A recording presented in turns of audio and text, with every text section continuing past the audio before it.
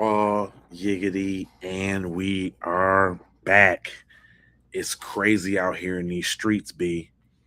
I'm talking about we got fake friends, and they trying to grab all like the darker African American ones. Like it is what it is. Like we're on that. So we got the fake friends. We got the sheriff talking up. They pulling out more information on the medical examiner, right? It's a lot of facts that's not adding up. The streets is talking. They on fire. I'm Jay Lava. I scour the internet so that you don't have to. And we finna get right into it right now. Ben Crump talking about how it don't add up, how something ain't right. And I'm gonna let him go ahead and spit his spit. I know y'all might see the little half over here on this side, but I'm gonna go ahead and give it to you anyway. We're gonna go ahead and get into it now. Hold on real quick. Let me cue him up. As I understand from Sean, these just facts that aren't adding up at all. Two young white men come to his house to pick him up, and they go fishing, swimming, and then they come back. But yet, Daniel doesn't. And the fact, if I understand correctly, Sean, they throw away his cell phone. They throw. Hold on. That's the wrong one. That's the wrong interview. That was for another video. My bad. I'm mixing them up. And players mess up sometime too. Come in here and make sure y'all hit that like button. Make sure y'all and do that. But this though, that's the two friends. See, these the two friends they ain't talking about. These two friends right here. Shout out to the person who sent me this video, but I can't play it because it got the music behind it. But I even went to the point of like getting like a little voice. I downloaded the voice of the video and then I put it into this little thing like to have it play the voice so we can like hear what it say on the voice. But I think that's a little too much. Like right now, like it's like kind of don't fit. But one of the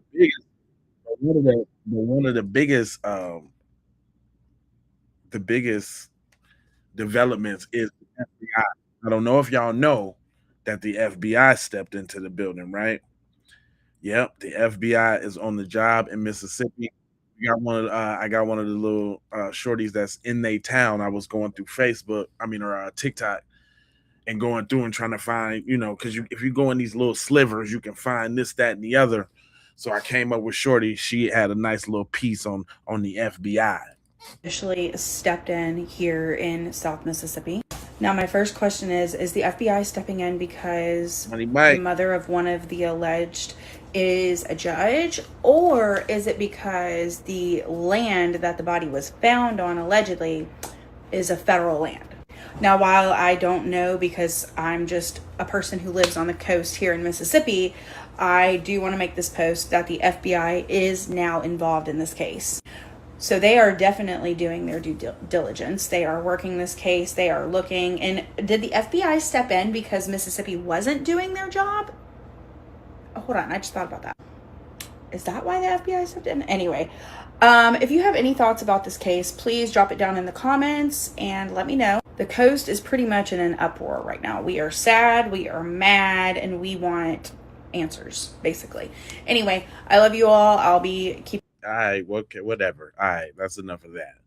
But she actually not like not. It's I got a lot of them folks, man. And the point that I kind of wanted to make to this one is people can't be mad at us for thinking like we think when them folks are steady telling us that it is what it is. Y'all don't know how many videos I done seen with them folks telling me it is what it is. Exhibit A. Them folks saying it is what it is. New evidence has just come out in the Nolan Wells case that proves that he was murdered by those three men. There was a pool party that took place after the island, and you can see clearly in Evan's Instagram post, Nolan is there. Witnesses have put out statements saying that an altercation took place between Nolan, Evan, and two other boys, and the boys proceeded to beat Nolan to death with a metal bar and urinate on him. And all those people there watched and did nothing about it. They are no better than the people that killed him. The reason that Nolan's phone pinged on the island is because they went back and they dumped his body after they killed him. These men need to be prosecuted to the fullest extent of the law because they murdered Nolan Wells. Nolan Wells was murdered. Say his name. New evidence has just come out in the Nolan Wells case that proves that he was murdered by those three men. There was a pool party that took place after the island, and you can see clearly in Evan's Instagram post. That's what I'm just saying. I kind of want to let that roll out again because my man has super duper conviction. What's up? I see you in the chat. I see you tap in. Who that is? He said, Shower Jones. What's up, Shower Jones? How you feeling? It's kind of small, the text down there. I can't see that, but it's all good. Man, I got a couple lined up with a little damning evidence, but I still want them folks to speak. If y'all don't know, oh girl, she's a lawyer, you know, on Facebook. Her name is Kimberly, and she be spitting. She had something to say about it I thought was interesting earlier, so I wanted to grab it. In the South, in this generation, you're gonna have kids that grow up, and some of them are going to be racist and some of them are not going to be racist, and the not racist ones love the black people, but they might have one or two racists in there that have to deal, because I'm like, well, if you were racist, why the fuck would you hang out with black people? Because I'm not hanging out with you. I'm not racist. I'm not hanging out with somebody I don't like. Why? But some people, they're secret racist because that's how they were raised by their family, and they don't really like the black kid, but the other people like the black kid, so they just act like they like the black kid, but they have secret animosity, especially if he's like a better athlete, he's getting the women and whatever. So that's the problem, is that you don't know which one is which. I thought that was very telling and interesting that she would break that down like that. And this would I be saying. It's not like, you know, get up. It's not like I'm getting up on here. What's up, Renee? How you feeling? Jack in the house. What's good? Metadata proved it already.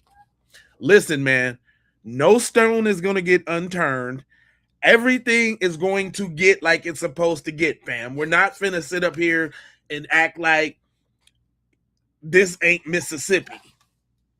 People seem to forget that there was the most lynchings in Mississippi, the most injustices in Mississippi. Matter of fact, let's talk about the medical examiner. Why they ain't put out, how long it take to do how long? It's been like 2 weeks now. Almost 2 weeks, here we go. And they ain't put out the joint yet? Nah, she's not a crackpot, she a devil. I got some on her real quick because she been involved in all type of little shenanigans, referring right back to my girl Kim real quick. Did y'all know she was in charge of this case? Shannon Wilson, a 13-year-old boy, friends pushed him in the creek in Mississippi. Guess who was the medical examiner who covered it up? Huh? Ding, ding, ding, ding, ding, ding. Stacey fucking Turner again. Crump, this is 0 for 3 for Stacey. She cursed too much. Jeez Louise, little potty mouth girl. Gosh. Trying to give you your shine.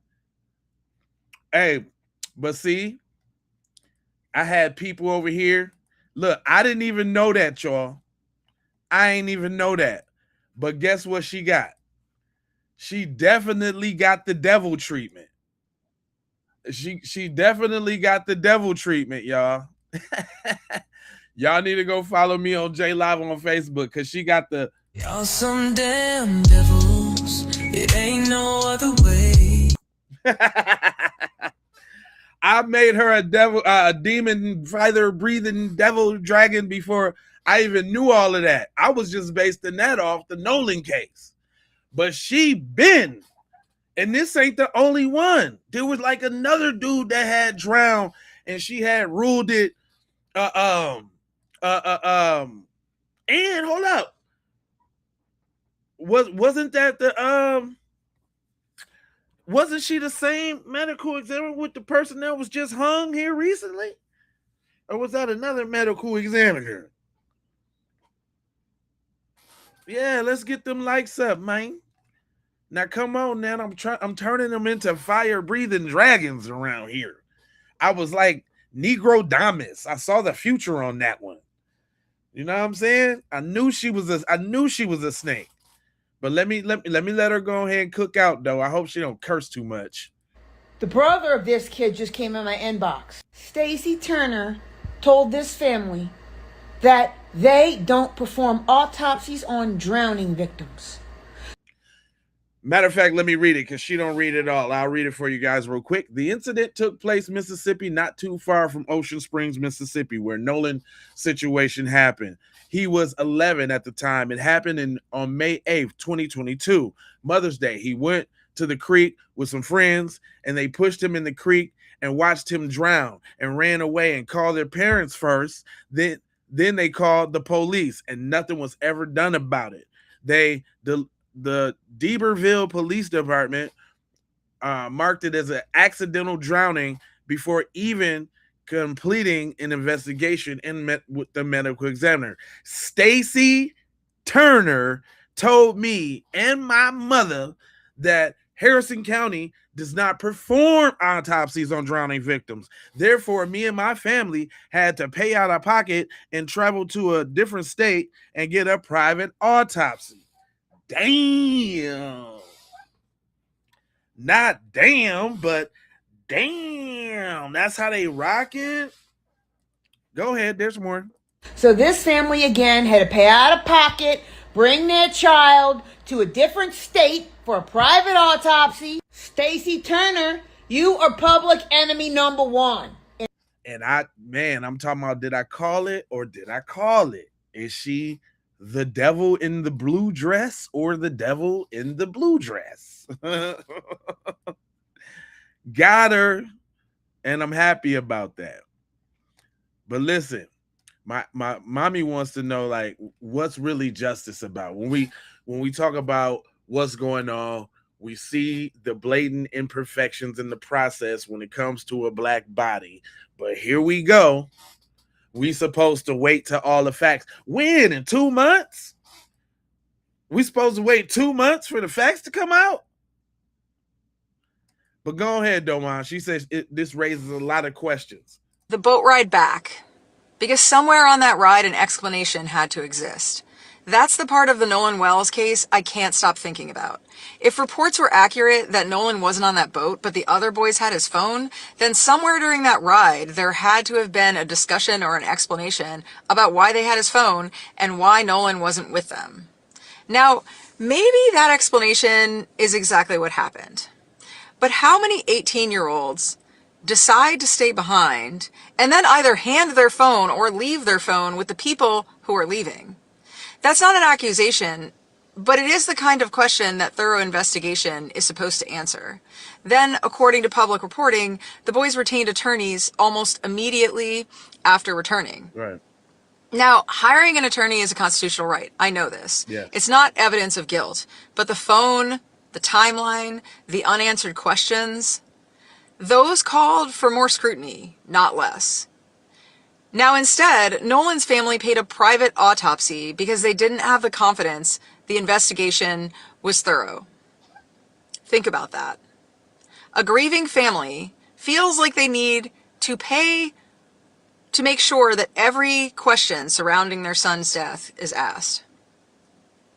And people still ask why Black lives need to matter. This is why. It's never about demanding a particular outcome.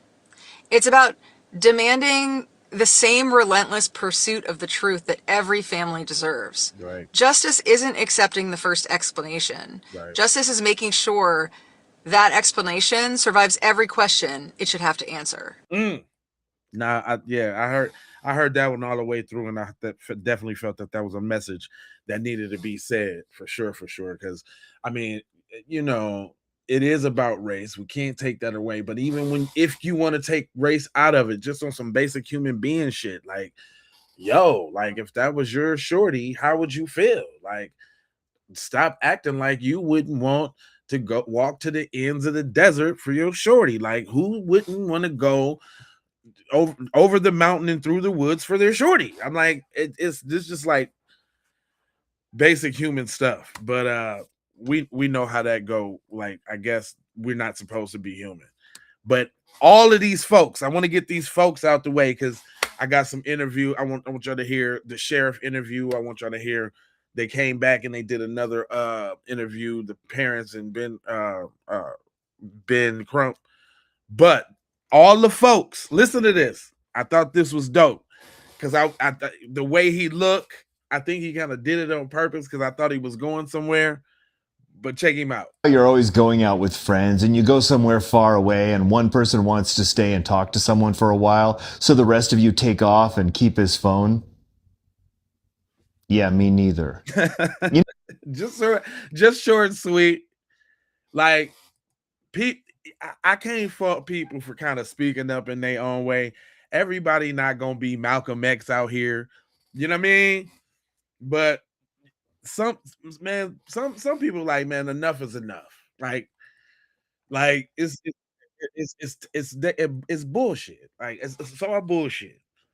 Now, there was one thing that I thought was strange about the Coast Guard dudes and them when they came and I found this one when I was looking because we shared the same sentiments, because I think words matter, right? Words matter. And listen to what this goes to the corruption in the system with all of them knowing each other. I understand this. This article stated, did alcohol or rip current play role in Nolan Wells' mysterious death? Now, did y'all see that too, though? That's what they trying to put. They put that out. I don't know if so somebody please help me understand this. This article stated, did alcohol or rip current play role in Nolan Wells' mysterious death? Now, there's a lot in there, but the vice president of the United Cajun Navy, which assisted in the search for Nolan Wells, right, also says it's not clear if or how much Nolan was drinking. Right. And he says, my understanding is that even though there was pictures of the boys drinking beer and stuff, right, Nolan's blood alcohol level was not at an intoxicated level. I'm wondering how he knows that. And if any of you guys know, please inform me, teach me. I'm like, because I seen an article earlier and I read through it. I'm like, how cuz know that? I thought I was tripping, right? I thought I was tripping, but when I heard somebody else pick up on it too, I'm like, yep. It's biggest day. We keep hearing these little phrases, just like I'm finna get to his fake friend in here in a minute, but we keep hearing these phrases and like they're speaking it into existence, or it is what it is. You know, like it's weird. It's super weird. Because as far as I know, there's no autopsy results back yet, and toxicology takes even longer than an autopsy report. Right. So how does he know what Nolan's blood alcohol level was? Was this just a slip? Was he not supposed to mention that? Are the results back and they're not giving them to the public yet? Because I can see that as being very true as well. But today the sheriff did do an interview just about 4 hours ago. This was posted, and just kind of answering some questions about the case. Nothing really new. Just stating that they have conducted witness interviews and have also been in contact with other agencies, including the FBI. So the FBI is now involved. I don't know how long they've been involved. To me, that's new. But in this article here, it states that toxicology testing is conducted by outside laboratories, and the analysis and review process can take several weeks. It also says results from an independent autopsy commissioned by the Wells family was expected to be released on Friday, July 10th. However, the attorney Ben Crump said that results were delayed due to issues transporting Wells's body. So where are they getting the information that he wasn't that drunk? But exactly. You see how this media is playing this little game, though? And see, I'm gonna put this out there because y'all already know. Hey, listen, I ain't ashamed to say it, but the tinfoil kufi is always around. So I'm finna put this out there. It was the 250th anniversary of America. You know, The truth is stranger than fiction, y'all. I done seen 3 stories with 3 black people that then went on a boat and died at the hands of some YT individuals. 2 boys and a girl. All around the 4th of July. And what I'm saying is, like, how is it the same? How is this wavelength moving across this matrix with these certain individuals? How is it? Is there like some sort of kind of listen, I got another channel called AI Mind Blown AI, and I'm gonna talk about that stuff over there. I don't want to get too deep into that. Hit the like button, man. There's a lot of people up in here, man. And then y'all make sure y'all subscribe if you haven't already, because we finna bust this all the way down, though. But man, come on, man. How is this beehive mentality happening across a bunch of people with the same actions at the same time around the same time? It's weird. It's weird. It's weird. Then we got these friends coming out with Nolan, right? My man say, is it 3 Nolans at once? Wait, unless there's 3 Nolans, this don't make no fucking sense. Right. What this person who claims to be a friend, who Nolan's mother said is not a friend, what he said just will crack the whole case wide open again. Now, this is Trayston Shepard, claims to be a best friend of Nolan Wells. A lot of people thinking he might have been a plant because Nolan Wells' mom says she don't know him. But that's what I said, the same thing. Might have been a plant. It's a lot of planty danty. Like, we didn't have 2 of these so-called black-looking homeboys that's supposed to be good friends come out and they're all caping for the dudes. That don't make no sense. this is the crazy part. Listen to this whole video, because this is crazy now. Y'all remember the scene where somebody yelling and everybody thought it was Nolan? Well, Trayston claims that's him. But the thing that he just exposed is he said that Nolan was around this area, even though that wasn't him getting into the altercation at that time. Nolan was around this area, and he said this was the metadata said it's 4 o'clock. And we know these guys said they last saw Nolan at 3 o'clock. And then one of the boys' moms said that they repeatedly asked Nolan to get on a boat at 5. Now I ask you, why do we have 3 separate times? A friend who hasn't even spoke to the family coming out and saying he's Nolan's best friend, but the mom saying he's not his friend. And then on top of all that, we just got the sheriff of Ocean Springs saying that we're not going to be rushed. But the family says you haven't talked to them since Tuesday, which has been a week. And none of these people, including Javion, said that they hadn't even talked to the authorities. And I don't like it. What have I told you? Some ain't right. Wait, unless there's... And I totally agree. Because this is the other part. The other he part about that is this phone situation. This phone situation is funny bunny. Now, we was all confused about where they get the phone from, who they got the phone, how they got the phone. This is the interview with the friend, the mom's friend, on how they got the phone. Retrieve the phone. And she spoke out to my dear friend and former colleague, Laura Coates, last night. Watch. Christine called me and told me, hey, where are the boys? Nolan hasn't been heard from since such and such time. Where are your boys? I said, well, Javon is with his girlfriend, and I just spoke with Jalen, and they are headed to downtown, which I was literally getting ready to get in the shower to go downtown as well. Mm-hmm. She said, well, Nolan hasn't been. So I instantly called with Christine on the phone, Javon. Javon said no, he hadn't seen Nolan since early on the island. Right. And he was like, what? Are y'all serious? He was like, yes. And so Christine intervened in the conversation, said, Nolan has not been heard from since he left the island. So Javon was like, well, that's when I seen it. I haven't seen it since then. Again, everybody goes their separate ways.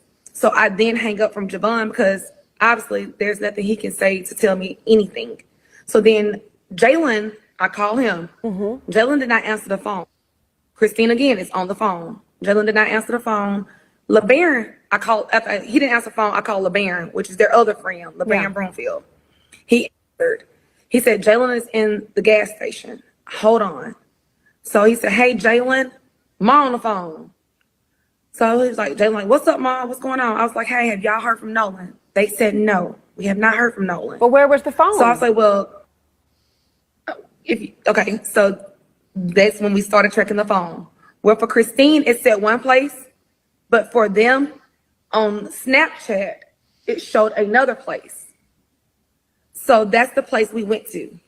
And it showed that everybody that was in the house, it was like a lot of people there. Like it was, I'm not familiar with all the kids. I only know like one or two there. But it showed that the phone was at what a lot of people were at. So that's how we knew where to go to. We went there. They were all there. They were sitting there, lights off, watching TV. Did they immediately give you the phone? Because knowing that phone was there. It took about 15. They did. They gave me the phone, but it took about 15 minutes to get the phone. Because I even asked, I'm like, did y'all have to walk back to Horn Island to get the phone? Or like, where's the phone? Because it took so long when they said it was in, when Wyatt told me it was in his truck, it took him so long to get the phone back to me. Christine, So when they brought the phone back. I'm sorry, go ahead, Tashima. I want to hear that. When they brought the phone, after I said something about it, he was like, well, she's going to get it. I was like, who's going to get it? He's like, the girl's going to get the phone. So we ain't know that part at first. See, that's where the extras come in at. See, come on, man. This is getting way out of control, fam. So now we got the football coach speaking out, right? I don't know if y'all heard that. But I scoured the internet for you, so here we go. On these not so trustworthy media outlets. It's actually crazy. At this point, the Black people are like representatives of Ocean Springs, Mississippi. They're trying to sway us, even though we already know the play. We already see the play. Why would anybody be interviewing Nolan Wells, high school football coach? He has nothing to add to this conversation, for real, for real. Hello. He said that it's a mixed school, majority white, by the way. He doesn't think that race played a part in what happened. If they all grew up together. Sir, we don't need to talk to you. If it's not one of these boys coming to make a statement, or their lawyers at least, on their behalf, or even that judge who was so quick to make a statement before for herself, why are we talking to these people? It's like they're their token blacks and they're putting them in front of the world to make everything better. But we know what you're doing. We know the play. For me, it could either be two things. These black people that they're putting in front of us are scared to say something or do something that makes these white people upset. So they're being used as pawns. Or they're just so accustomed. They lived in this town, in this state, their whole life, that they're so accustomed to the funny movements of the white people around them that they really don't see something wrong. It could be like, get out, we gotta save them. And you can't tell me you can't see it. The state of Mississippi knows that everyone knows that they're racist, okay? It's been a long history of racism. So they're putting out these black people in a time where everybody is calling their shit out to make people feel better. This is not making anyone feel better. This is making us question you even more. Justice for Nolan? This is crazy to me. Why do they keep putting black people in front of us on these not so trustworthy media outlets? It's actually crazy. At this point, the black people are like representatives of Ocean Springs, Mississippi. They're trying to sway us, even though we already know the play. We already see the play. Why would anybody be interviewing Nolan Wells, high school football coach? He has nothing to add to this conversation, for real, for real. He said that it's a mixed school, majority white, by the way. He doesn't think that race played a part in what happened. If they all grew up together. Sir, we don't need to talk to you. If it's not one of these boys coming to make a statement, or their lawyers at least, on their behalf, or even that judge who was so quick to make a statement before for herself, why are we talking to these people? It's like they're token blacks and they're putting them in front of the world to make everything better. But we know what you're doing. We know the plan. For me, it could either be two things. These black people that they're putting in front of us are scared to say something or do something that makes these white people upset. So they're being used as pawns. Or they're just so accustomed. They lived in this town, in this state, their whole life, that they're so accustomed to the funny movements of the white people around them that they really don't see something wrong. It could be like, get out. Get out. We got to save them. And you can't tell me you can't see it. The state of Mississippi knows that everyone knows that they're racist. Okay? It's been a long history of racism. So they're putting out these black people in a time where everybody is calling their shit out to make people feel better. This is not making anyone feel better. This is making us question you even more. Justice for Nolan? This is crazy to me. Why do they keep putting black people in front of us on these not so trustworthy media outlets? It's actually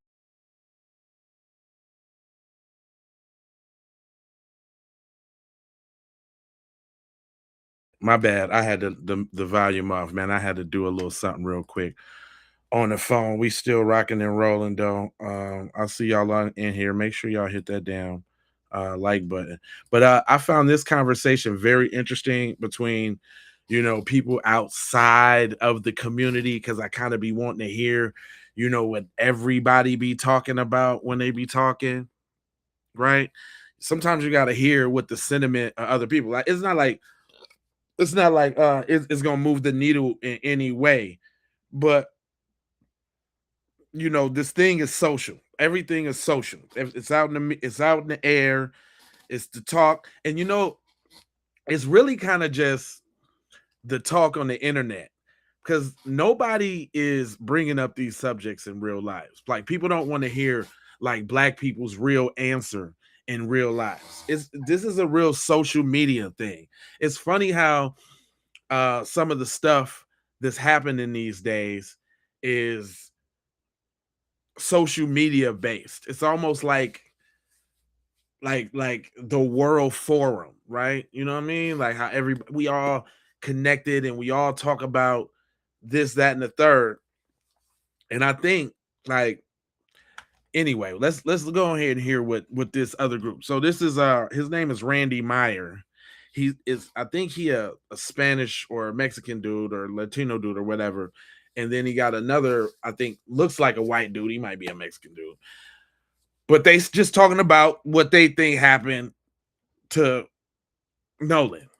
Jared, they realize that they're deleted. Oh, after seeing this little Ben Crump piece. Messages, so they're trying to figure out, well, why are there deleted messages on his phone? That's crazy. It's one of these things, you know. You got Carmelo Anthony, the same type of situation. It's a black and a white thing. We talked about this off screen. The young generation wouldn't let anybody take their phone, but I don't think anybody would let anybody take their phone. No. And to be totally honest with you, I mean, you got to this island by boat. You know, you'd need to leave by boat. Acknowledge that smells like a cover-up, a.k.a. Kyrie. He found the phone on land. There's text messages erased. That's it. Let's investigate these people, throw them in a room, and don't let them out until someone cracks. But I think the reason why the attorney and Reverend Al Sharpton is hammering this point home, like what if it was your kids and the public get involved, is because where it happened in Mississippi. You know, like basically they're saying, please don't do what this state is known for. Turn the other cheek. See, when people act like they don't know, don't be fooled.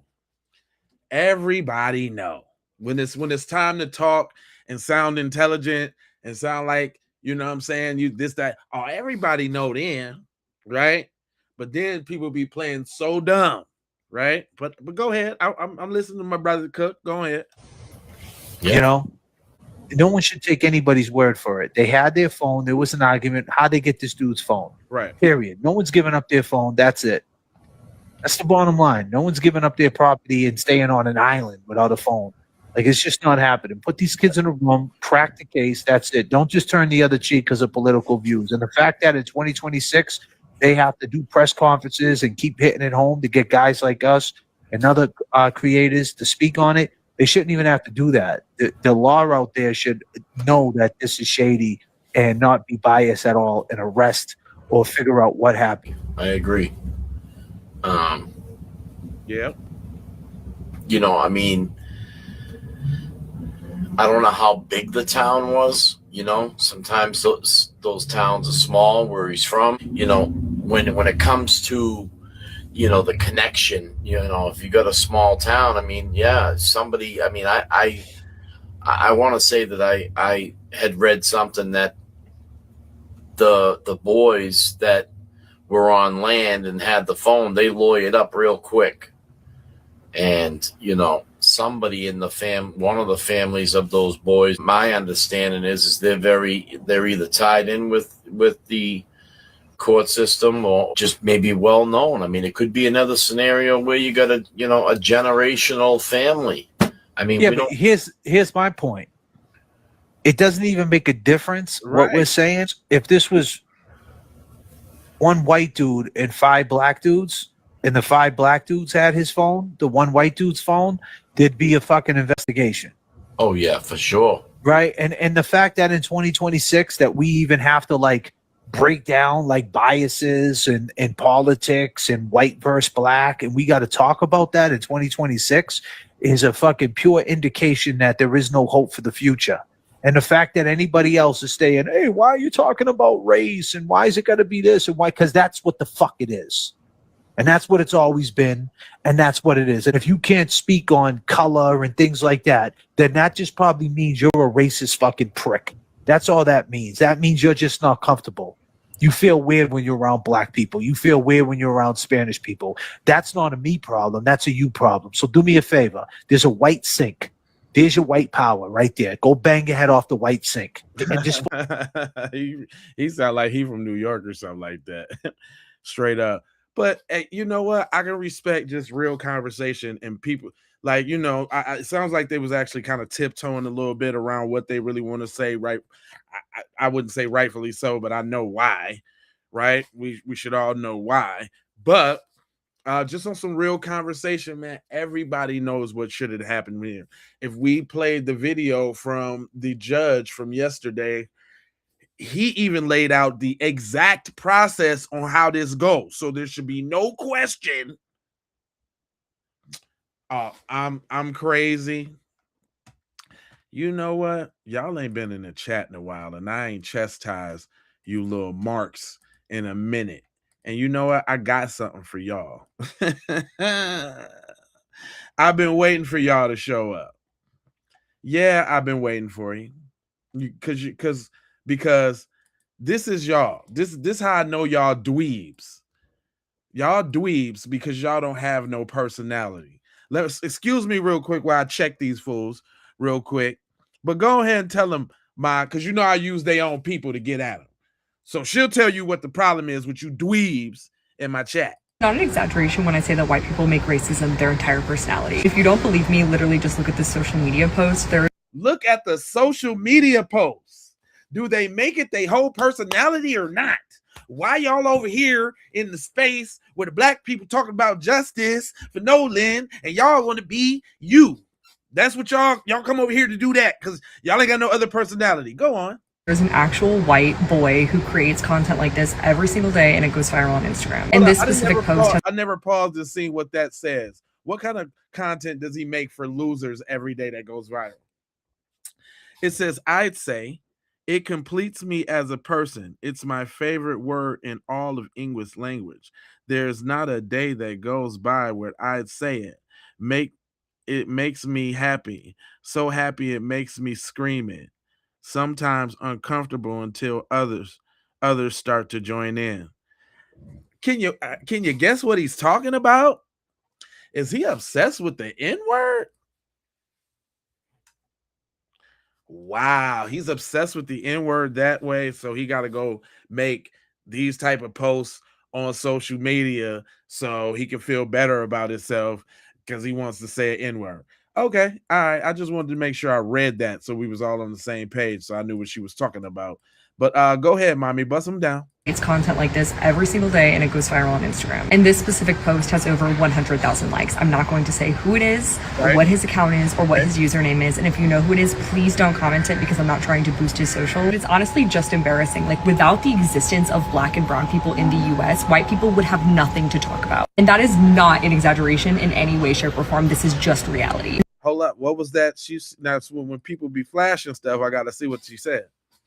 It says, why do white people want to use the N-word like they're down? She is throwing shots. And y'all don't like her because she cute too. Well, she must be a mud shark or something like that, huh? Y'all just, she must be a mud shark, huh? That's y'all favorite word for the ones y'all don't like. That's y'all favorite word, huh? That's y'all favorite word, but she got some more for you. Hold on. Go ahead and bust it down. Perform, this is just reality. And so when people say, oh, why don't you go back to your own country, when people are racist like that, they are saying that, but they don't actually mean it because they enjoy having a class system in America. People enjoy having a hierarchy so that they can put other people down to make them feel better. Oh, y'all like putting other people down so you can feel better. Y'all don't feel too good to be a dweeb. Does a dweeb make you not feel so good? Lost a couple people when that dweeb, when y'all don't, I swear to God, every time we start playing the white folks that be getting in y'all's shit and telling y'all the truth, y'all they just drop off like flies. Y'all hate when I address you, huh? It don't matter to me. Some people like to enjoy the program without stupid comments anyway. But anyway, go on, Ma. I'm gonna let her cook out. Again, I was raised in a very conservative area and environment, so if you don't believe me, just go watch some of my other videos or just talk to other white people because I'm literally an expert on this shit at this point. It's embarrassing. So yes, if you're a white person and you're in this scene, just take a second and reflect and realize that you would be nothing without the ability to hate on these people. So find a hobby. I don't know, get your shit together. It's crazy that you don't have anything better to do. No. It's crazy. It's crazy. It's an obsession. It's like, I can't live without them Negroes. I just don't know what I was going to do without the Negroes. Anyway, so we got to the mom's friend, right? We didn't hear the sheriff interview because the sheriff talking about y'all ain't finna rush me and this, that, and the third. He's talking daddy big Warbucks nuts. Like, the investigation gonna go how he want. Yeah, they hate that. As soon as I get to doing that, Jack, they scram. Then YouTube will send me another wave of people. The numbers will grow up again, but they scram. I see you. I see y'all. It's all good. It's all good. It's all love though. But I still gotta address you. You know what I'm saying? I still gotta test you because y'all be saying stupid stuff in there instead of saying some like real dialogue with people and answering questions and back and forth and trying to understand. Y'all come right in with the troll BS. So then that's when I got to get you. Don't be acting like I don't see it over there. I see it. I just got a program to run here. You understand what I'm saying? But anyway, let's get to the sheriff thing. This morning, with a community clamoring for answers about the death of 18-year-old Nolan Wells during a July 4th boat trip with friends, the sheriff is asking for help and pleading for patience. I think it's important that we don't put ourselves on a timetable and that we don't rush ourselves. But I do think it's important to be diligent in gathering all the facts. Shut up, punk. You don't really think that. Hey, I can respect that, Taco Sniffer. I even like the name. That's what's up. You know what I'm saying? But try to learn something while you're here, though, dog. You know what I'm saying? Like, you know what I mean? Like, you want to play all your life? When do you grow up? When do you mature? You know, like, you know what I mean? When do you become cultured? When do you become a better human? Unless that's just not something you want to do. Unless you just want to remain degenerate that you are. And that's cool too. That's cool too. That's all right now. Yeah, they got him out the box, Denzel. Yeah. It's all love. Yeah. Listen, if it was all like that, I done modded up several people, man. I would be telling them to get y'all out the box. Boo, boo, boo, boo, boo. But it's twofold.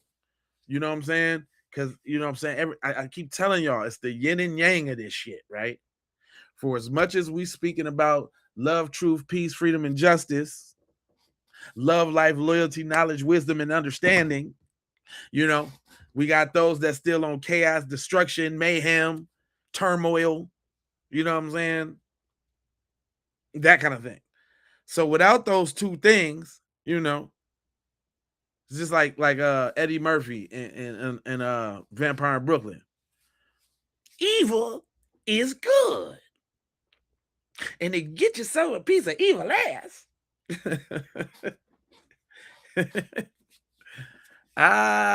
For real though. But let me let the sheriff cook out. That's what the family deserves. Wells never returned from a remote barrier island off the Mississippi Gulf Coast. The very thing that makes Horn Island such an idyllic spot to hang out for the day is what makes the case tricky for investigators. There's nothing here. There are no phones, there are no cameras, there's no police. It's why authorities have asked. Then why did y'all take y'all? If there's nothing there, then what was the impact there, sir, of you flying your little goofy tail to this remote island to do a report? What kind of impact would? And mind you, y'all, let me show you where cuz at, because I got the receipts. Oh yeah, I got them. Let me show y'all real quick. This is Horn Island. This was potentially, I think, they address and all of that. But look, so to get to Horn Island, they would have had to bring their little boat out this bay. So potentially they got one of these houses along here where they got quick access to the bay. And then they got to go 10 miles out to this little island. Let me show you what's on the island. How we know what's on the island? Because somebody put up a little point. Uh-oh. I'm about to say, I know the point ain't gone. Because I was just, y'all seen that, right? Y'all seen I was just in the street view on the thing, and now the street view is gone. That's certainly suspicious. Hold on real quick. Let me do that again. Because not they took the street view out. Hold on. I've been showing the street view on this program for the last couple days. And now the island view ain't there no more. Oh, that's sus. Oh, everybody in on it now. Everybody in on it. If niggas is going on there and taking off they Google pictures, that should tell you about the town. Somebody from the town put the Google picture right there, and they went back and took it off. You can't see what's on the island. Get it off there. What? I'm not lying, y'all. Man, hold on. My broadcast be kind of long. I wish I could scrub back through a broadcast real quick and show y'all. I started off with the Google pic on this just a second ago. Nah, I ain't got no bad internet, fool. Nah, fool. Nah, man. It was just a blue dot right here where you can click on the picture. Cause look, the spot's still there. That was the spot where it was at. But now it's just the coordinates and no picture. Nah, man. Nah, bro. Nah, the whole town in on it. The whole town. I'm convinced. You ain't the whole town. It's all of them. There was a picture there. Go back and look at them other episodes. It was a picture. I don't care what y'all say. This goofy standing up there doing a interview on a desert island. But go on. Anyone who was here July 4th with Nolan Wells to come forward. Even if you may think that it might be insignificant, every little bit helps. And that may be a bigger contribution than you think to this case. Oh, who that is right there? Global Goddess. You synced it too? Do you remember for some past broadcasts? I ain't tripping. I know Renee and all of them, my members and all of them, y'all. Matter of fact, shout out to the members. I already know y'all seen it. They stay on code. You right, Wilbert. You're right. They stay on code. All of them on it now. All of them on it now. I don't feel guilty for making none of them devils on Facebook anymore. Boy, if I man, listen, let me tell y'all something. Me turning them folks into a devil on Facebook has gotten Facebook in a tiz. I have never seen this much engagement on post ever. I ain't never seen this much engagement on a post, on any post. And I got posts up every single one of his friends because it's like 6 of them.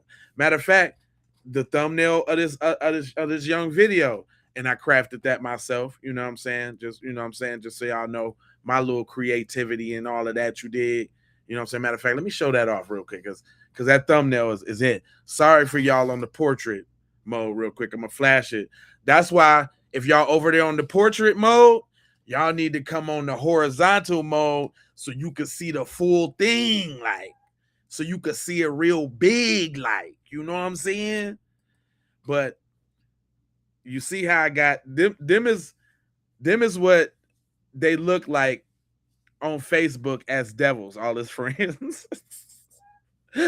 And I put them I did my little whippations, right? And made them in the little thing. But they all devils. They're all going down. Where can you get the devil record at? Very good question there, buddy. You can get the devil record. Well, you can look in the link in the description, and that'll take you to it'll take you right to the link to the record. Because the record is right on damn, I had it at the top of my thing real quick. You caught me off guard. No, I got you, boy. I got you. You tried to get me, boy. Yep, you tried to catch me off guard with the tomfoolery.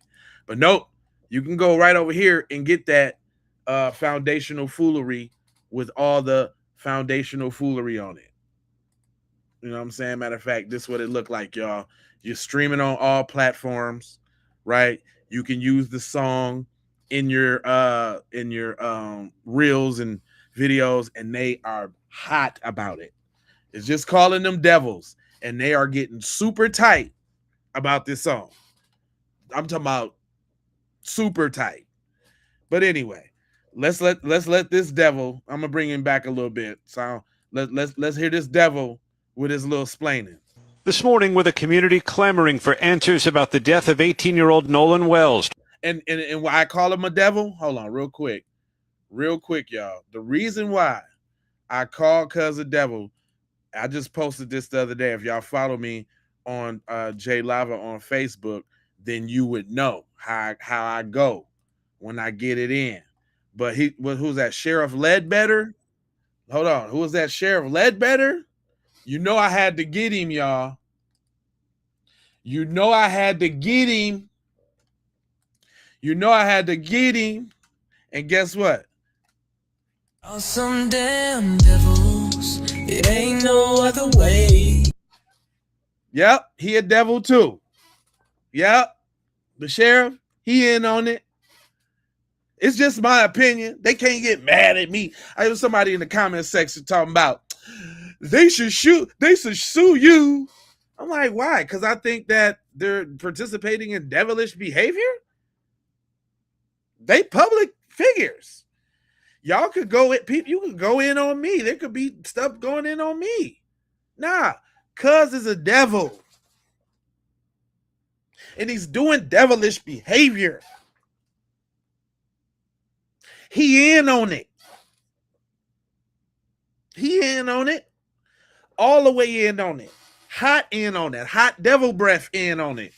And you know what's funny about these, y'all, real quick? When I use my little AI tool, though, the funny thing about it is I just tell the tool to turn it into the devil, and it always make them their own little unique devil. I think that, like, this, you see how he got the regular clean cut look, but then when he turns into devil, he got the spike hair and he almost kind of looks cool, right? That, I think this AI be saying something about these folk, right? Look at that. Look at that. That's the dude that's doing the interview. Look at that. Oh, wholesome John Ledbetter. Little John Ledbetter. Yeah, the truth is freedom, and they so mad that we are no longer just going along with the narrative, and not only not going along with the narrative, but speaking out loudly. These reels on Facebook got them in a tizzy. I was doing my research earlier for different subjects. They didn't share these reels so many times, fam. I ain't even never seen it before. But anyway, let's now that y'all got a depiction of who's speaking, y'all go bang that. That Devils is banging. That's what I'm trying to tell you. Hey, I'm trying to tell you now. During a July 4th boat trip with friends, the sheriff is asking for help and pleading for patience. I think it's important that we don't put ourselves on a timetable and that we don't rush ourselves. But I do think it's important to be diligent in gathering all the facts. That's what the family deserves. Wells never returned from a remote barrier island off the Mississippi Gulf Coast. The very thing that makes Horn Island such an idyllic spot to hang out for the day is what makes the case tricky for investigators. There's nothing here. There are no phones, there are no cameras, there's no police. It's why authorities have asked anyone who was here July 4th with Nolan Wells to come forward. Even if you may think that it might be insignificant, every little bit helps. So why y'all ain't go talk to his friends that's making statements all over the place and y'all ain't spoke to him yet? Who exactly are y'all talking to? The town ain't nothing but yay big. We can see that clearly. Listen, look at y'all. The town ain't nothing. This little Richie rich part of the town ain't but yay big. Look at this. It ain't but yay big. Ain't nothing going on. Like, was the city? What's over here? What's over here? Where's Jackson? Where's Jackson? Or not? Or what's supposed to be? Okay, New Orleans right there. Mobile, right? So it's between Mobile and New Orleans. So it ain't really nothing out there. It ain't nothing. It ain't nothing really. Nah, that's real Mississippi-ish. Ain't nothing really out here, my mans. But a bunch of cul-de-sacs and this, that, and the third. Yeah. This a real old money. And it's by the water, so you know, them is the old plantation peoples. You know what I'm saying? Who got that land with that plantation money. You understand what I'm saying? So we know what it is. We know what it is around there. We know exactly what it is. But go on, Sheriff. Yeah, that may be a bigger contribution than you think to this case. Could be a public tip that breaks it open for you.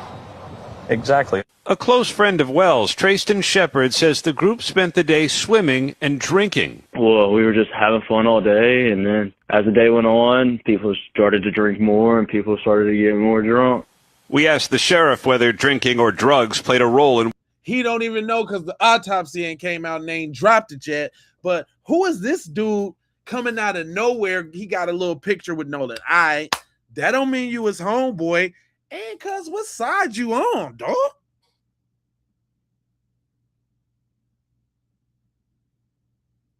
Ain't nobody else came out and tricked, but here you go. It was drinking and alcohol available now. It was drinking. Shut up. Wells' death. Of course, the rumors are out there, but we don't respond to rumors. We respond to facts. And as investigators... The fact is that it's 3.5 months later and you and the dragon lady ain't released the autopsy yet. That's what the facts is. The facts is y'all ain't even got nobody in jail on the 72-hour hold.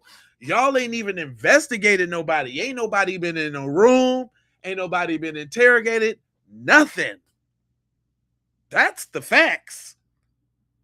Attempt to build a full timeline of the teen's movements and whereabouts that weekend. This photo showing Wells at a pool party has been circulating widely online and has been shared by his family's attorney. Look how they try to blur the little pictures out on it. We didn't see the photo, dog. Yeah, didn't somebody say they was all on code? Didn't y'all? Who that said? Jack, you said they was all, everybody was on code. Who said that?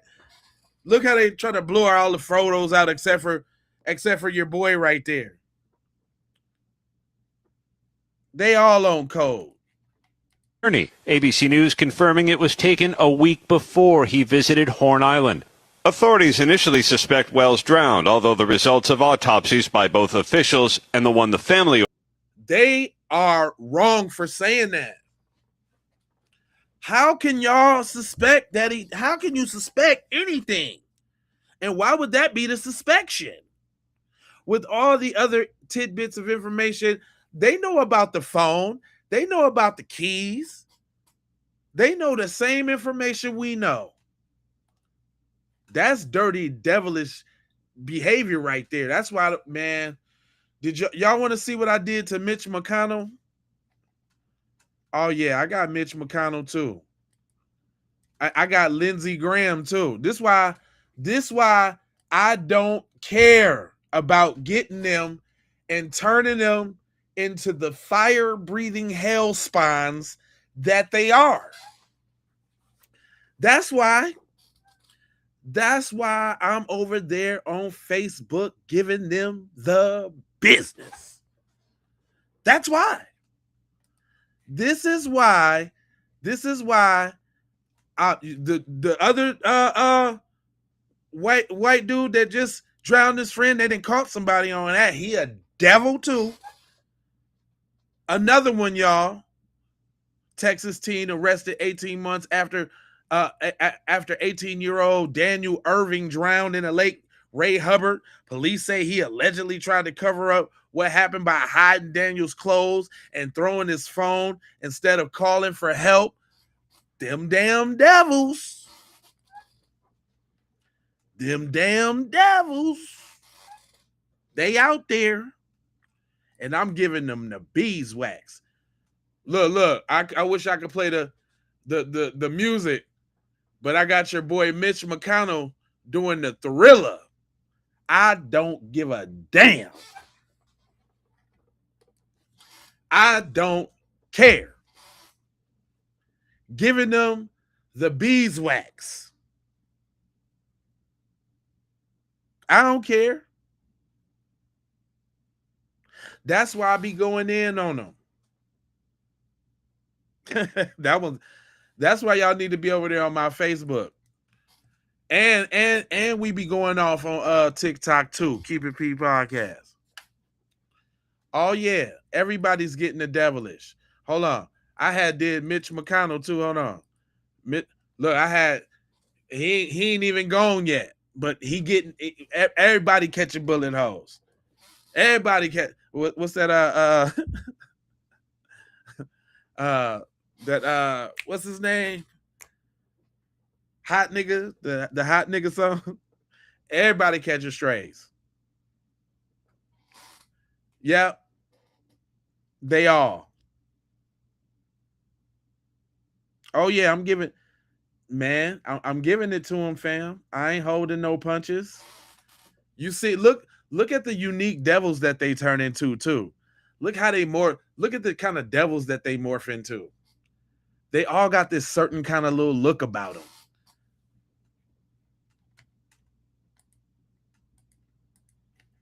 Right? Look, the devil dude that was harassing. Look, that one was strange right there. Y'all heard about that story in Pennsylvania where the dude was just walking and the police was like, "You got a hood on. What are you doing with a hood on? You need to take the hood off. It's hot out here. What? Stop. I'm arresting you." Like, just messing with him for nothing, following him for nothing. Look what kind of evil demon he turned into. I'm talking about with the same prompt, y'all. And I do it every time just to see what kind of devil they gonna actually turn out to be.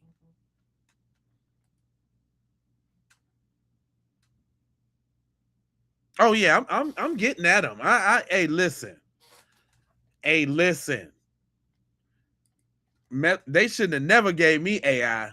Look, this all his friends in a row. That's Morgan Seymour. And all I'm saying is they know what happened to Nolan Wells. That's all I'm saying. They know. I can say that while making them look like fire-breathing dragons. I can say that Eli knows what happened to Nolan Wells. I can say that Wyatt knows what happened to Nolan Wells. I can say that Eric knows what happened to Nolan Wells. I can say that Katie knows. Katie, you know. Katie knows what happened to Nolan Wells. Warren, we really know Warren. Ooh, look at Warren. Look at what came out of Warren.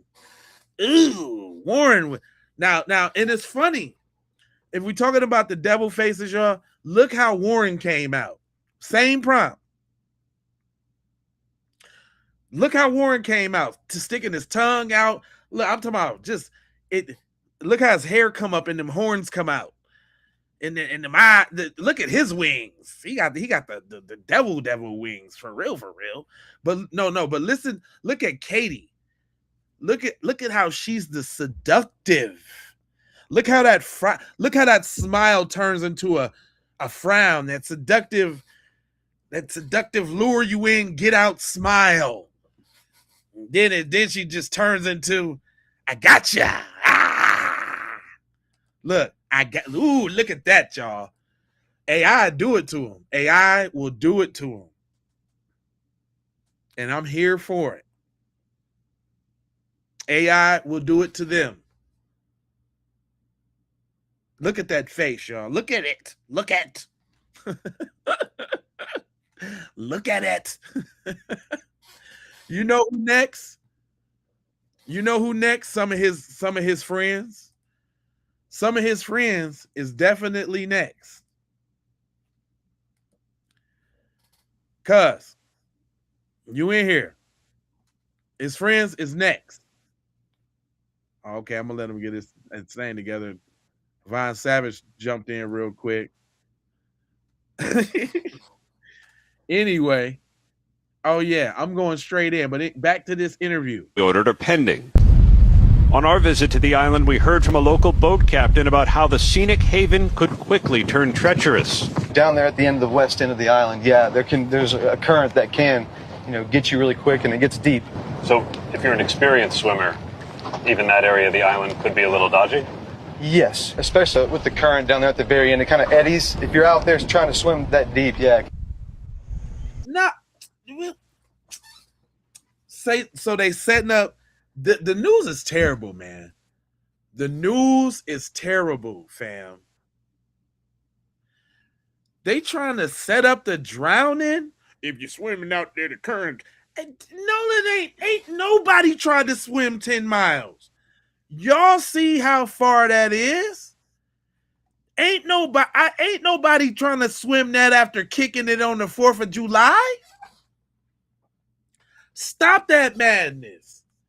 Man, wasn't nobody even trying to go too far off the sand all the way out there. Especially black people. I don't care how much you can swim.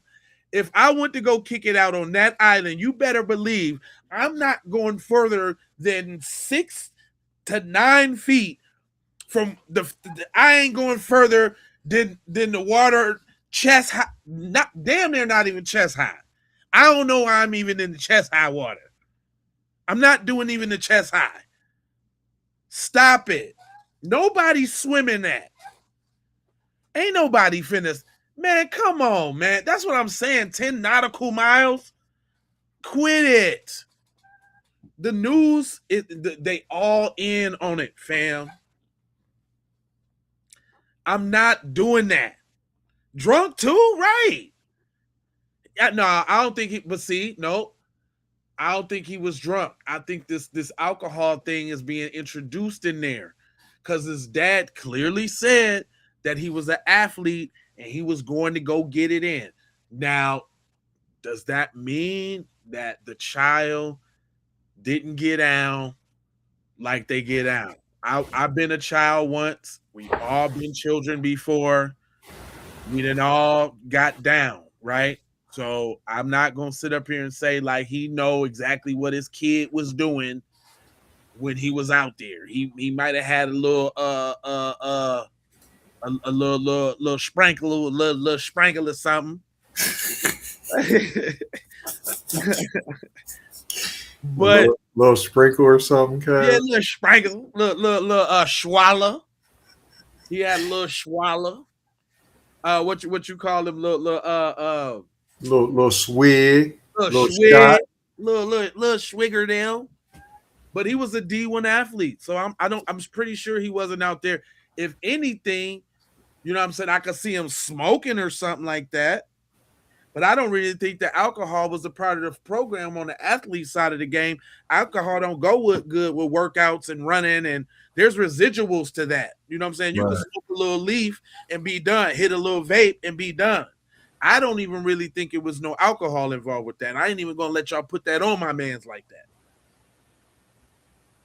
You know what I'm saying? A little razzle dazzle, yeah. Right. A little razzle dazzle. He might have did a little whoopty scooty. He done sipped one of y'all's drink, but you know y'all was pressuring because he told you no 1,000 times.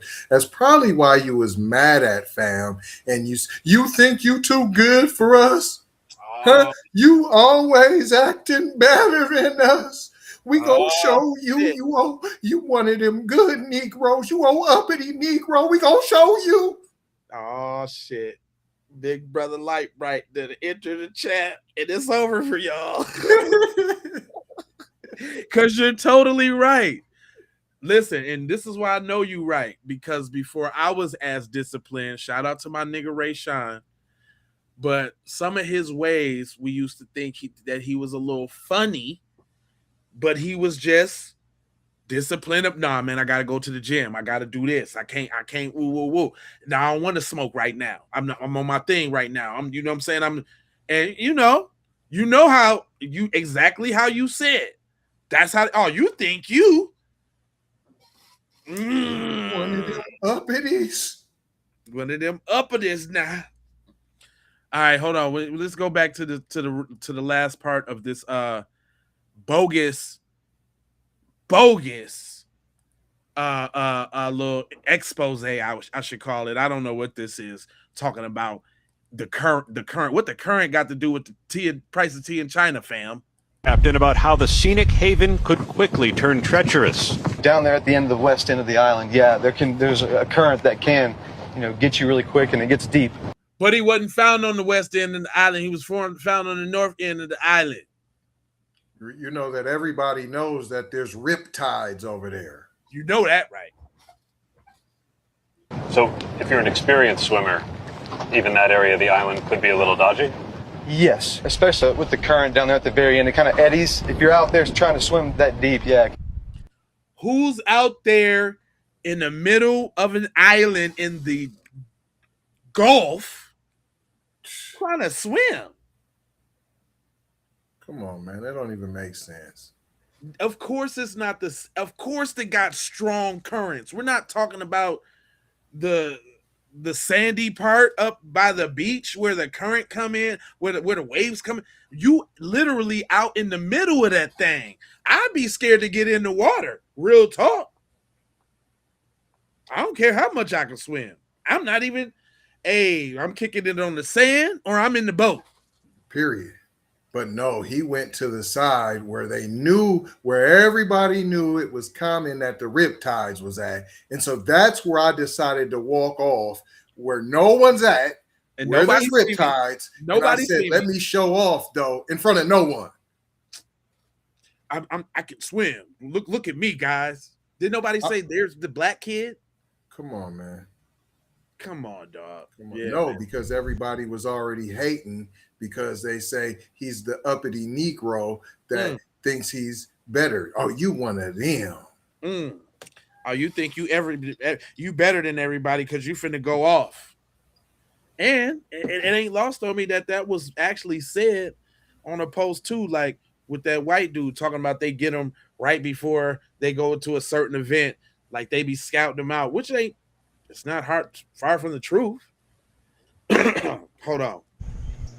His parents are now planning a funeral for their son, which his mother, Christine, posted overnight, guys, does not feel real. She said all of her emotions are running together, and her post concluded, "We miss you so much, Nolan. It looks like that funeral is going to be early next." Did they have to get a more lifeless reporter to report on this situation?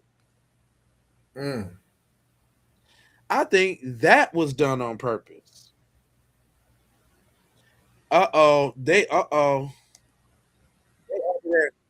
They over there in my TikTok comments.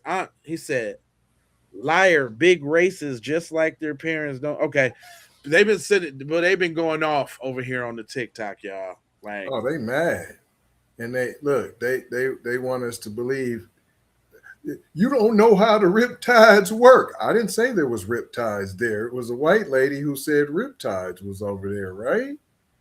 And then people said he was showing off in front of who? The lady said no one goes over there on that side. So who is he showing off to? This interview I thought was funny too. Y'all know the Democrats trying to speak out now. Of course. Oh yeah, but listen to what she say though. Look how Johnny Tiptoe, Gregory Hines tap dance all around the question until he forced her, because he like, well, what's your opinion then? Would you say it? All that word soup salad you just had. I don't know how TMZ gonna act on the fair use side of the game. On the fair use, right? But I'm gonna just to cover my shingles, just to shiver me timbers real quick.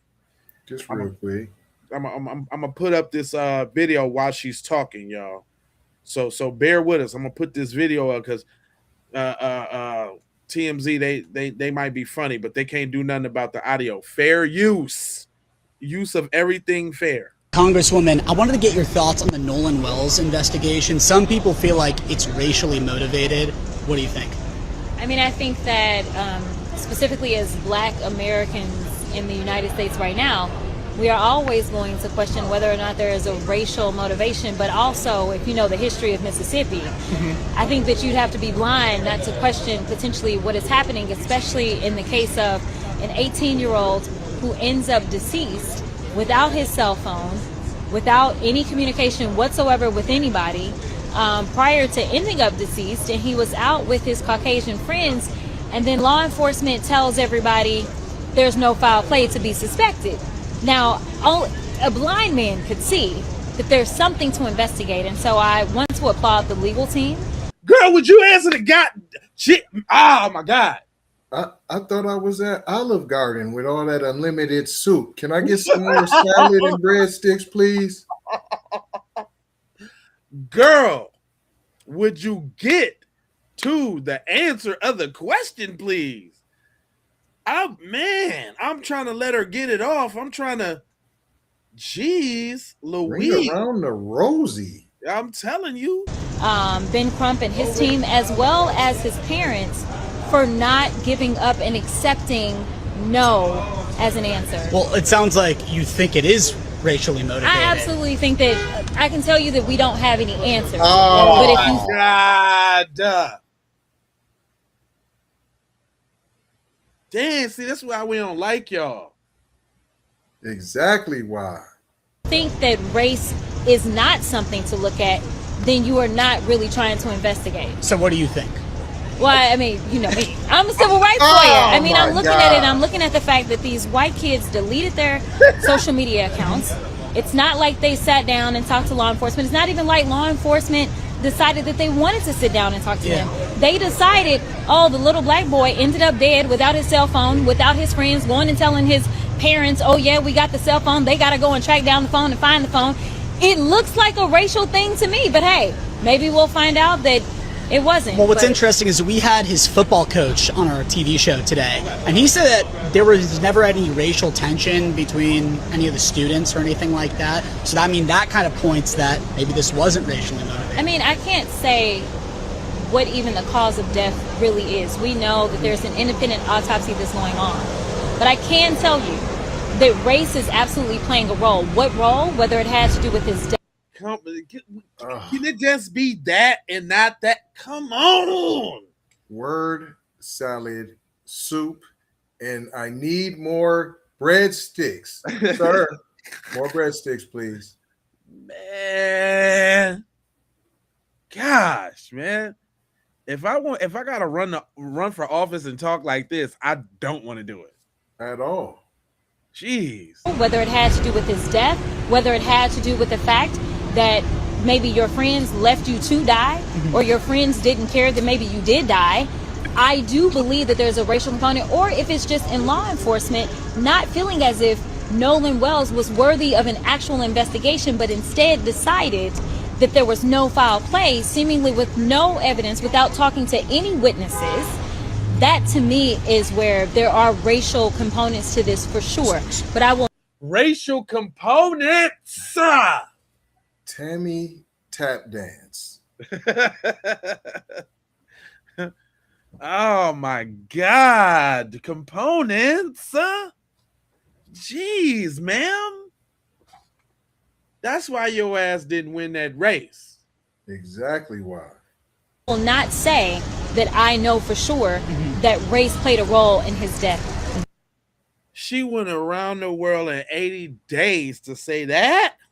And can we stop calling them friends? Can we? Saying he was out with his friends. No, he was not out with no friends. Ain't nothing like no damn friends.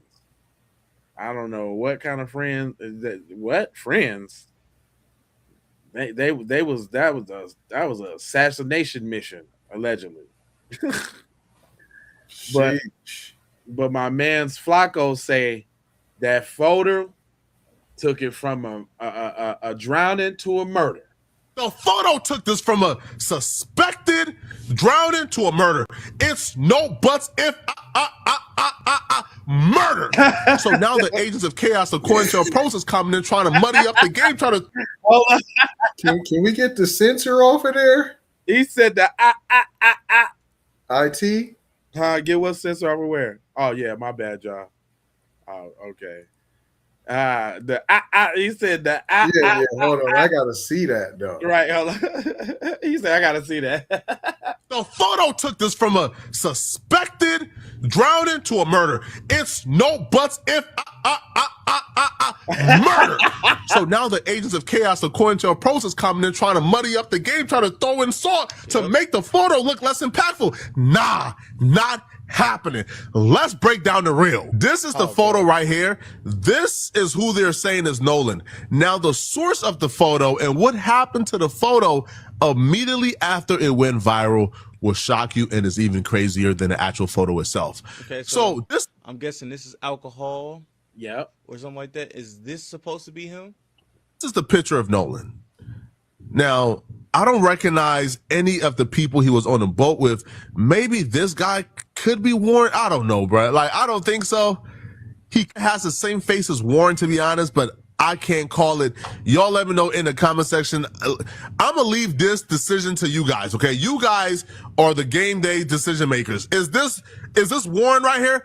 I don't know. But this is supposedly Nolan. at about 1 a.m. on July 5th. The person who posted the picture initially, his name is Evan Noel Ford. Now, he didn't post the picture as a standalone. He posted a picture within the mix of other pictures. Really? So this could very well just have been a mistake. He could have very well posted this, not really understanding or seeing that Nolan was a part of it, and just posted a picture of his entire day. And then this picture got caught up in the mix. Once he realized it, what Evan did? Instead of Evan, I don't know, making a Instagram post, making a story post saying, hey, nah, this was an old picture. Nah, this not from the 5th. Nah. Evan began to quickly do damage control. My biggest problem with all these people is they just been moving so suspicious. So as soon as the pictures began to go viral, what Evan did? Evan goes, because it was posted a part of this. So it was posted a part of this carousel. Evan goes and deletes the picture from the carousel. He completely deletes it. He gets rid of it. Why are you It's doing no that? longer there. And then after he deletes the picture, he goes ahead and turns off his comments for all the other pictures. The photo took this from a suspected. How much stuff has to happen before we be like, it is what it is or it ain't what it ain't? I just want to know all of that. That's not what I'm not guilty people do. That's not right. I'm saying, y'all already talking about that was the 2026. Okay, if it was the 27, 26 or whatever, why did he go so to so many links to reel it back? And you just don't do that stuff when you're not guilty. Because you was drunk. So drunk, I start acting guilty and I start covering my tracks because I'm drunk. Huh. Well, that's smart. Yeah, hold on, man. I think y'all don't even really understand how it really go. Hold on. Let me go back to this lawyer from the other day. Wait a minute now. This is how it's actually supposed to go. This is a lawyer from Mississippi. I'm sorry, a judge now practicing as a lawyer. He's a retired judge. Shout out to him. His name is he's running for office too. I just joined this group on Facebook. I think it's Mike. He actually or Carlos Moore. I am happy to be a retired judge. I'm always going to shoot it to you straight with no chaser. I will tell you the God honest truth. I can tell you this one thing. I may have been born at night, but I was not born last night. And one thing about it, you cannot fool the informed. I've been on the inside. I know the process. And we will not sit quietly and allow this to be swept under the rug. Come on now. I will call your hand.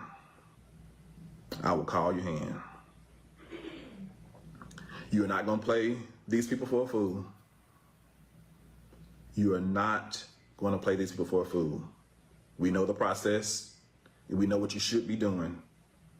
And by God, I plan to make sure you do it. Or we're going to call you out each and every time. There is a process. If there is a process.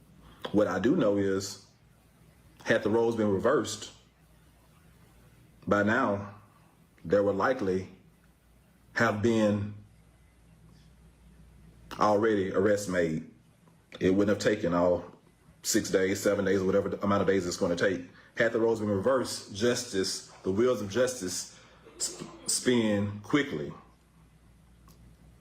Somebody would have been arrested for something. Come on now. By now. But since the roles are what they are, we are expected to be patient, and they're going to cross every T and they're going to dot every I in the investigation before they make a move because of the people that are potentially involved. And that's the way the criminal justice system works, unfortunately. If you have access to power or money, in some instances, if you're the right color or the right hue, you will get the benefit of the doubt. And regardless of all of that, Based on what I've heard, not in the affidavits I've seen, if the affidavits come to support what I've heard, I do believe, especially with the autopsy, once that is in, and then if we look at the body to see if there were any bruises or anything else, it should lead to the arrest of one or more individuals for murder, for accessory to murder, for conspiracy to commit murder, aggravated assault, kidnapping, and a list of other possible things. Right. But right now, I could say that based on that video evidence of him demanding his phone back, someone could immediately be arrested for theft. And that has a none of they ain't even pinched their ass yet. About nothing. They ain't pinched them. Well, go ahead. And then on the autopsy, okay, if they did have some bruising or they look at the body, oh, there was rocks. The riptide pushed them to the bottom to the rocks. The water was so heavy it was crashing, and it made we had a boat out there, and it made these dents on the boat. What you think it did to his body? Right, them little interviews they try to set up, or they try to be like, oh, the sea life got to his body now. Come on, it was the sea life. Yeah, right. And I had watched a whole little thing on like what happens when you drown, and they said the first thing you do is like you sink, and then obviously your skin, like you've been in the tub for a while, and the only thing that make you come back up to the top is your gases when you start to decompose. And he wasn't down there long enough to do all of that. So how he and all of that. Yeah, how he float and all of that. Right, exactly. Now, if we want to get some real knowledge going on, but go ahead, Judge. Wrongful conversion of his property. And once you make that first arrest, you start putting pressure on people. It becomes very serious. That's because they're getting their little story together right now, and that's shameful. Shameful. That's the shameful part. They have allowed these folks to get all the training, all the coaching. They sitting down at a round table with a whiteboard right now. Right now. They got you remember them old overhead projectors from school? I don't mean it. No, but it's that serious. They got because it ain't a laughing matter. It's not a laughing matter, but they got the overhead projectors right now. Yep. Whiteboard, different color markers. They got plans set up like football, like you block here with the X coming around the circle to get here. And then you was over here. Man, they're doing that right now. Just like the girlfriends, people said, hey, I left him with his friends. Then the friends talking about, no, we left him with the girlfriend. No, it couldn't have went that way. It could not have. That's why I said, and then they was on Facebook mad about me making the girl a devil. Well, she was brought up and she ain't spoke up either. These so-called friends ain't nobody said nothing. So why we hearing about these two oddball, goofball, halfway somewhat sort of friends of the other people? That's the way they talking. They ain't talking like they Nolan friend, not to me. No, them ain't like somebody said, friends. How many of us have them? Straight up. And this is another teaching moment to teach your sons and your daughters, but your sons, about Becky, Nicole, Robin, because she ain't said nothing. Not even when the last time you seen that your girlfriend or boyfriend as a teen passed away and you ain't put up a post, you ain't said rest in peace, you ain't even got no videos of you crying because you're on social media, so you nothing. What's weird too, like, did he have a girlfriend? I thought, oh girl, they said that was his girlfriend, Becky. Yeah, because I ain't really heard nothing.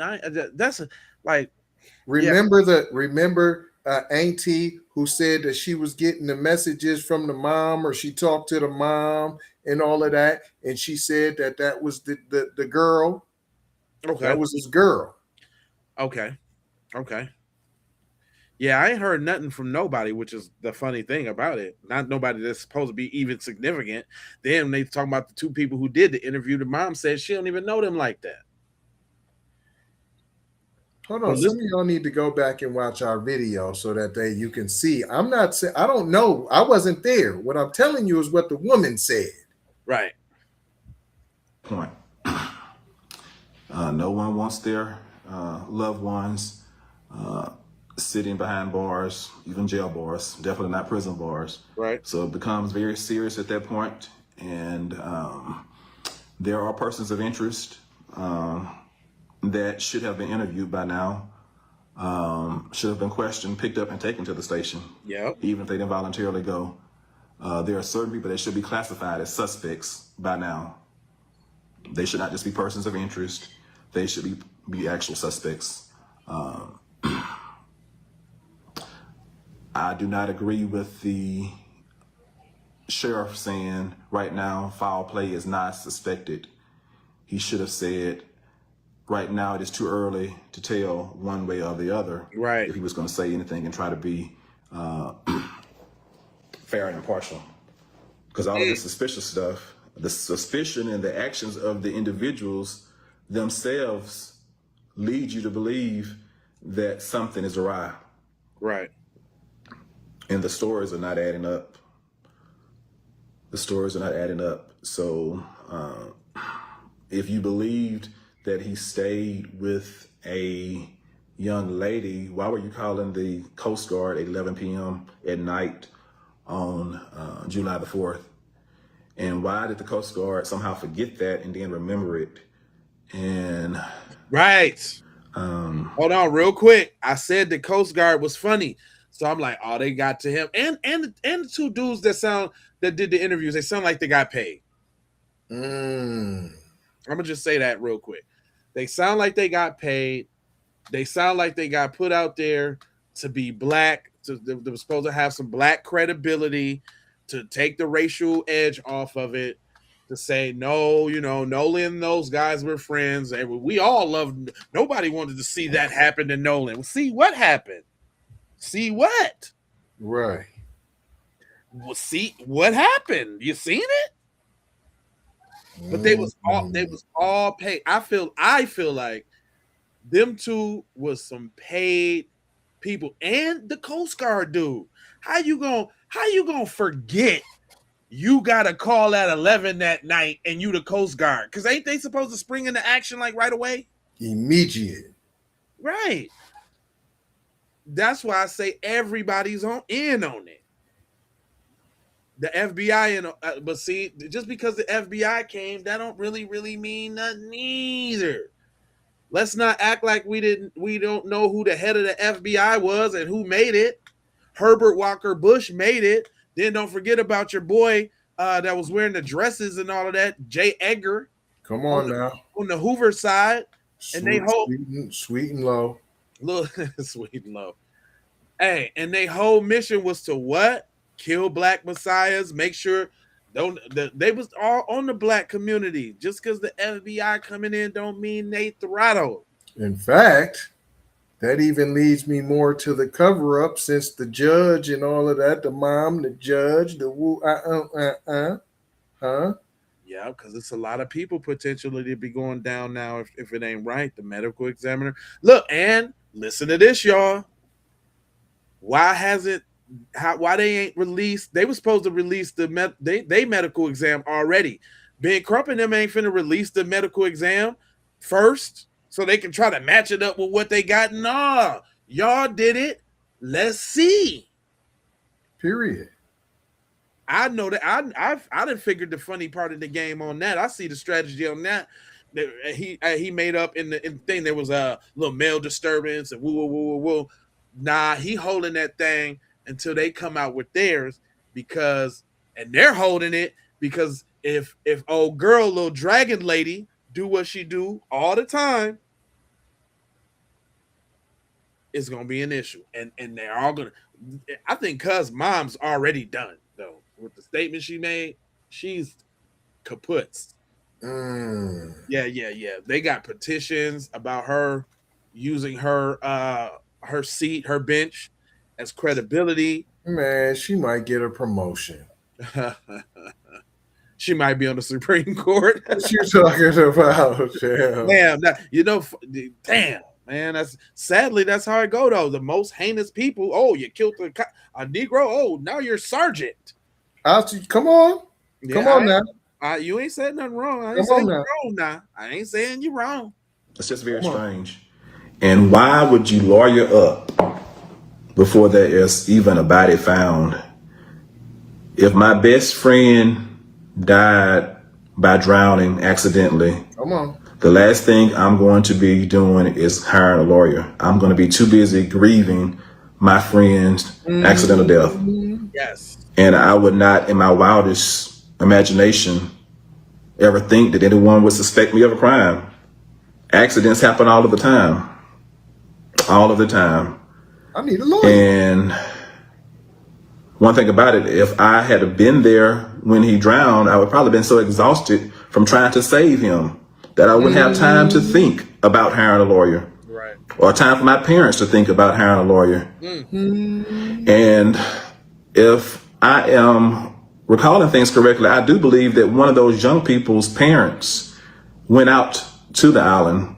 That was Ashlee. That was the judge lady. She the one that took the picture of them three. And from what I hear, they was that was her crib. They was chilling at with the pool party and all that. Yeah, and that with the booze, and it was to be said that she was getting on the white horse with them and all that. Was she getting hit by a couple of the?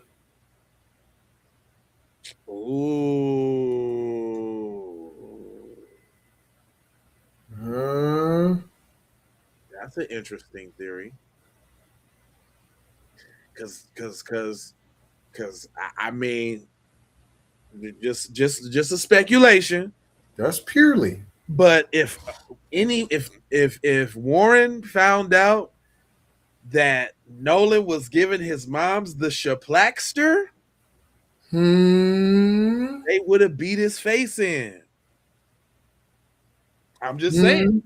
They found out. Dang. Cause she do kind of look young. Hold on. Let's look at his mom. Like, this ain't too far fetched though. Like, it ain't like she an old decrepit looking judge. She kind of, you know what I'm saying, on the young and tender side of the game. I'm just saying. Got a couple dollars, was looking out for him. See some sneakers. Some sneaker deeker doodles. She wasn't applying pressure on the dude. The Chad and Brad found out. We're gonna beat his face in, man. My mom's a mud shark. But then, okay, if we can say that, we could also say that maybe he was jealous of the Katie broad too. Yeah, that too. He could have been jealous of the Katie broad. Could have been like, man, he maybe he might have been trying to stab Katie, trying to stab Katie that night, and he was on El Cock Blockerith. I mean, this ain't far-fetched. I don't know why folks is thinking like this is far-fetched. No, this is nowhere near far-fetched. It's called investigating what they should be doing. Yeah, I mean, every angle.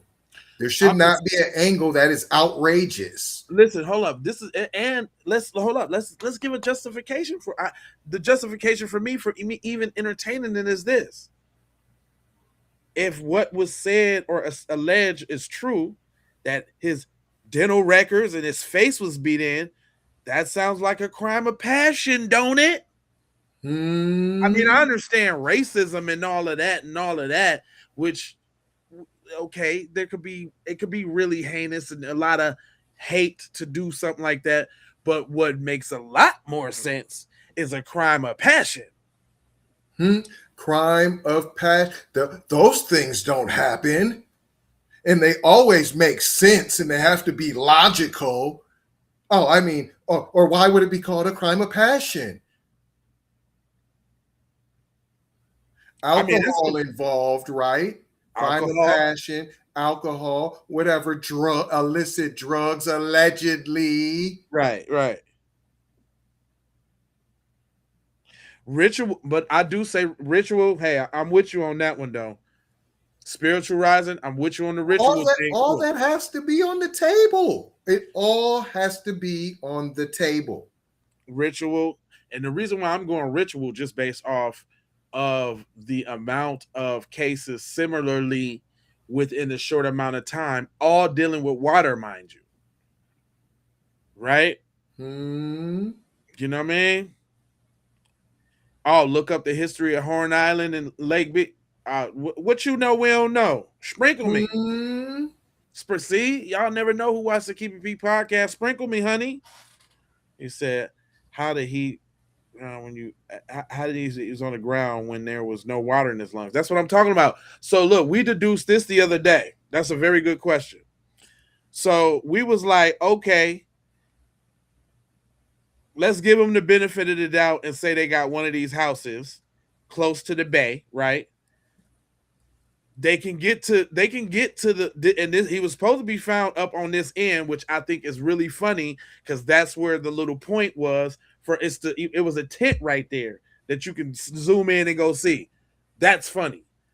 But they could have easily, hightailed it on the boat back to the joint that night and then got back and started cleaning the joint for somebody to see. Period. Right? But then this the question though, because the dad and the mom and them said the coach came and got him and took him up and to see, and he didn't show up until the next day. Hold up, did we go over that already again? Hold up.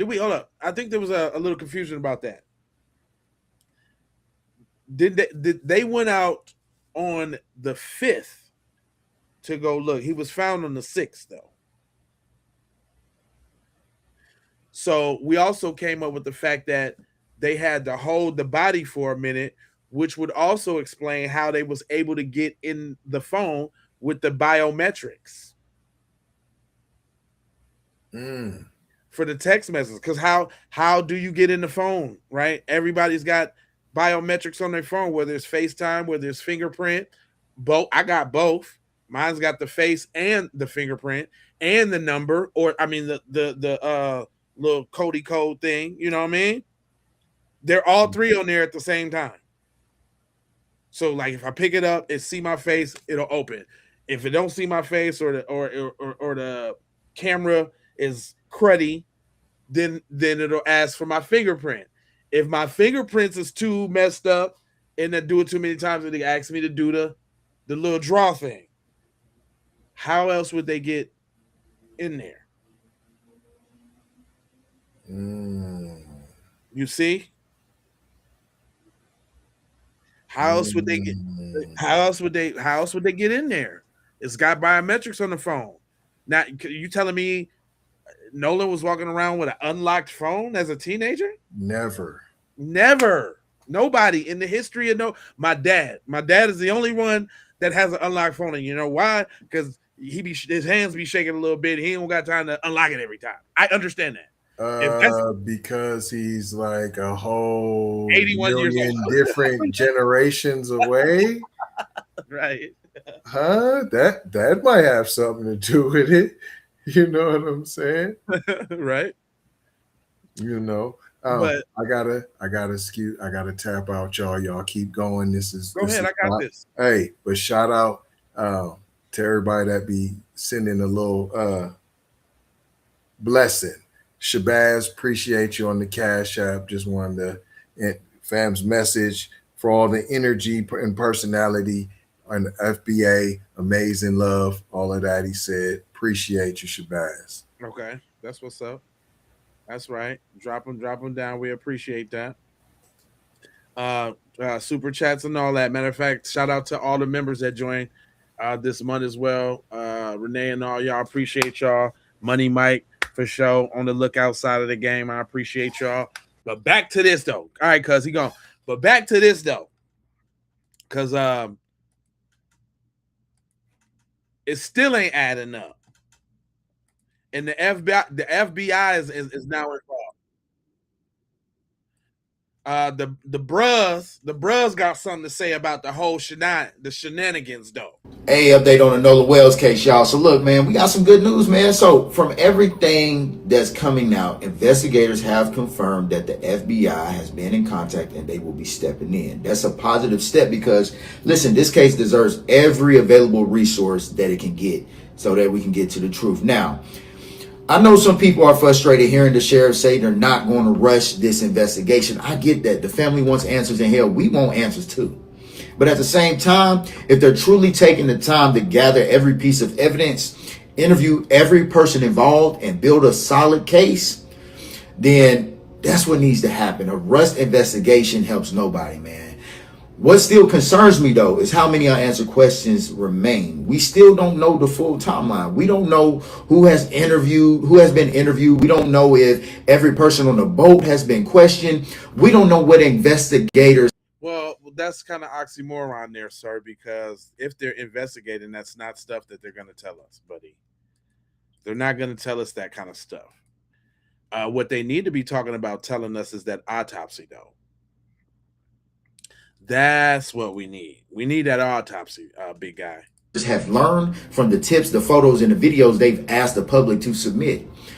Right now, it feels like the public, we are in the dark. And I understand why people are asking questions. Right. So look, I'm praying Nolan's family gets the truth they deserve. Justice starts with a thorough investigation, and hopefully this additional federal involvement helps move this case in the right direction. Justice for Nolan Wells. Straight up. I feel you, bro. You know, real concise and to the point.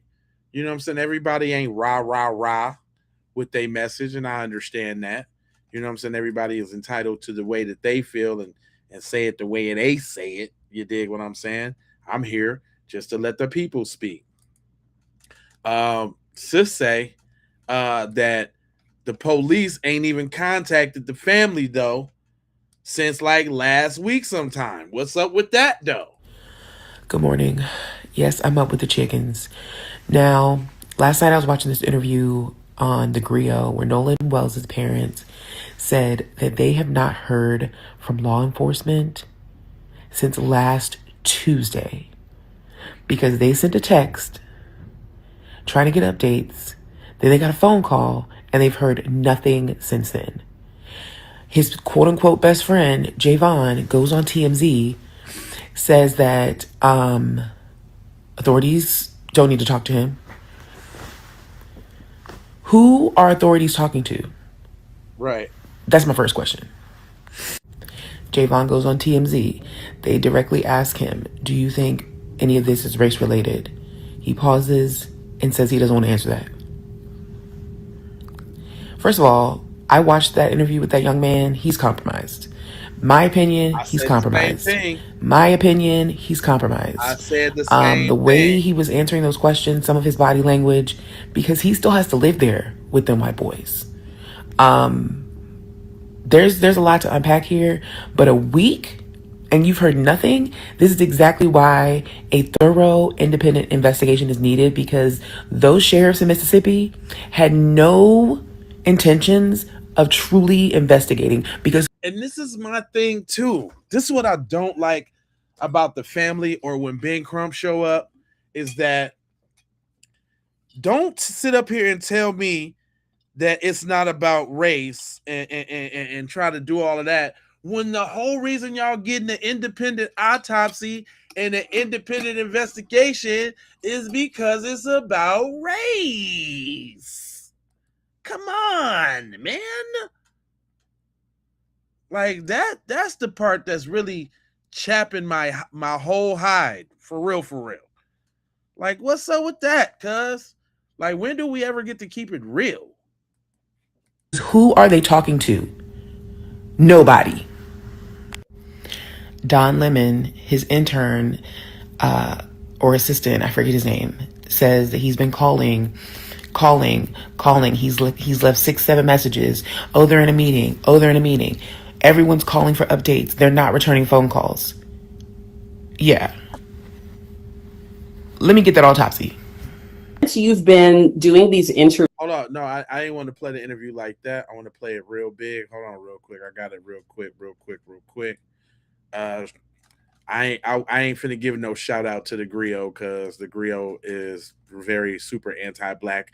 I'm glad that they're running this story, but no shout out to the griot. But anyway. The story of Nolan Wells has gripped the nation. The 18-year-old went to Horn Island with friends on July 4th and never made it home.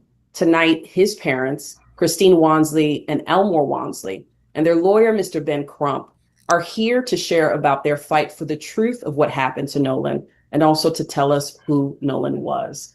Before we talk about anything related to the case, I want to express my condolences to you, Christine and Elmore, and to just say that you have been so inspirational in the midst of your pain and grief, the way you have advocated for Nolan. And I just want to ask, how are you doing? Hanging in there, praying a lot, leaning on our family, our faith, our friends, right. Our community that has really just rallied behind us during this tragedy. But yeah, all we can do right now is just take it day by day. But most importantly, taking care of each other, supporting one another, and just trying to keep our emotions kind of under control. Because sometimes when you have tragedies like this, you want to be angry sometimes because you just want to know, but we've been, I feel like, doing a good job of just keeping each other accountable in that aspect of making sure that we stay level-headed whenever we're speaking, making decisions, etc. Right. Yeah, and there's so many amazing stories about Nolan that bring light in the midst of all of this. So I imagine that is helping as well. I want to ask, tell me, since you've been doing these interviews, have you heard anything new? What is the latest with the local investigation that is happening alongside of independent investigation? So I'm going to be honest, we have not heard from our local authorities since last Tuesday. And that was because I sent a text. I was like, hey, this is Christine, Nolan's mom, just wanted to get an update. Yep. We received a phone call, basically really no updates. And that was it. We've heard from no one else. Wow. Mr. Crump, what's your reaction to that? Is there anything that indicates, is that abnormal for you as someone who's worked on many cases? It certainly is, if you put it in context. I know I had the opportunity to talk with Byron Allen, and Byron and I really had a deep exchange because we talked about if the roles were reversed, this investigation would be handled totally different. I mean, you would have had those young men being interrogated. They would have been separated. It would have been like first 48. If you had 3 young black men with one young white man, and that young white man ended up dead. And so what Elmore and Christine and all of us have been saying, we want a zealous investigation for our son too. We want you to do for our son what you would do for anybody's son and get to the bottom of this, because it's not adding up. And the fact that it seems like it's such a laissez-faire investigation. We take whatever they say as the gospel. We don't, press them on anything. We don't cross-examine them on anything. They say, Nolan said, I volunteer that I'm just going to stay behind. And I'm not even going to ask for my cell phone. They just take that as a grain of salt. And they know their child. They know the young person they raised. Yeah. He would not have done those things. At But all. they have articulated that over and over again. And so we have to hold everybody accountable. The local officials, the boys on the boat, That's right. Everybody have to be held to account. And to that point, I would like to ask Elmore, you have spoken about conversations that you had with Nolan about staying with a group, always keeping in contact. Can you open up a little bit more about that father-son coaching that often happens with dads and boys about how to move about in this world? Because I think it's really powerful. I think I can really thank my mother for that, because I grew up with a lot of cousins, and I was the smallest of the bunch, so I had to kind of defend myself against them a lot. But one thing that always stood out with us, with my family, was if we come together, we stay together. If one cousin fight, everyone fights. And I preach that same thing to my kids. If you go somewhere with someone, you come back with them, no matter what. It's don't let a girl separate you from your safety net. It's plenty of girls. You see one here, you see one there. So for them to come back and that'd be the first thing that come out their mouth, like he decided to stay on the island and we left. That when they said that, they automatically just turned it turned me off, but it turned on a question like, I know he wouldn't do that. Listen, all I'm saying is I heard them talking in like 3 interviews now. And yeah, we might have a question about, what they told their kids, what I'm saying, as far as hanging with them folks. Because we know that conversation didn't happen based on his mom, right? That was it's his dad, maybe so, but then we know how kids is too. Oh, you don't know nothing. Oh, them is my friends. Woo, woo, woo. So, I don't get down on them too much, like they didn't do that. But he's very adamant about what he told him about that girl. And I think that's where they messed up at trying to make it about the girl, because the way his dad been talking, like, man, listen, you disrespecting my pimping, man. My son already know not to go for a hoe, man. He's been very super adamant about what he instilled in his child about some damn women. Preach that to him every day. He would not do that. So you telling me that you're lying to me just off the rip? You're lying to me. Right. I can't believe that. Right. And I won't believe that. Right. I saw that today for the first time, because really a lot of folks who were there have been silent. We saw, people taking down their Facebook. It was almost an instant reaction that people went into to protect themselves. But Trayston Shepard described himself as Nolan's best friend. He gave an interview saying that he was the one who was yelling in one of the viral videos that people had been questioning, and said that it wasn't Nolan in the video, that it was him, and that Nolan met a girl that day that he really liked, even though he'd never, interacted with this girl before. Her name was Katie. Have you spoken to Trayston since Nolan's passing, and how are you responding to his account of what happened? So first of all, we don't know Trayston. We've never met him. See? So to say, best friend, childhood friend, that's a bit of a stretch. Exactly. See, that's why I'm talking about them friends was a plant, fam. They got a little paper, they sprinkled a little paper, or it could have been muscle. We talking about Mississippi. We talking about that KKK. We talking about Forrest, Forrest dude. Like, we talking about that spot, Mississippi burning. Like, I'm sick of the gaslighting, man. I'm sick of the gaslighting. We don't know what we talking about, and like we don't have all the right for all the suspicion in the world. Is what I'm saying. Y'all get them likes up, man, and make sure y'all subscribe, man. A lot of y'all don't be liking and subscribing, man. That get the stream out. If y'all want more people in the chat, like and subscribe that joint, and YouTube will send some more people at us. But here we go. We've never met him. He's never been to our home. Now, if you were to say that about Jalen or Javon, I would say absolutely. You could say that those are childhood friends, those are best friends, because they've been to our home. We know their family. We're close to, their mother. But this young man, I maybe high school, they started hanging out or, kind of been around each other. But again, we don't know him.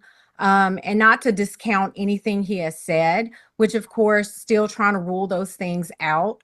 But I mean, he has communicated. He did offer his condolences, which we appreciate. Right. And he did let me know about that tidbit, which of course, you know, like I've been telling everyone, if you have any information, forward that over to the local authorities. Make sure also forward that over to our legal team as well, just to make sure that we're looking at everything. And this girl, Katie, who has been cited. Oh, yes, Mr. Crump, go ahead. Hold on. I want y'all when they say these names, I want y'all to get a healthy dose of what these faces look like, okay? Because not these faces ain't really circling around the internet like they supposed to. And what I'm saying is they need to be put out there. So what y'all should be doing is following me at J Lava on Facebook. But this is Katie. This is the devil Katie, and y'all should be streaming this song too, because You're some damn devils. that's Katie. So I just want y'all to put a little picture with the face right there. That's devil Katie right there. Okay. All right, let's keep going. Let me say this to the young man. You know, not only does his parents, but some of his friends, they reject this notion about, he said, oh, he would just volunteer to stay. They're saying Nolan would never do that. So his friends are saying he doesn't really know Nolan if he's saying that Nolan volunteered to stay there. And we've had so many people now calling our call center saying where there was this argument and then 10 minutes later there was another argument. But those people who have called said, no, Nolan was in an argument. And so now we have to continue to investigate to try to figure out everything that happened. But we absolutely do not accept that he volunteered to stay behind and he volunteered not to have his cell phone with him. Yes, it's definitely unusual for any teenager to part with their cell phone. This young woman, Katie, who's been cited in these various recollections of what happened that day, do you know if she's been identified? Has anyone spoken to her? She has been identified. I do not know if anyone has spoken to her. Again, you know, we just have not heard much, right, from our local authorities, which kind of, we're glad that we have kind of taken this course, however it may end. We're glad we did, because just because of this right now, not, you know, being able to have that communication. I just would think with situations like this, you know, they would be more forthcoming, like, hey, let us keep you up to date. We understand the seriousness of the situation and, you know, what you guys are going through. So yeah, but we don't know. We've never met Katie. I've never seen her in my life. She did reach out to me initially, just saying basically like it was a hey and bye type situation. And I was like, that's not what I'm getting from other people. So like I said, you know, before, a lot of inconsistencies, and we just want transparency and a very thorough investigation, just like they would do for anyone else. Exactly. Mr. Crump, can you speak to what is the sort of game plan for the next few months to even 6 months? What is the ideal situation for how this plays out? Certainly. Natasha, I did want to just briefly remark on your last question. We have an investigation team that are talking to dozens of witnesses now. So we are trying to dot every I and cross every T. And as we get those reports, we want to report to the family what people are saying in these interviews. So that's important. And I believe Kate is one who they are planning to talk to if they haven't already talked to her today. Right. With that said, we are on a ferocious search for the truth. Ferocious. We plan on having, you know, the independent autopsy preliminary findings to present, because we know when you deal with the state and the government, they can take for months before they release an autopsy. We've seen it in the past on other cases. We interviewed with you on Natasha where they took 6 months, they took a year just to release the autopsy. We plan on trying to make sure we can retrieve these deleted messages. That's going to be really important. We know that others deleted their messages. If law enforcement wanted to convince us they were doing a thorough job, they would say, no, those messages, you all do activating your social media and whatever texts and snaps that happened on that July 4th weekend, those can be very relevant to why Nolan Wells ended up dead. So why aren't you all retrieving those text messages and those snaps? Because again, as Byron and Alan talked about with so much conviction, that would have been the level of scrutiny and zealousness had the roles been reversed. And so that's what we keep fighting on. Yeah. But I do believe this, Natasha. What's that? Young people are talking. Mm-hmm. There were a lot of young people out there. Uh-huh. Nobody believes that Nolan either fell off a boat or jumped in the water without people seeing it. That would make no sense. And if that is the case, then why didn't people try to help him? Or people didn't try to do anything? It's not adding up.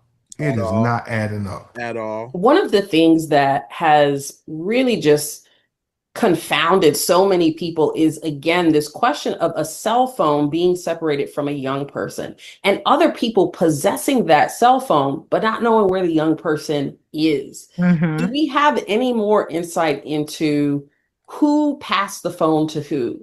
What's the explanation for how the cell phone ended up in someone else's hands? Elmore or Christine, do you know? So it's unclear, like I said, and Elmore has said, I just cannot fathom Nolan leaving his phone. Even his best friends are like, no, if Nolan was going to stay anywhere, if theoretically, because we know that's not Nolan's character, but theoretically speaking, if he were to, then what he would say is, hey man, give me my phone. Let me grab my phone or something. He would take his phone. So to sit there and say that, oh, he just left his phone, like Hey, that and that phone, that phone, these phones. That phone is gonna get him caught up.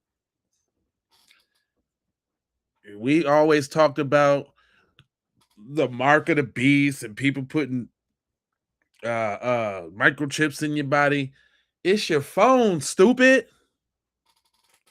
It's your phone.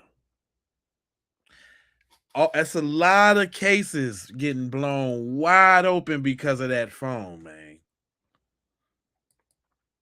It's because of that phone. That's hard for me to believe. I don't see any teenager without their phone.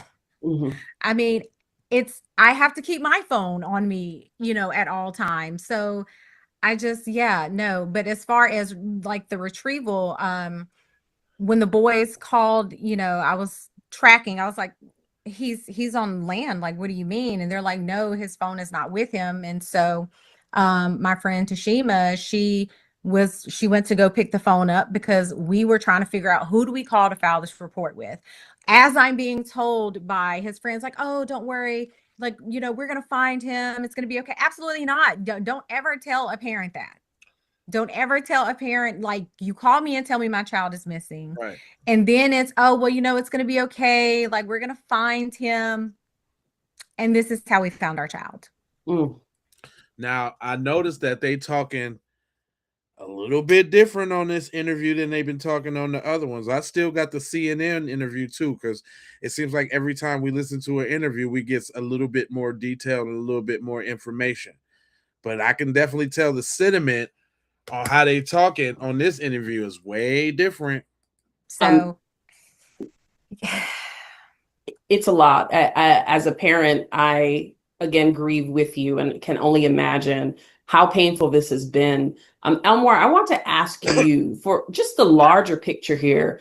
How did you all come to be in Mississippi? Are you a generational family that has lived there for a while? Did you move there? That's a good question. And what's your feelings about a lot of the discussion, frankly, in the country about this being a sort of bringing up old pain, you know, mysterious cases of a young Black boy going missing. What are your thoughts? Well, my family. I hate when they. I hate when they kind of set Black people, even like how she asked it. Like she didn't come out and say it like it needs to be said.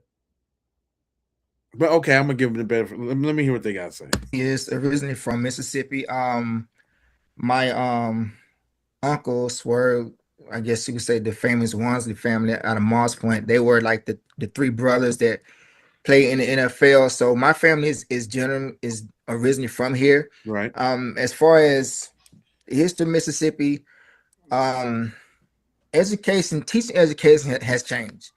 When I was in school, we really got into the history of Mississippi.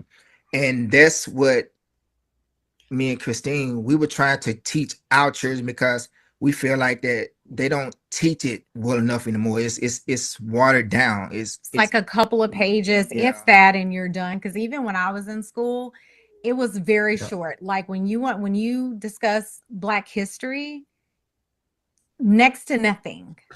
Y'all can tell that these videos and these comments is kind of getting to them on, you know, people questioning how they raising their children, and you know how Nolan could have ended up in a situation like this, like he didn't have no situational awareness. And you know, I see them changing up from that. You know, we didn't tell him to hate anybody, or da, da, da, da, da, da, da, da. You know what I'm saying? I see that's wearing them down a little bit, and they're starting to talk about it quite a bit more. And so that's why we constantly talk to our boys about things, about situations. I will give them scenarios about things that happened to me, and just tell them, and just trying to prepare them. And I know that I was not going to be able to be there for them every day, and every minute. But if that situation was able to come toward their way, they would have some kind of idea of how to deal with it, instead of just being blindsided by it. So that's okay. All right. So now he then took a different conviction from the female aspect to he's referencing that racial aspect and addressing the racial aspect without saying that. And that's because, you know, Ben Crump want them to leave that aspect, excuse me, out of it, right? But I think he done heard a lot of these interviews, and a lot of these people question, you know, what they was actually telling Nolan, and he's responding right now. He really feels some type of way about that. As far as that day goes, it hurts me, because I wish I could have been there, but like I told in previous interviews, it was his last time to really have fun before he got to report back for camp. So we let him have fun. We wanted him to have a good time, just blow off that last bit of steam so he could recenter himself and have I mean, he was gearing up for a great season. Yes. They had been working, I mean, every day he had been working, just practicing some stuff, and then also hitting the gym. So he was having multiple workouts a day. And then for this to happen, it's just, it's so devastating. It's just another reason why, when you come tell me that my son stayed on the island when he had so much in place, so much stuff he was getting ready to do, you can't sit there and say that to me and then think I'm going to just take that for face value. Exactly. You're talking to the wrong parent. We can't. And again, I don't think, and I've said this in every interview, I would hope anyone, if their loved one, if this type of tragedy, or if they, you know, whatever, I would hope they would fight. I would hope they would fight like hell to find out what happened.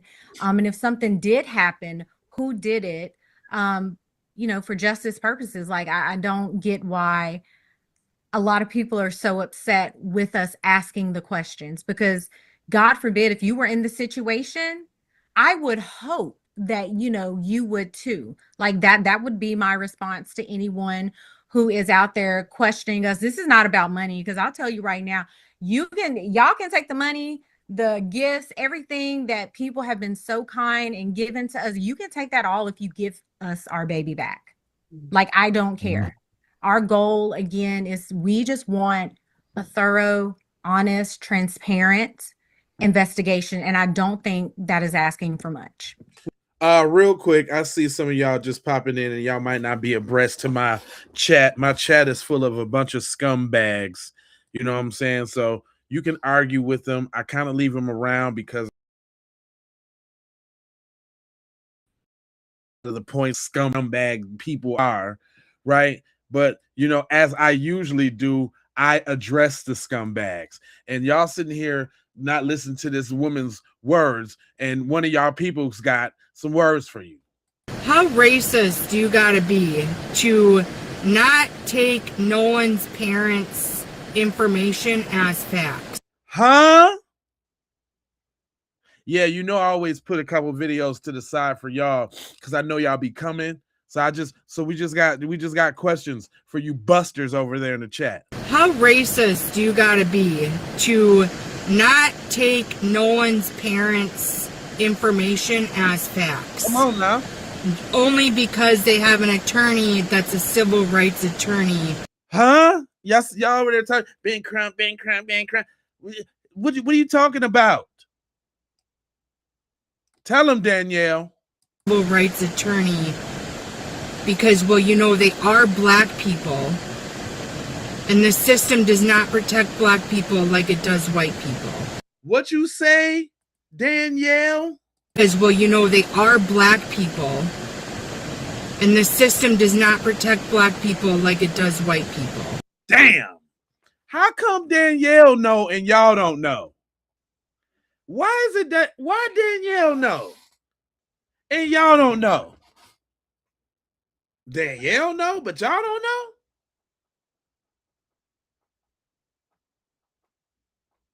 Danielle know, but y'all don't know. Go ahead, Danielle. Go ahead and dust them up real quick.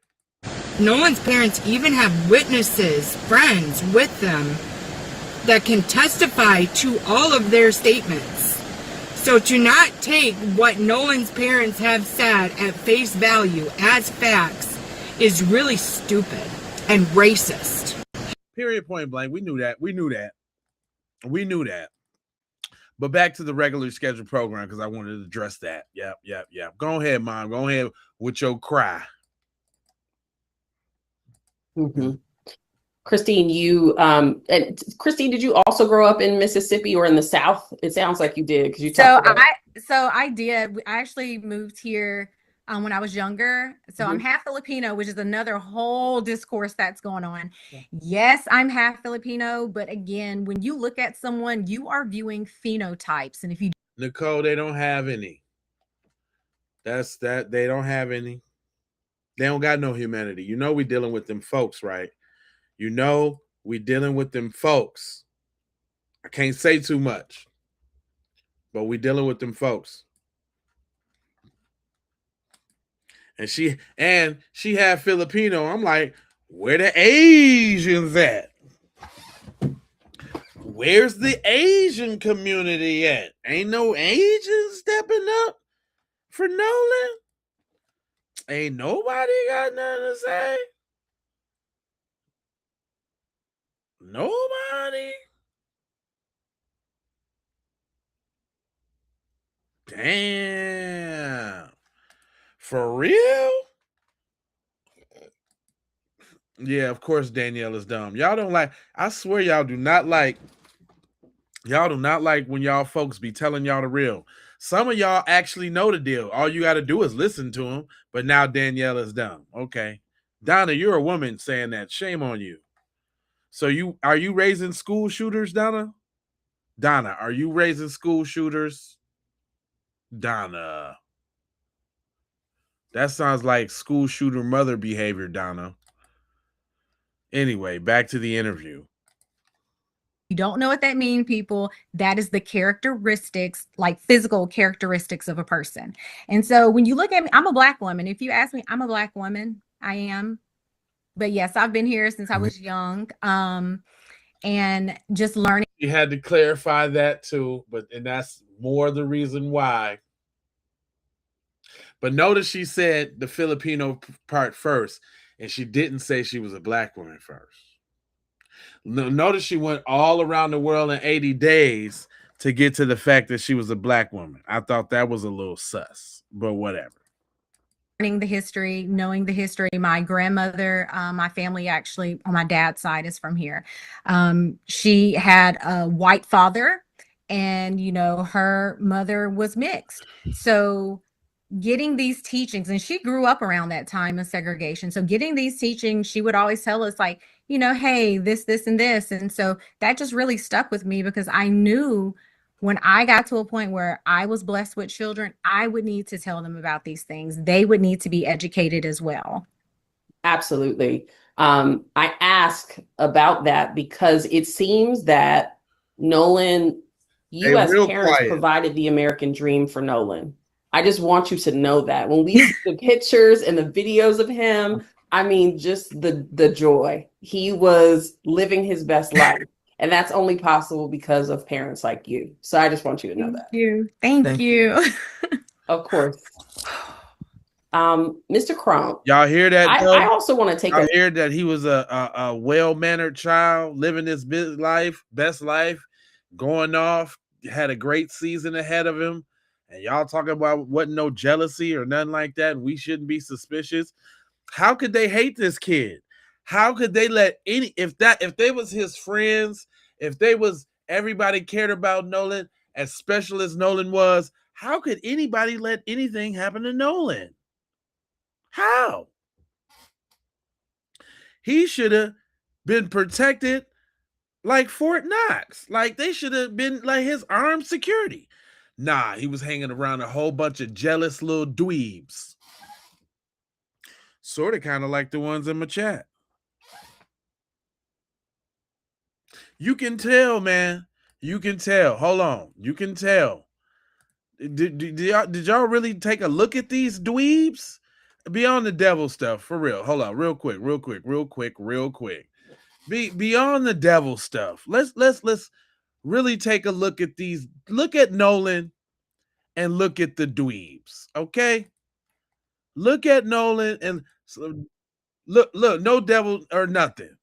Look at your boy right there. Look at him.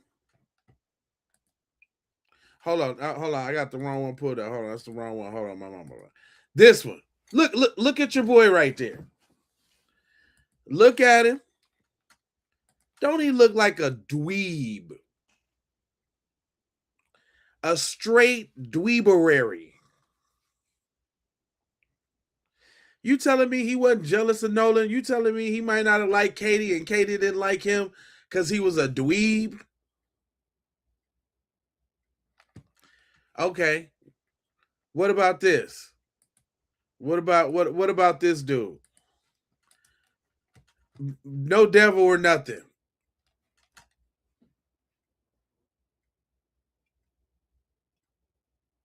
No devil or nothing. Do he give off dweeb vibes to you? Donnie the dweeb face? I know, them boys look old as shit. Check this. Now this one, Nolan. Look at Nolan. I'm sorry, Wyatt. Look at Wyatt. Even with the name Wyatt. Look at Wyatt. Look at that suit, for Christ's sakes. Look at that suit.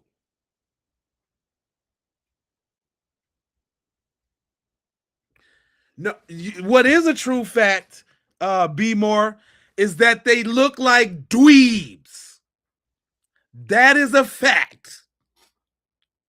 It's no speculation. Don't make me get on my finesse. They look like dweebs. No speculation. Stop it.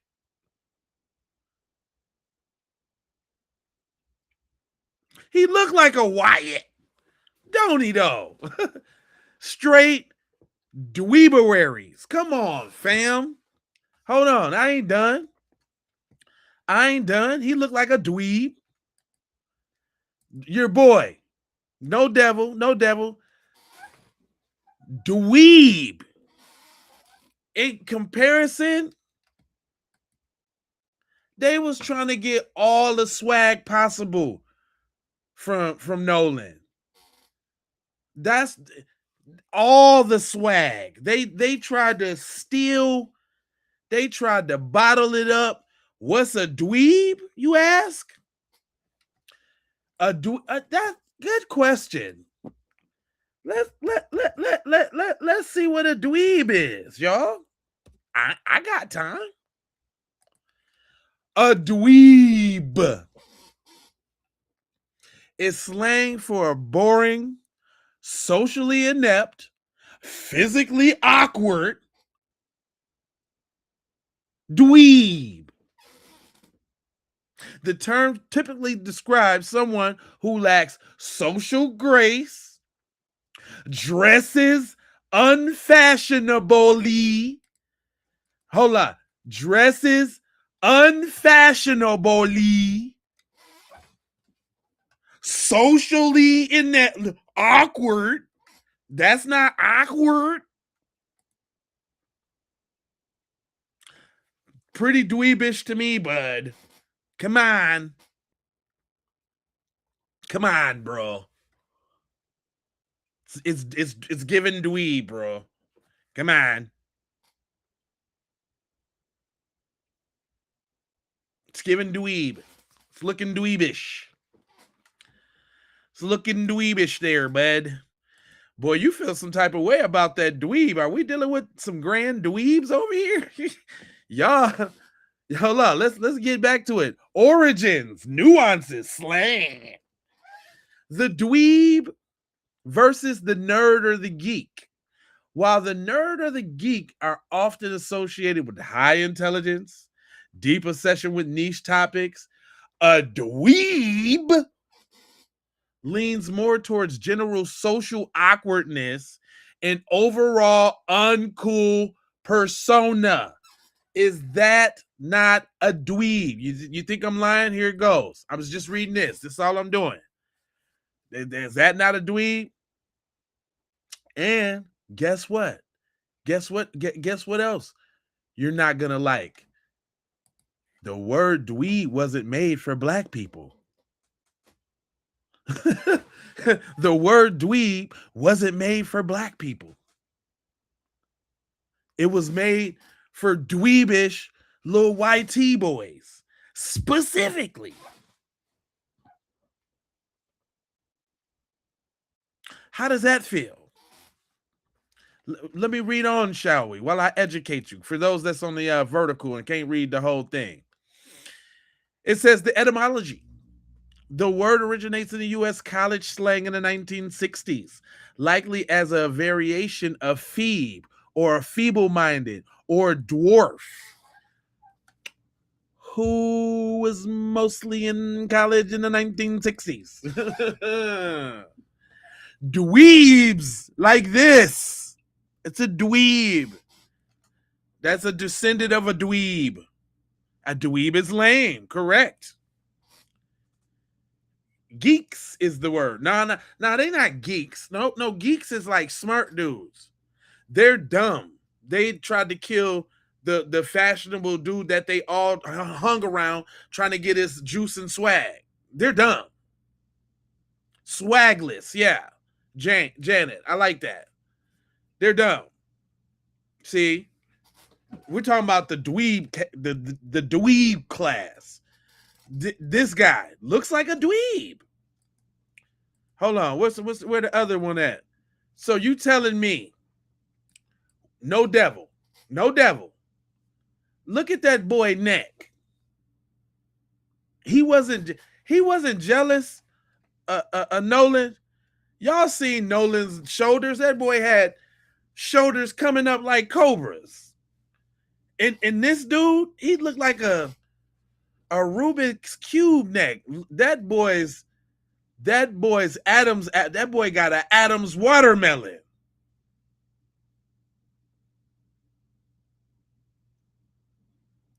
The boy got an Adams rutabaga that his throat so big. What, he been swallowing swordfish? What is this guy? So you telling me that's not he looks like a dweeb in that picture. What are you talking about?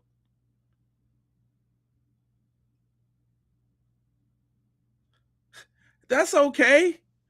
You can still make snow angels. That's cool. That doesn't make you a dweeb. You said he got a lizard throat, Savvy? Warren Larry lizard throat face ass. You sit up here telling me about a dweeb. Man, get them likes up and subscribe. Talking about I don't know what a dweeb. Look what kind of devil AI made him though. Devil made his hair go up. Them man, look at that though. Like you got to wonder about these machines and these algorithms. When I told him to make him a devil, I mean, geez, I couldn't even imagine something like that. Look, what is that in the middle of his forehead? What is that? Pencil neck geek. That's some old Porky's. Boy, you go back there, you up there with me, boy, with that Porky's reference. You had to been there. But yeah, man, come on now. The whole squad is weak. And you telling me they wasn't jealous? They wasn't jealous of the boy?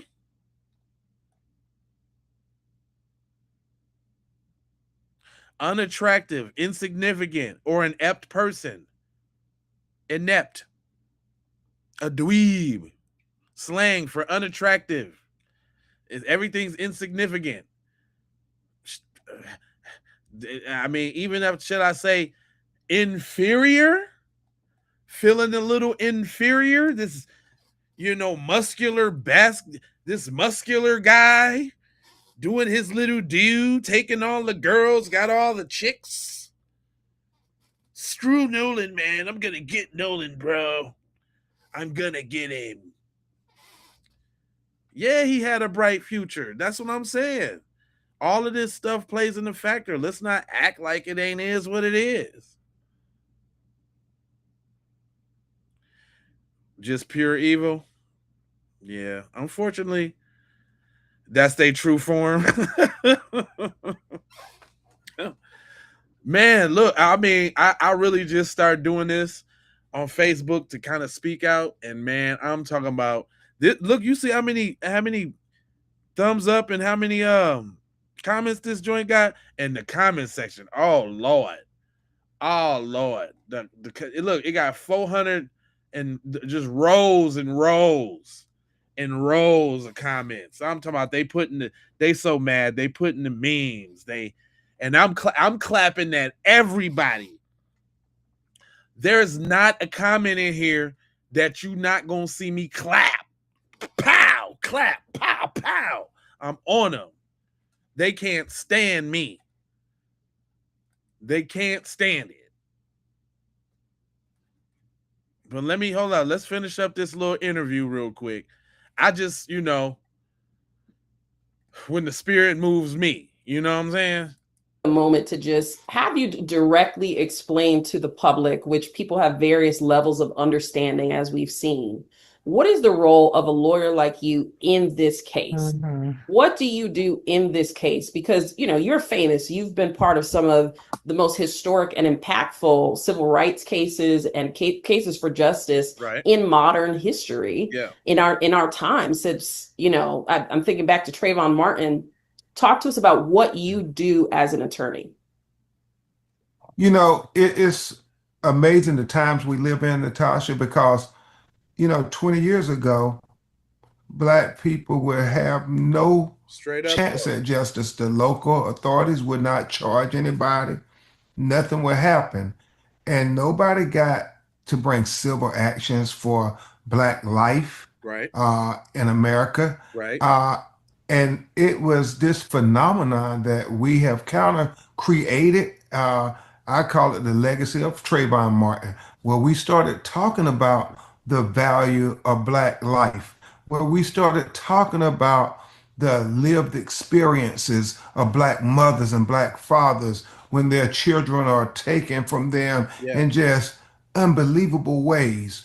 And so our role is to come in first as a civil rights, civil trial lawyer. Right. The Constitution says that under the 7th Amendment, if you feel that you have been wronged, if you have been grieved, then you have a right to not try to go fight the battles out in the streets, but to come in the court of law and say, based on the 7th Amendment, I have a right to civil justice. What is civil justice? It's any kind of justice that will not go up to the point where you can imprison somebody, arrest somebody, take their liberty. Only the government can do that. And for far too often in America, the government has failed us in equal justice under the law. But now, because after Trayvon, after Michael Brown, after Breonna Taylor, after George Floyd, Alton Sterling, Tamir Rice, Sandra Bland, Sonia Massey, Tyree Nichols. I mean, those cases, we affirm that. Damn, how many names did he rattle off? Gosh, darn it. Man, I'm sorry, y'all. I need to hear that again. Like, dang. So I just want you to know that. Thank you. Black people will have no chance at justice. The local authorities would not charge anybody. Nothing will happen. And nobody got to bring civil actions for Black life in America. And it was this phenomenon that we have kind of created. I call it the legacy of Trayvon Martin, where we started talking about the value of Black life, where we started talking about the lived experiences of Black mothers and Black fathers when their children are taken from them in just unbelievable ways. And so our role is to come in first as a civil rights, civil trial lawyer. The Constitution says that under the 7th Amendment, if you feel that you have been wronged, if you have been grieved, then you have a right to not try to go fight the battles out in the streets, but to come in the court of law and say, based on the 7th Amendment, I have a right to civil justice. What is civil justice? It's any kind of justice that will not go up to the point where you can imprison somebody, arrest somebody, take their liberty. Only the government can do that. And for far too often in America, the government has failed us in equal justice under the law. Exactly. But now, because after Trayvon, after Michael Brown, after Breonna Taylor, after George Floyd, Alton Sterling, Tamir Rice, Sandra Bland, Sonia Massey, Tyree Nichols. I mean, those cases, we affirm that keep going. Black lives matter, just like white lives matter. Tamir Rice, Jamar Clark, Alton Sterling, my man's in Minnesota. Dang, what's his name? Philando Castillo. Man, they could keep going. I know he couldn't name everybody, but man. And y'all wonder why we got questions. Y'all wonder why we feel like we feel. Come on, man. Tears are just as painful as white tears, and Black pain hurts just as much as white pain. Straight and up. So what we try to do is I noticed it. Okay. I noticed that he is not allowing them to speak on the race part. I keep noting, like, he takes over the interview and he says what he needs to say, shout out to the boy Ben Crump, man. I had my thoughts about him. I told you I gave him an Uber ride before, man. Cuz gave me $80 too, man. I can't really talk bad about Cuz because I was in his face and he looked out.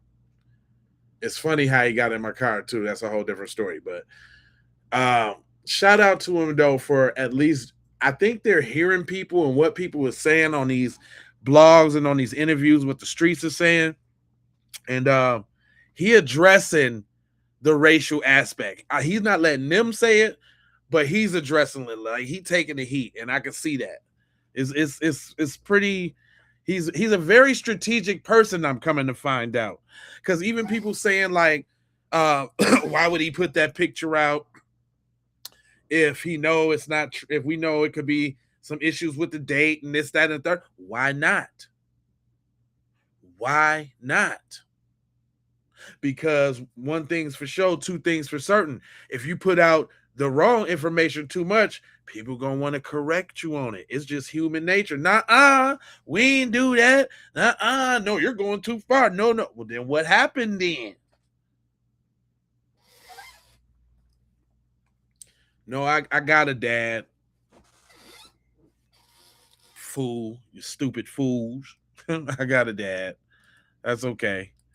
Anyway, is do everything that a private lawyer can do under the Constitution to get some measure of justice for good people like Christine and Elmore, some measure of accountability, some level of truth that has often evaded us in the past. And this phenomenon, understand it now, has only been around for like the last 20 years. Right. You know, Natasha Goen, the young girl who the Asian woman shot in the head in the grocery store and they gave her probation, there was no civil action for her. Right. You know, when you think about Emmett Till, I mean, lynched in Mississippi, there was no civil action for them. Right. They didn't give black people any kind of justice or compensation for their lives. So what we're trying to do is fight to say that Black lives matter. They don't just matter, but they are valuable too. That Nolan Wells was valuable to American society, not just to his family and to his community, but was of value to America. And I keep saying Byron Allen because we talk a lot, and I know he tries to use the grill to give us a voice. He tells me all the time, Attorney Crump, you should be asking for $1 billion because that's what they would ask for if it was their children. And he drills that into me. But Byron is right. There is no amount of value that you could give Christina Elmore or Natasha or Ben Crump for our children's lives. That's right. And that's how we have to look at it. So that's what we try to do. We understand we can't put nobody in jail. Only the prosecutor, only the elected government officials can do that. But I'd be damned if we're not going to fight to say that our people can get some measure of justice. Yes. I have to ask Elmore and Christine, excuse me, if you could just take a moment to address the parents of children who may know what happened to Nolan. If you could talk to them directly, what would you say? I would say that put yourself in our position. I mean, really, put yourself in our position and tell me how you would react. You would want to, when I tell you just me alone, like we have been going through so many Facebook messages, trying to collect information. Just talk to your kid. If your child has seen something, if they took a picture and he's in it, send it in its original form so we can look at the timestamps. But don't be scared to speak up. Right. Because I'm telling you, if the shoe was on the other foot and Nolan was there, or say something happened to someone else and Nolan was present, best believe Nolan be like, well, hold on, let me check and see if maybe I captured anything, because that's just the type of person he was. Yes. From a father's standpoint, the same. Nolan would have wanted to help. Mm-hmm. Like my wife said, if the shoe's on the other foot, he would do anything he could to help. I said before, he was a people person. His aura would light up a room. So anything he could do to help someone in need, even if he didn't know them, and he had some kind of information that would help, he would help. So just like my wife said, put yourself in our shoes. You will want to know, no matter if you're black, white, Asian, whatever. Purple, green. You will want to know what happened to your child. Straight up. So, well, the power of the truth is that it stands forever. And so we are certainly praying that you all get the truth. We pray that the people who may know more about what happened feel convicted and feel convicted to speak. I want to end just on a uplifting note.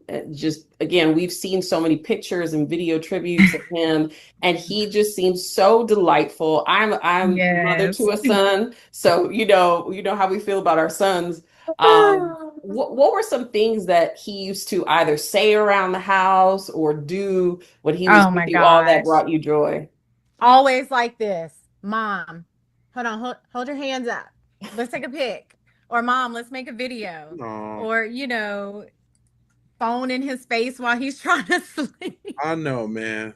Like, that's why I say it's just so hard to believe he wouldn't have his phone, because his phone was always on him. Mm-hmm. He was just a ray of sunshine. And I've said it a couple of times. God took his time with that one. You will not find too many Nolan Wellses in this world. You will not find too many people with that amount of joy that they can give to others. He really is the light in darkness for others. And I don't think he realized that when he was here, because Nolan was just one of those people. He just wanted to give love. He wanted everyone to be happy. He wanted everyone to be included, regardless of your ethnicity, your socioeconomic background. Like that boy didn't care about that. He just wanted to enjoy life. And now that's gone. And see, now they just circled back. She circled back and doubled down on that. And I thought they was done with that. But, I mean, to reinforce it in that way does solidify everything that we think about and that we assume on how this unfortunate tragedy could have unfolded. Like, we got to be real about keeping ourselves safe and protected, right? And we have to figure out, where do we go from here? How do we move on? Because, after his funeral, everyone's going to go back to their day-to-day life. They'll still remember him, right? But it's going to be us, his family, who have to figure out what life is going to look like. I tell my patients all the time who lose family members, friends, what have you, is it's hard when you lose them, but it's that after. It's the after where you really have to sit with yourself and figure out, how do you continue to grieve in a positive way that's not destructive to your own personal health? Right. And then the year of the first, as I'll have coined this little term, but the first year of holidays, birthdays, his birthday is next month. Yes. He was supposed to turn 19.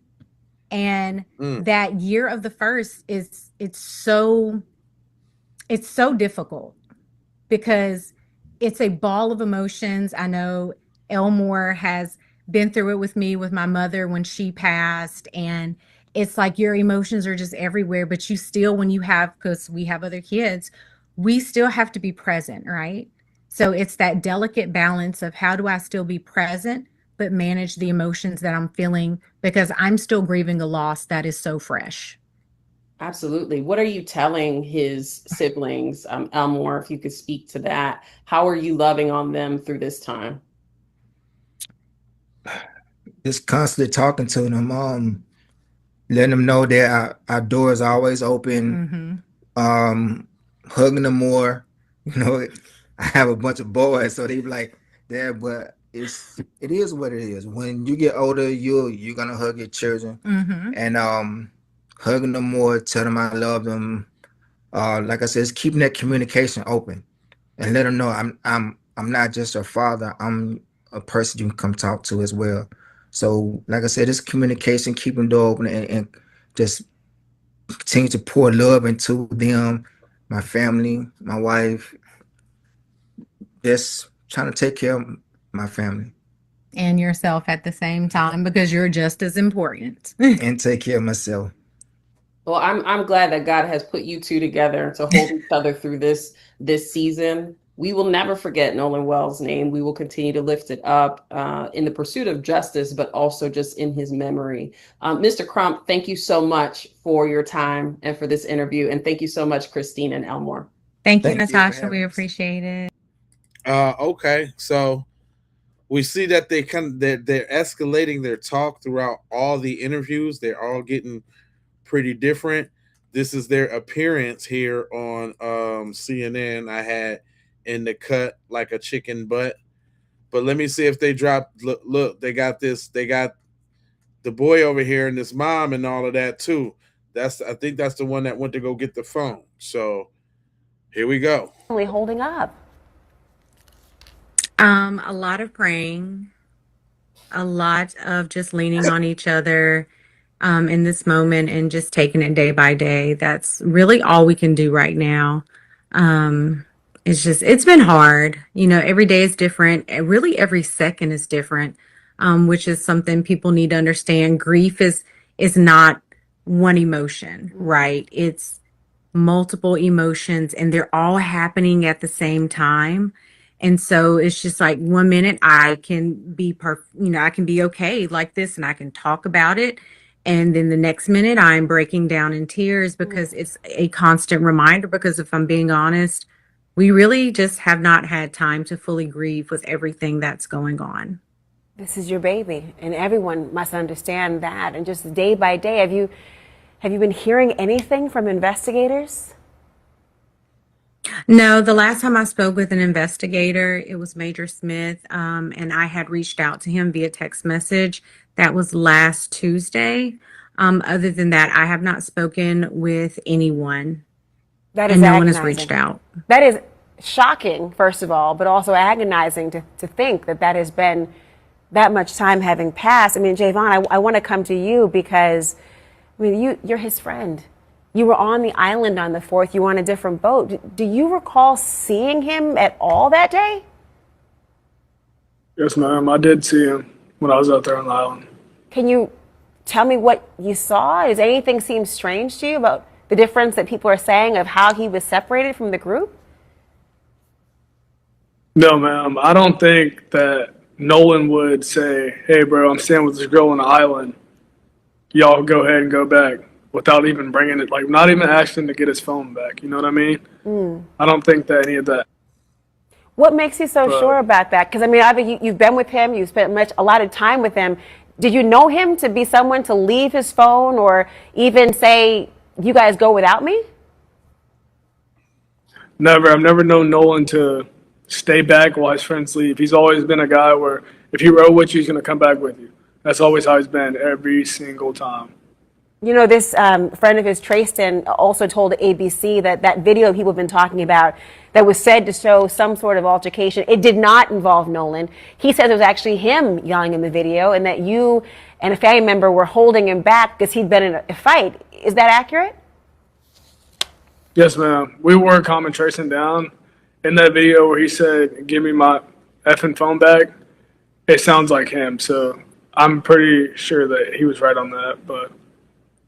Javon, I'm so sorry to think about what you must be going through and thinking about what's happened to Nolan. I mean, you mentioned a phone. Tashima, a huge question so many people have is why he would have left his cell phone behind. And you say you were the person who actually went and retrieved that phone for the family. How did you get your hands on the phone? Where was it? That is correct. Christine called me and told me, hey, where are the boys? Nolan hasn't been heard from since such and such time. Where are your boys? I said, well, you know why they black out their faces? Because they on code. Like we ain't all seen them damn pictures already. They on code. You already know. Javon is with his girlfriend, and I just spoke with Jalen, and they are headed to downtown, which I was literally getting ready to get in the shower to go downtown as well. She said, well, Nolan has been. So I instantly called with Christine on the phone, Javon. Javon said no, he hadn't seen Nolan since early on the island. And he was like, what? Are y'all serious? We was like, yes. And so Christine intervened in the conversation, said, Nolan has not been heard from since he left the island. So Javon was like, well, that's when I seen it. I haven't seen it since then. Again, everybody goes their separate ways. So I then hang up from Javon because obviously there's nothing he can say to tell me anything. So then Jalen, I call him. Jalen did not answer the phone. Christine again is on the phone. Jalen did not answer the phone. LeBaron, I called. He didn't answer the phone. I called LeBaron, which is their other friend, LeBaron Broomfield. He answered. He said, Jalen is in the gas station. Hold on. So he said, hey, Jalen, Mom on the phone. So he was like, Jalen, like, what's up, Mom? What's going on? I was like, hey, have y'all heard from Nolan? They said no. We have not heard from Nolan. But where was the phone? So I was like, well, okay. So that's when we started tracking the phone. Well, for Christine, it said I see. Didn't they say why? I thought I heard them say Wyatt in the phone the other day. See, when it come down to the nitty gritty, how they want to skip and bounce over the phone, man. That phone, fam, got a lot to do with. I'm just saying. That's right. Justice for Nolan. That's what's up. Where you tapping in from? Yeah, man, that phone, man. This is the fifth interview, and they've been skipping over that phone. Look how she started fumbling and bumbling. I don't think they can say nothing about that phone. I think that phone, man. Said, hey, Jalen, Mom on the phone. So he was like, Jalen, like, what's up, Mom? What's going on? I was like, hey, have y'all heard from Nolan? They said no. We have not heard from Nolan. But where was the phone? So I was like, well, look. So that's when we started tracking the phone. Well, for Christine, it said one place, but for them on Snapchat, it showed another place. So that's the place we went to. And it showed that everybody that was in the house, it was like a lot of people there. Like it was. See how she like that phone was where it's at? And that's where we went to. Over there, where the phone was. And there was some people there. It was the people. I'm not familiar with all the kids. I only know like one or two there. But it showed that the phone was at what a lot of people were at. So that's how we knew where to go to. We went there. They were all there. Yeah, you know what? He did. Shout out to probably Ben again, though. He definitely got them. He got them on 10 on exactly what they need to be on, because they are tiptoeing. Man. They were sitting there, lights off, watching TV. Did they immediately give you the phone? Because knowing that phone was there. It took about 15. They did. They gave me the phone, but it took about 15 minutes to get the phone. Because I even asked, I'm like, did y'all have to walk back to Horn Island to get the phone? Or like, where's the phone? Come on, man. So let me get this straight. Let's just recap this real quick. So you telling me the daddy got static going to his so-called friend's house for his keys to the car that was parked at his so-called friend's house. Then his mom's friend gets static going to pick up the phone where all the people was at.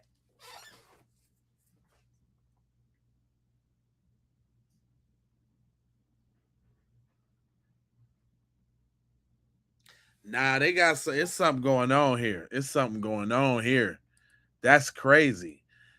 And because we didn't watch these videos, listen, you not up to speed. I'm sorry, Allegra, but we didn't been following this for I don't even know how many days I've made so many videos. So I apologize if you're not up to speed. And a lot of this information is true. We trying to pick up on the clues. And the reason why we're watching these videos so much is because we're trying to pick up on the clues that we haven't been able to get through the other testimonies. You see what I'm saying? It's a lot of stuff coming out in each and every video. But this one, we just noticing that now it's the skip and the hop and the bounce over where this phone was. And this phone is the big deal. I'm trying to tell y'all, it's this phone. Because they keep skipping over that. Because it took so long when they said it was when Wyatt told me it was in his truck, it took him so long to get the phone back to me. So when they brought the phone back, hold up. Uh-oh.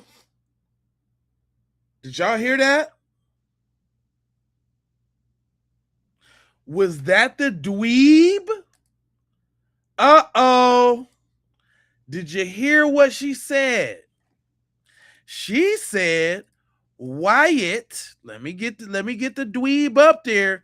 She said your boy blue bonnet bell bottom jacket Wyatt had the phone, gave him static.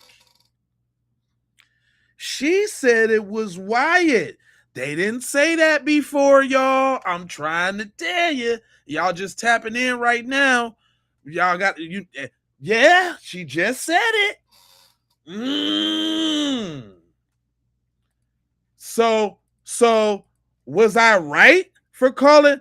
Was I right for was I right for calling the boy for saying? Y'all some damn devils. It ain't no other way. It ain't no other way. Was I wrong for calling the boy the devil? The devil spine? The dweeb devil spine? Yes, it was that Wyatt. Okay. Oh. Come on now. Jealous Wyatt. Dweeb devil jealous Wyatt.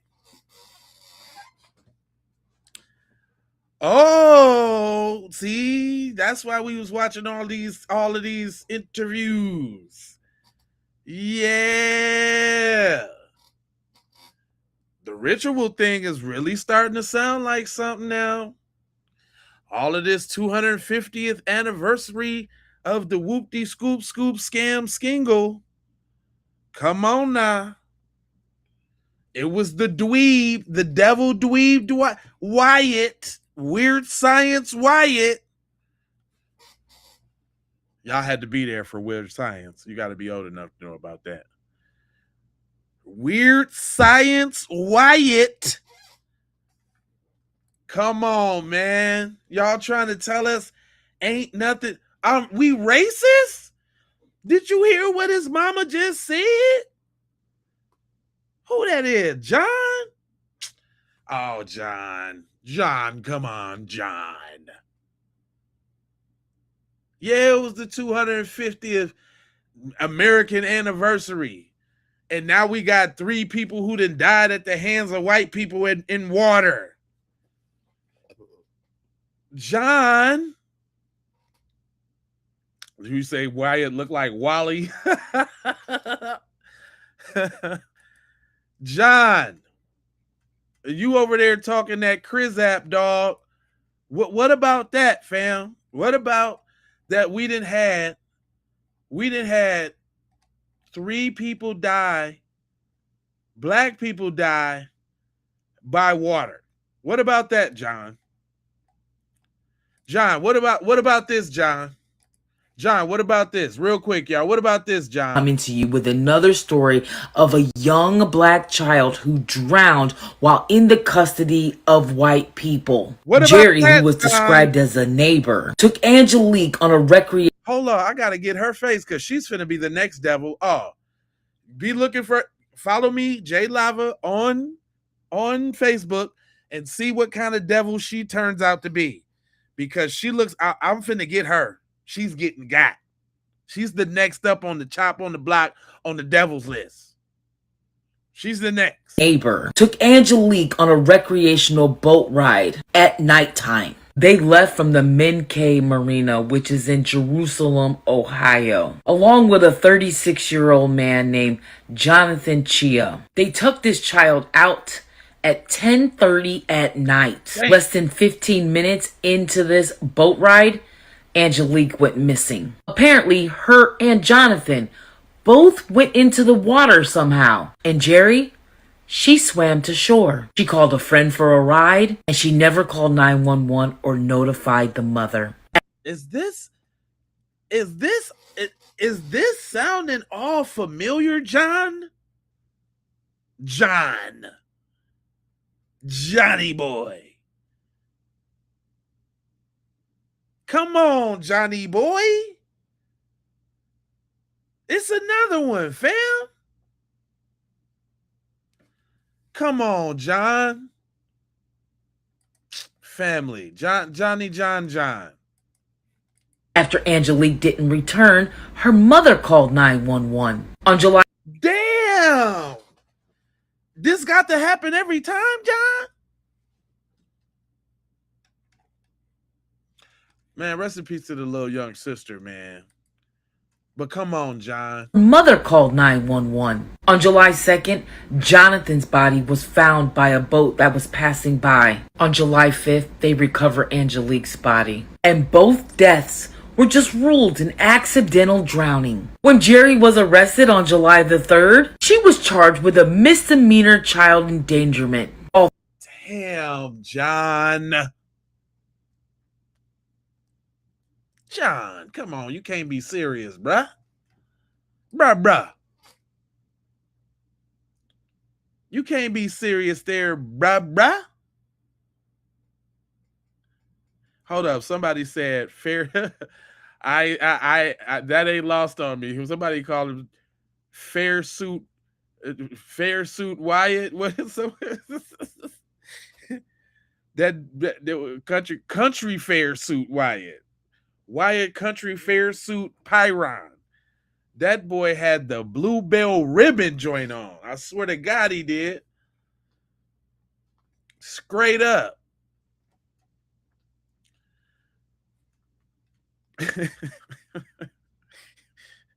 Y'all telling me this ain't coincidence? This a coincidence? And guess what? Hold on. While we in the spirit, the other dude, I done already got him. He already a devil. I done already got him. Hold on. Look, this the other one. Texas teen arrested months after 18-year-old Daniel Irvin drowned in a lake. Ray Hubbard Lake. Police say he allegedly tried to cover up what happened by hiding Daniel's clothes and throwing his phone instead of calling him for help. There we go with that phone again. There we go with the phone again. Leaving the scene again. Black people just come up to just, well, whatever. I don't know what happened again. There we go. Come on, John. Then we ain't even John. We ain't even talking about, is we talking about the hangings and all of that, John? John, we ain't even talking about all the hangings that been happening, John. John Joe Jamerico. What about the hangings? You care to explain this? How much you want to bet? Yes, another one. How much you want to bet? He gets a phone call late at night from his buddy over at the precinct to help him put a brother in a tree. And when I find that face in his name, he gonna be a devil too. I'm getting them all. Don't worry about it, y'all. I'm getting them all. I can see it in his eyes. He looked like a devil. He looks exactly like a devil. He would get up and go and do just that. You can look at this, and you can see the devil that it doesn't have a brain, all in there, that it doesn't have the capability to think. This is what we're dealing with. Come on now. This is what we're dealing with. That's it. There's no negotiating with animals. Devils. As they do not speak our language. They speak devilese. These are the assistants that love to lurk and come out of the shadows. How else are they getting so many black people in 1 year, 25? Did y'all know it was 25 people this year that was supposed to be done hung themselves, and they all be a suicide? They've been celebrating the 250th all year, up all the way up into it, with the grand finale, with the waterlogged grand finale.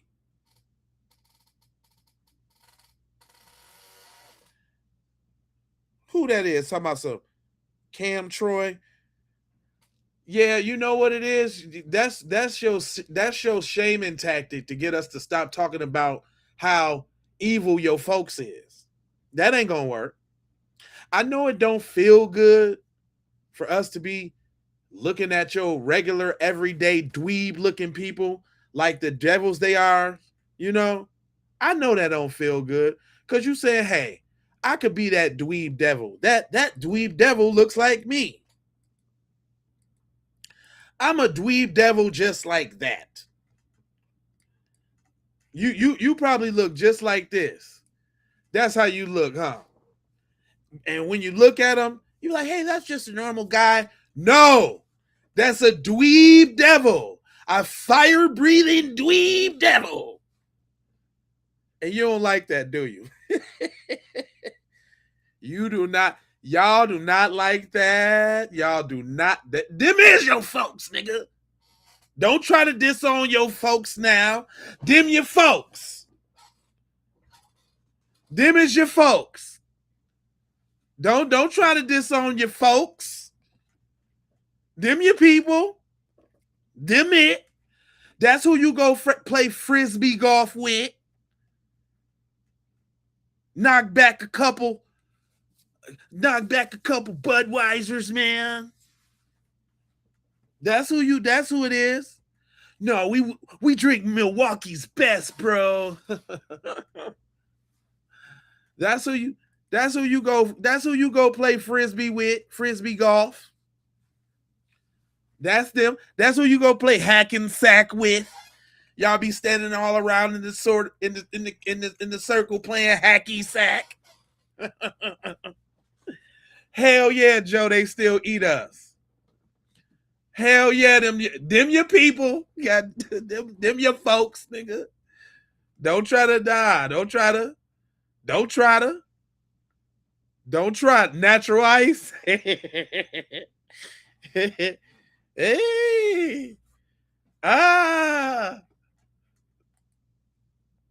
Coors. They look like you drink Coors, face ass. The can turns blue when it's cold, face ass. Pickleball. Nah. Cornhole. You know that's a cornhole champion right there. Beer pong, face ass. Beer pong champion of 23, face ass. Straight dweebs. Yeah, you know they be talking too much crap, so I kind of do gotta get them. But it's not like I'm off subject though. I'm just showing y'all the dweebification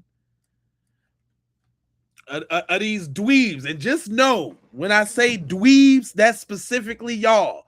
Never in the history of niggerdom has any black person been called a dweeb. Just know that.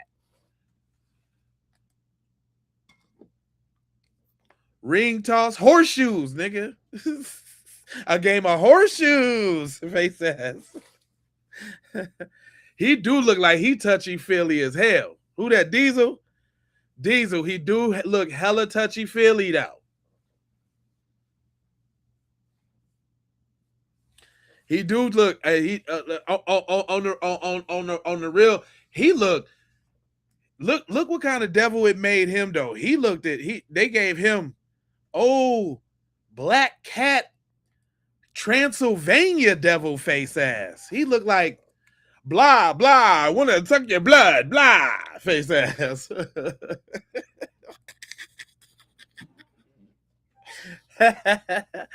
This nigga, man, listen. It's real interesting. And hold on, let's go back to the dweeb man. The dweeb, look how the dweeb got turned into a big muscular demon. Look at his demon. And why he got that cape on? He looked like a... Okay, I probably can't say that. I don't want him to get my stream, but he does look like a big Nacho Libre dweeb. A Nacho Libre demon dweeb. This guy. Straight up.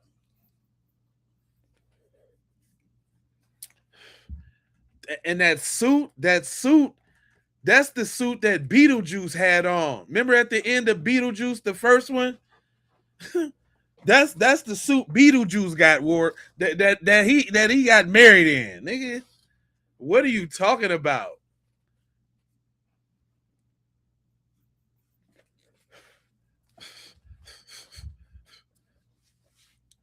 Come on, man.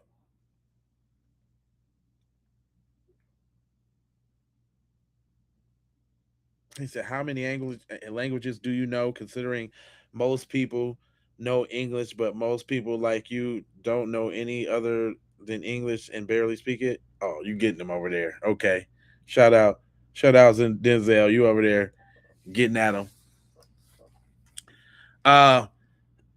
This is all I'm saying. Of course he know. You can guarantee it. Yeah, they don't know nothing about getting roasted. They not above getting roasted. They can get roasted.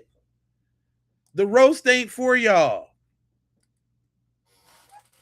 Especially your boy here, Puma Mike, Puma Joe Face. Look, he looked like he looked like Kevin from Home Alone when he grew up, face ass. He's a dweeb too. And then we ain't gonna talk about giraffe neck dweeb. We know all these dudes was straight jealous. But so the phone was at Wyatt's house, but the keys was at Warren's house though. Now correct me if I'm wrong, y'all. Correct me. It wasn't the keys at Warren's house, and there was somebody on the phone. I think Katie. I think it was Katie on the phone saying the keys was on the Xbox. You know, the seductive devil. Katie, the seductive devil. Now correct me now. Now we trying to put this together now.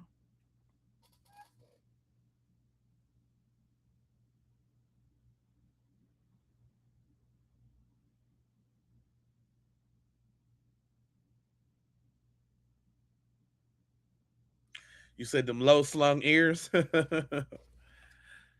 Boy, she fits the role though. I'm talking about as the deceiver. It's really about that fun. Look, they deleted the text messages, y'all, because it was gonna show what they was talking about between him and Katie, fam. It's gonna talk about what was happening between him and Katie, because that was the lure. That was the lure. Yeah, come out. I really want to see you. Sure, we should hang out. I really want to see you. We should hang out. Are you going to be at the party later?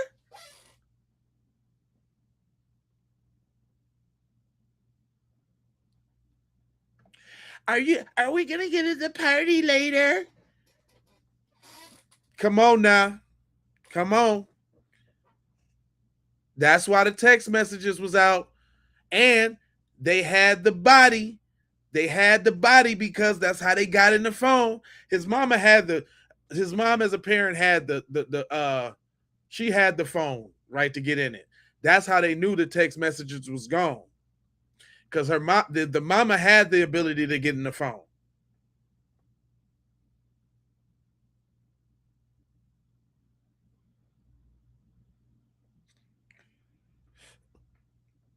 Oh yeah, they're gonna find the messages. They're definitely gonna find the messages. The messages, that's the least of the problems. Yeah, it's like, why are we mad? They the ones on here crying. We don't go to their spaces talking about nothing. But here they go over here mad. This is why they mad, son. This is why they mad. They are mad because we looking at them. All right, thanks for the subscription, man. This is what I do. I get at them, man, and I ain't holding no punches. Why not? I mean, what do we have to lose as black people, right? If you got a bonnet on your head, you ghetto. If you got a suit on, you still a nigga. Like, and see, listen, let me tell y'all something, y'all. The reason why I'm showing these images on my channel to y'all, because I found out something. By doing these, that's why I end up doing all the friends. Found them, suck them out. But this is what it is, man. They really feeling the heat, dude. For so long, people gave them folks the benefit of the doubt. Like, not all of them. Not all of them, man. We got some good ones, man. I got some friends. And so do I. And me and my white homeboy, we talked about this very situation. Shout out to Nick. But this is the thing, though. They like, y'all looking at all of us like that. You can't look at all of us like that. We ain't all racist. Well, wait a minute. Ain't we all thugs? Ain't we all on food stamps? DEI. Affirmative action. Right? Fatigue. Oh, that's another thing. Before I'm gonna come back to that point. But y'all ain't showing us this fatigue y'all got. Y'all got all this fatigue over here in the chat, don't you? Fatigue. Boy, fatigue don't stop your Twitter ass fingers from over here saying bullshit, do it? Fatigue don't stop that, do it? It's the fatigue for me. That's all I see in the comment sections on these videos of these devils. That's why nobody likes you guys now. That's why everybody's against you, because you act this way. Where is the fatigue now, fam?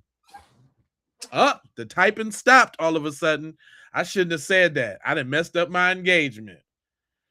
Got them shaking in they in they vans. Where's all the fatigue? I ain't seen no text from the busters after that. I ain't seen no. Now y'all just gonna watch in the background. I thought y'all had so much to say. I'm waiting for somebody to go N-I-G-G-E-R.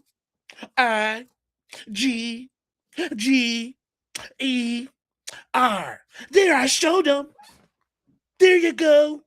Darn DeMarco. And shit like that.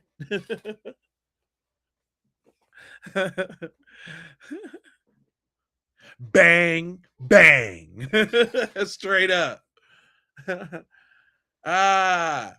Don't make you get fam. I got this thing. And I'm waiting for my mic to come in the mail because I'm gonna hook this thing up. I'm definitely getting some sound effects. That's all we need is some sound effects on this joint. It's finna be lit. It's finna be lit, cuz I'm definitely gonna have a Darn DeMarco, bang, bang, and shit like that. You gotta be a battle rap fan to know about that. Miss Bitchy, I'm cracking you up. Well, subscribe then and hit the like then, shout it. Shout out to all the members, man. As soon as we hit that 100 member mark, we doing members only streams where we can all clown and wild out. Shout out to all the members. I appreciate y'all. You said I need the sound. Oh, I'm getting the sound. I used to have the sounds on the broadcast. That was when I was streaming from OBS, and it had a lot more freedom as far as with the audio. This restream is different. Matter of fact, I'm gonna start putting the link in my link for restream in the thing. If y'all ever want to stream, you can hit my link and support the channel that way. Also, I need to get a Amazon link. Thank you, boo. I appreciate you now. That's right. Yeah, I'm gonna start hitting the battle rap. Man, they ass quiet in the church mouth, ain't they, Breeze? They don't be knowing who they messing with. This ain't the stream for that. Clap back if you can. Damn, this dude just hates white people. If this man was murdered, then get this man some justice. But don't celebrate this man's death with your BS racism. That doesn't even make sense. Chad, you sound like a Chad. That's probably how your voice is like all the time. Because that's stupid, Chad, what you just said. That's stupid. I just told you I got a bestest friend named Nick, and he's white. I can't be racist, bro. Ain't that something y'all be saying? He said that.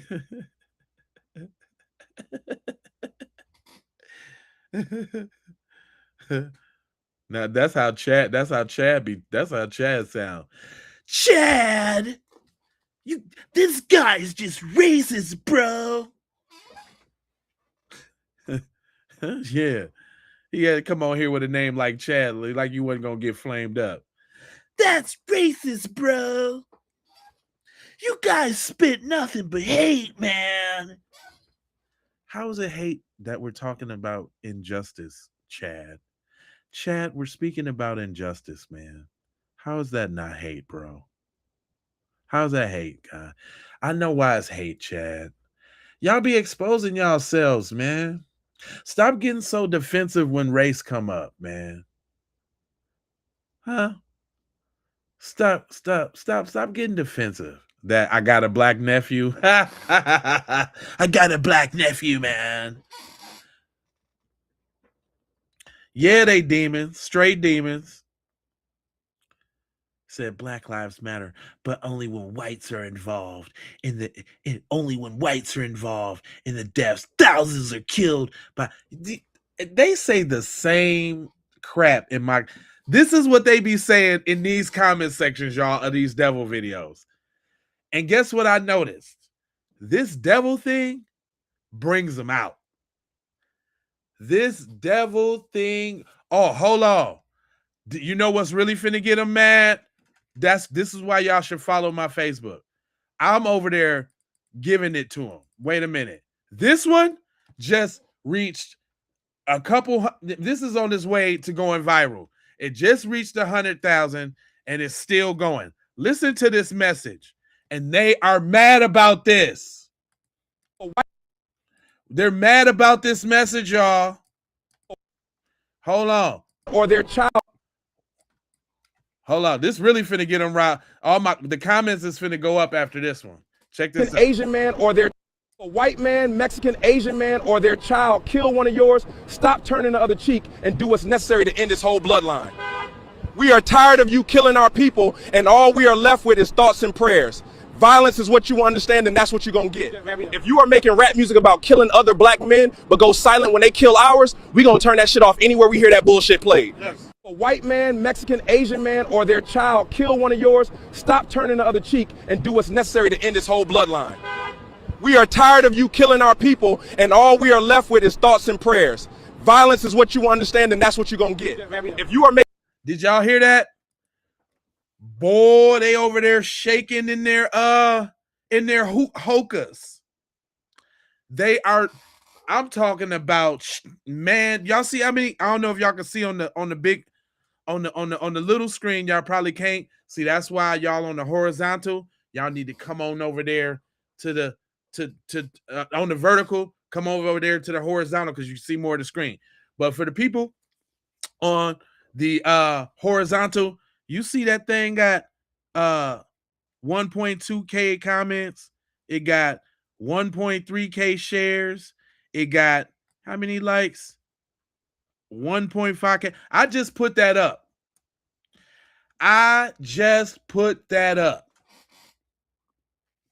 And boy, you talk about bringing the devils out. Boy, if I could show you, y'all can see the comments over here on this side. This why y'all need to come over here to the horizontal side, vertical people. Switch over. Whatever channel you on, just switch over to the horizontal side. But let me move the comments so y'all can see real quick. I'm going to move them over here. Look.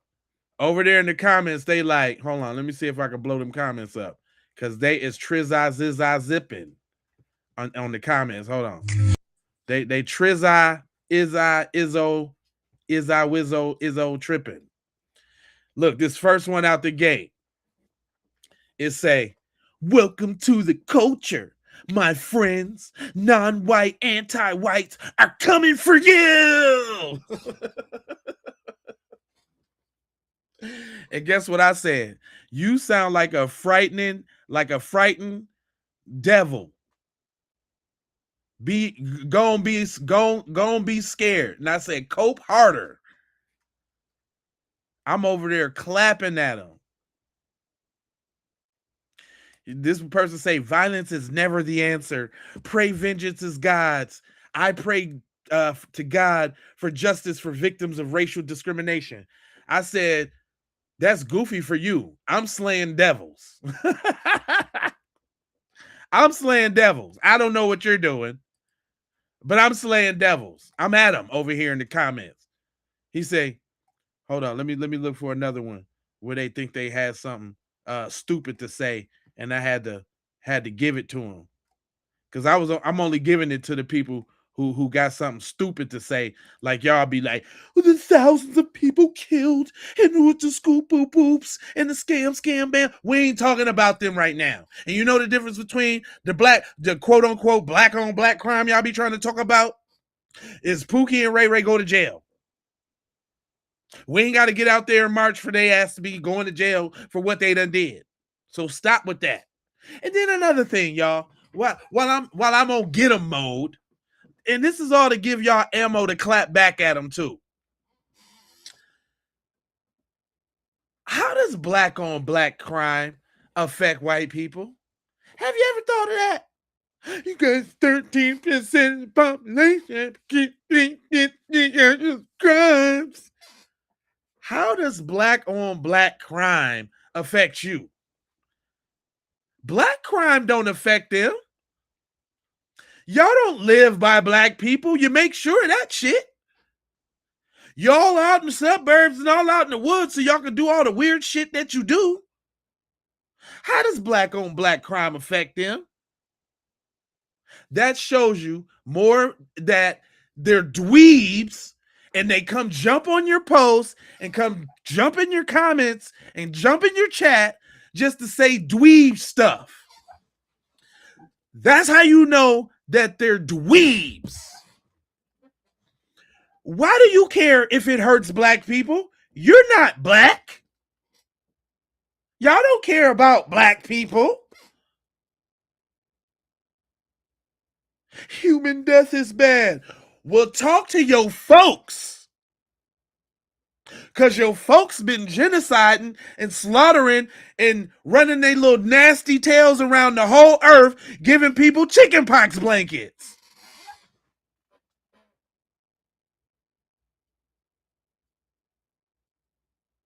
Talk to your folks, man.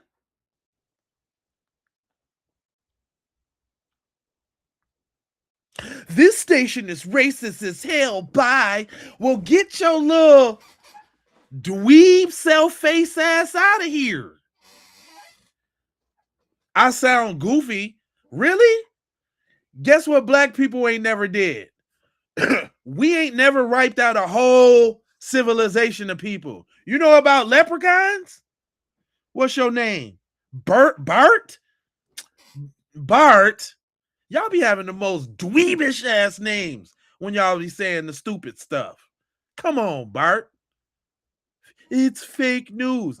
No, they ain't teaching y'all the real. Bart, you hold up. You got that older looking picture on here, Bart. How old is you, Bart? Bart, how old are you? You look like an older gentleman, Bart. Bart, were you at some of them picnics when you was young, Bart? Bart, you look young enough to be at some of them picnics when you was young, Bart. Oh, y'all ain't never heard niggas talking like this before, huh? Oh, y'all ain't know we get out like that? Oh, you must be hanging around your little African or your little Caribbean friends or something like that, and you must think it's sweet. Who said that? Odessa. Or you must be the token friend, Odessa. With that name, you the one that be around your white friends, letting them say the N-word and all that, and you be laughing it off, and you look like Folgers crystals? Is that you, Odessa?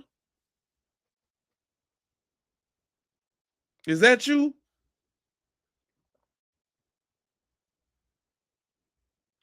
We ain't even, he said, uh-oh. Bart, you did what we thought you was going to. I knew you was going to do that, Bart. Did y'all ever notice that white dudes always bring up something on the moisture side of the game? Like they always fantasize and homoeroticize about some bussy. We over here having a nice clap back conversation, and here go Bart with the bussy.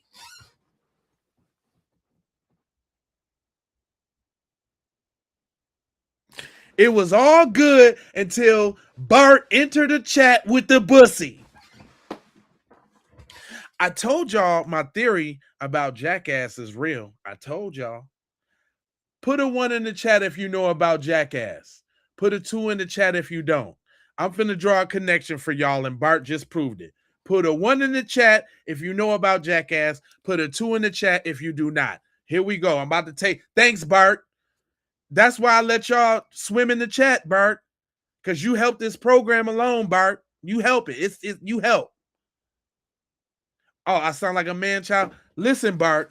Let me tell you something, Bart, about you and your folks. Guess what black people don't do, Bart? Guess what a term is that black friends didn't come up with, Bart?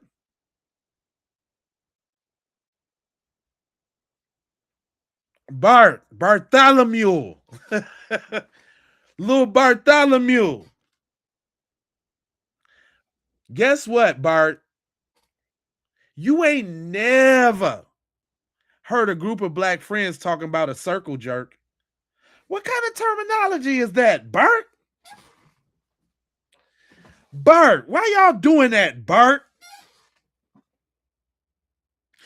Why you and your homies have circle jerks, Bart? Why, Bart? Bartholomew.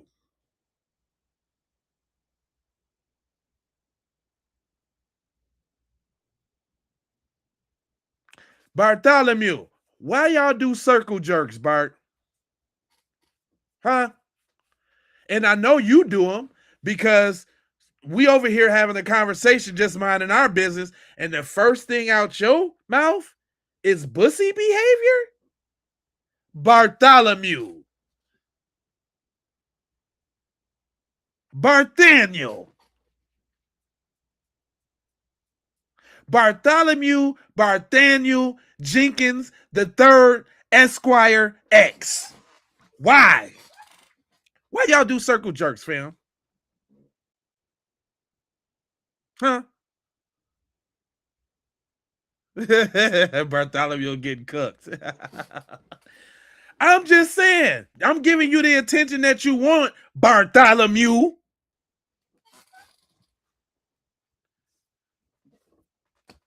Where you at, Bartholomew? Answer that question while you in my chat. Just answer that.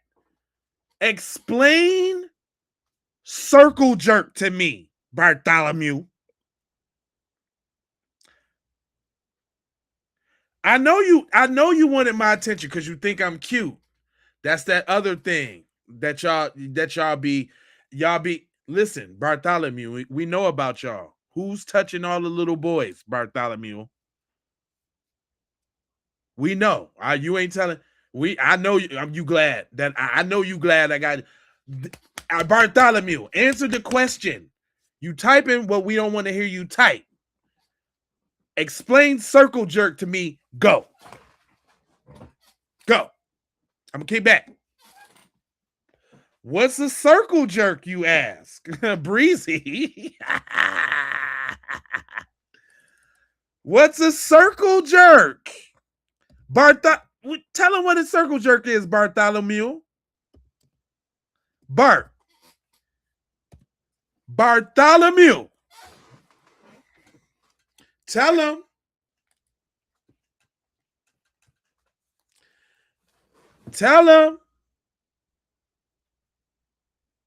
You ain't never heard. Bartholomew, you're lying. Bartholomew. Did y'all see Bartholomew sot his ass up in my chat and lie like that? Bartholomew. Leviticus Aloysius Capricious Jones. You lying. You lying, Bartholomew. Bartholomew, you lying.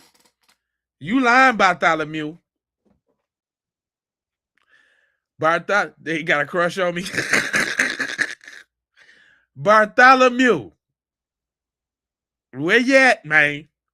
You know what a circle jerk is, fam.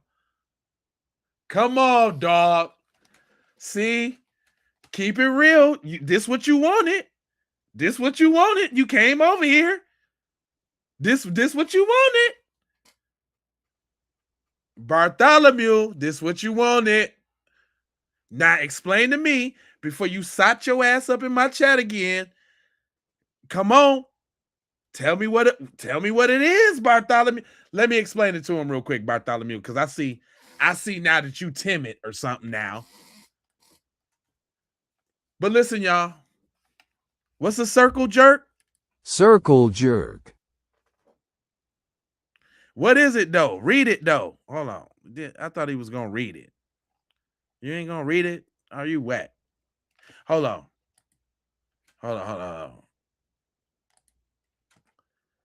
Could you tell me and explain to me what a circle jerk is? The term circle jerk has two meanings. It can refer to a group sex act, or it can mean a situation where a group excessively praises each other's opinions without outside input. But they ain't talking about that, though. We ain't talking about outside input. We know we're talking about you and your homeboys sitting around diddling each other to see who popped first. That's what a circle jerk is, y'all. And you can tell that Bartholomew is all about the jerk because the first thing that he came in here and said was something about the bussy. And that's typical for y'all. Now let me get back to this this jackass thing. Because Jackass is a movie where people like Bartholomew get together and they do pranks, okay? So like one of the pranks was like they be in a shopping basket, right? And push it into the medium and they fall out the basket, or push it over some bushes or something. Some real stupid idiot low IQ shit, right? But there's a couple of episodes. There's 3 movies of this. These are 3 box office smashes for Bartholomew and his homeboys. 3 box office smashes. But in one of these movies, right,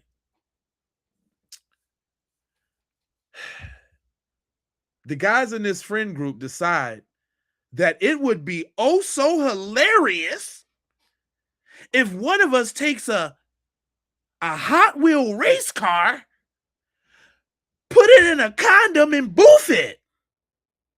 What? Huh? Wait a minute, time out. What you say?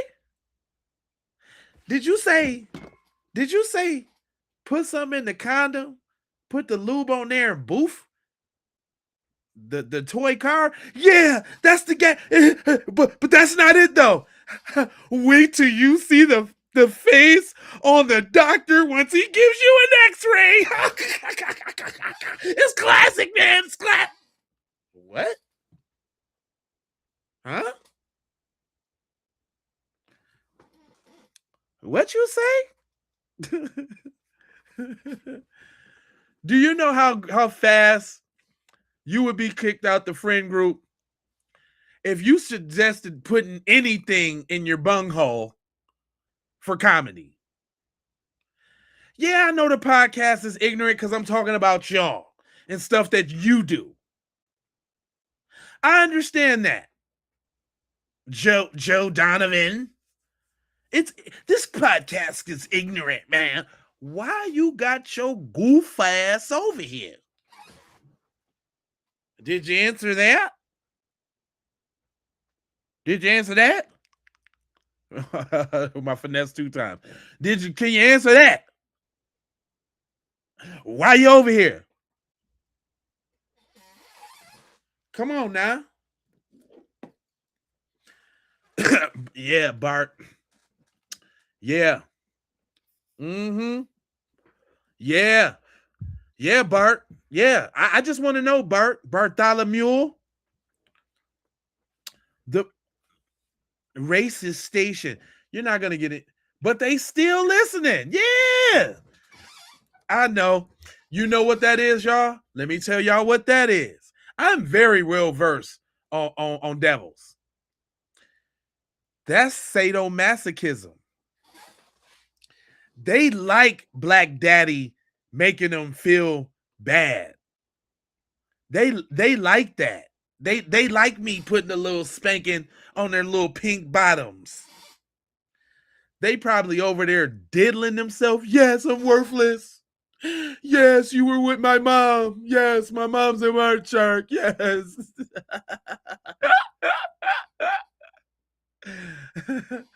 How am I? I'm just fine, man.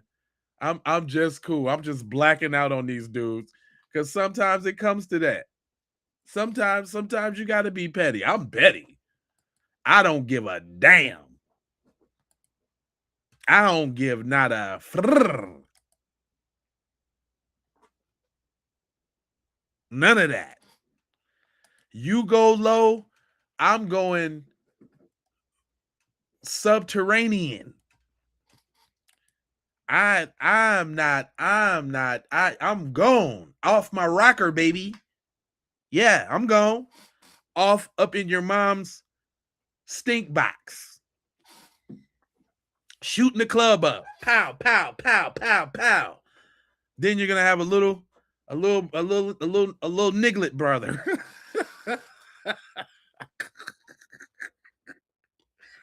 Oh, how would you feel with another little niglet brother after I shoot your mom's club up? pow, pow, pow, pow, pow, pow.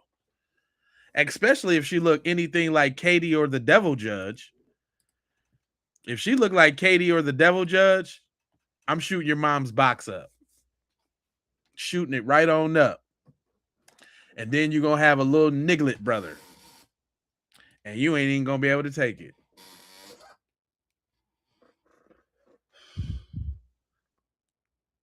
Yeah, it be taking them a long time to come up with some BS. How much do you wish your dad hugged you? I'm wondering how. I like that name. Wondering how. How did they be such dweebs? That's what we're wondering. Over here trying to mess up my program. Yeah, you didn't think I was gonna get you, did you? You ain't think that. There's more though. I still got some more videos. I ain't gonna let them stop the game, but I ain't never too petty to start with a roast session. Matter of fact, I look forward to it every joint. Matter of fact, that's why I put certain little videos together and have little topics just ready for y'all to drop on your head. But like everybody was saying, the whole thing was a setup. Everybody know that. The parents of Nolan Wells confirmed in an interview that Tristan Shepard, the young man who went on ABC News and did an interview saying a whole bunch of nothing, was not, in fact, one of Nolan's best friends. Have you spoken to Tristan since Nolan's passing, and how are you responding to his account of what happened? So first of all, we don't know Tristan. We've never met him.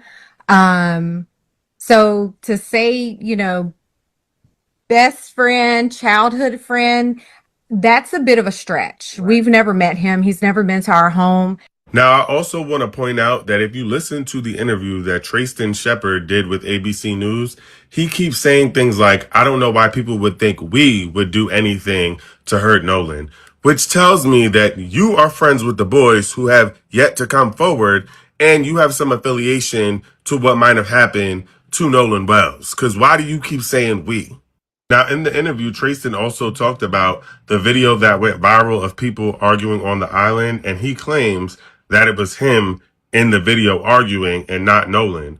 But according to Ben Crump's office, several people have called in and let them know that there were multiple arguments that happened on the beach that day. So if you were there, then you would know that your argument that you alleged is you is not the only argument that happened on the beach that day. Why not share that? And I noticed that y'all couldn't wait to jump on my man's his little what you think, what I'm saying about him, but that just shows more that y'all some jackasses. That's the new term, y'all. Y'all use that. Jackass. That signifies Bati boys. Gene, I know the little Sun Dodgers is up in here, Gene. I let him rock out because they be proving my point over there. But welcome to the channel, man. Make sure y'all hit that like button and subscribe because I'm over here. I'm working here.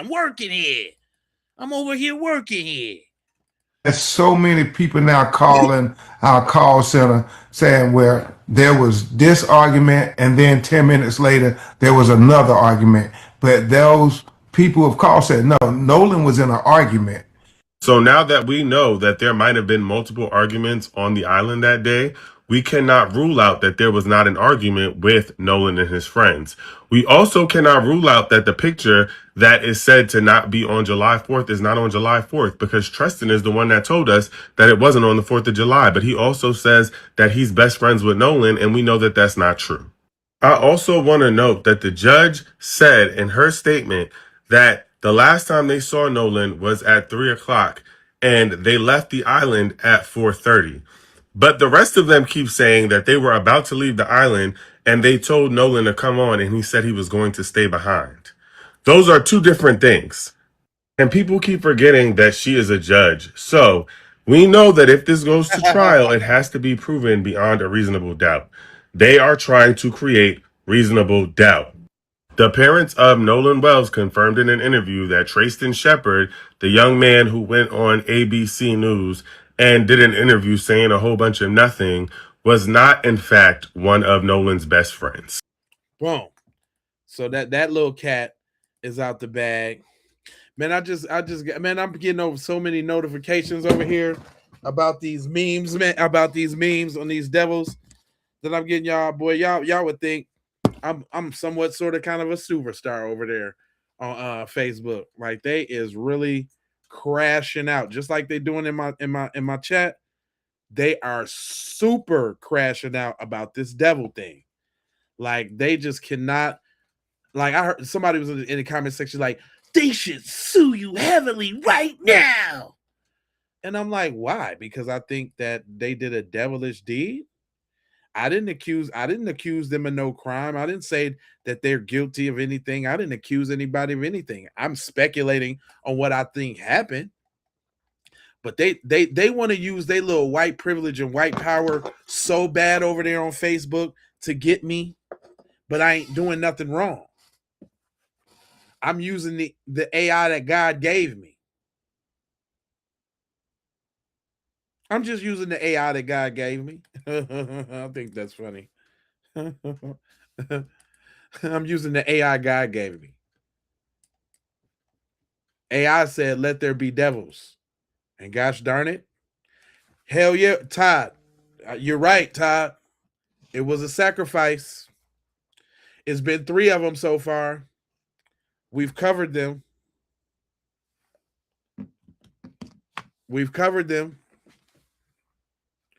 Definitely a form of symbolism. Yep. For that 250th American anniversary. Yep. Especially in Mississippi, the Confederate. Come on now. Marlo the OG. What up? Gene, whites are albinos. They come from us. That's right. He said, he said, we need more sacrifices. You know what? Y'all be so tough online.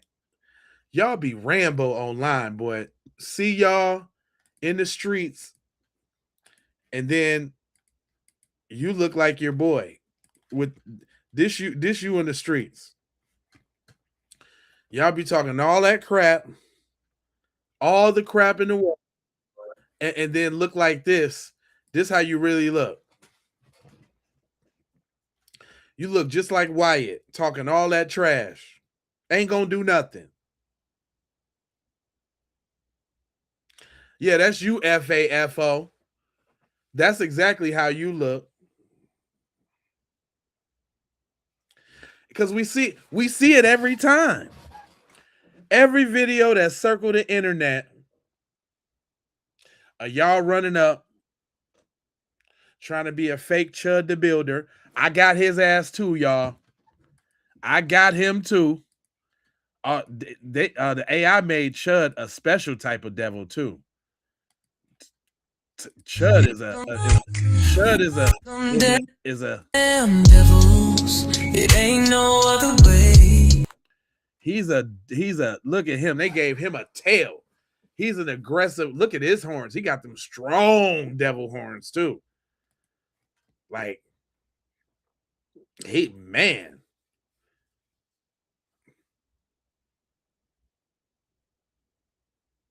Don't let me bring my alter ego big. Hey, bring them, crew. They ain't ready, but see, they ain't ready for people. They ain't ready for the B1 brigade. That's why I just be smacking them around. You know what I'm saying? F around and find out. That's not as bad as 2691, bro. I hope you know that. So when they hit y'all with the 1355, which is so unoriginal, which is you might as well just say watermelon felon and get it over with, because I know that's coming next, because y'all don't have nothing. You see how I just went on a whole tangent roasting your boy? Y'all can't do that. Y'all don't know how to do that. And 1355 ain't gonna get you there.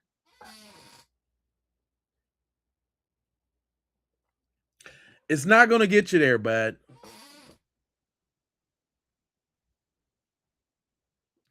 The male monkeys. Now I like snow roaches.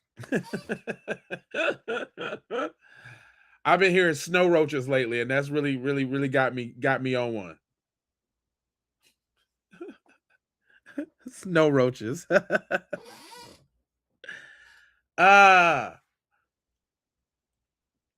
Sun Dodgers is one. They don't want none. Not big F around and find out. What you got to say now, little F around and find out? You done met your match now. You done met your match now. You hear a lot of you hear a lot of lip popping. Well, what? Schlep rock. You know what's funny? You know what's funny about that name, Schlep rock? Me and my homeboy had a rap group back in the day, and that was actually my name. And his name was Shamrock and Schlep rock. That's funny. But you ain't gonna do nothing. You a dweeb.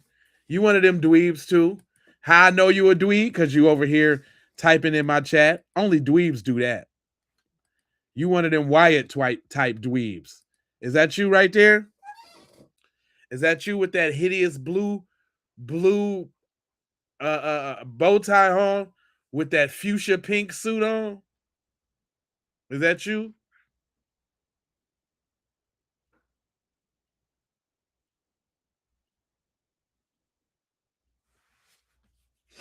He said, what can us albinos do to improve relations? Or are we too far gone? That's a good question. You know, you could check your little snow roaches in the chat. You know what I'm saying? And try to talk some sense into them. But I know that's an uphill battle. I play white people on the channel all the time, and they shun them. They don't want to hear the real. You even got folks out there using AI to talk about the mama. This how y'all do. I will not hold a funeral. How y'all dweebs do. You got dweebs at the crib making AI about the Nolan's mom.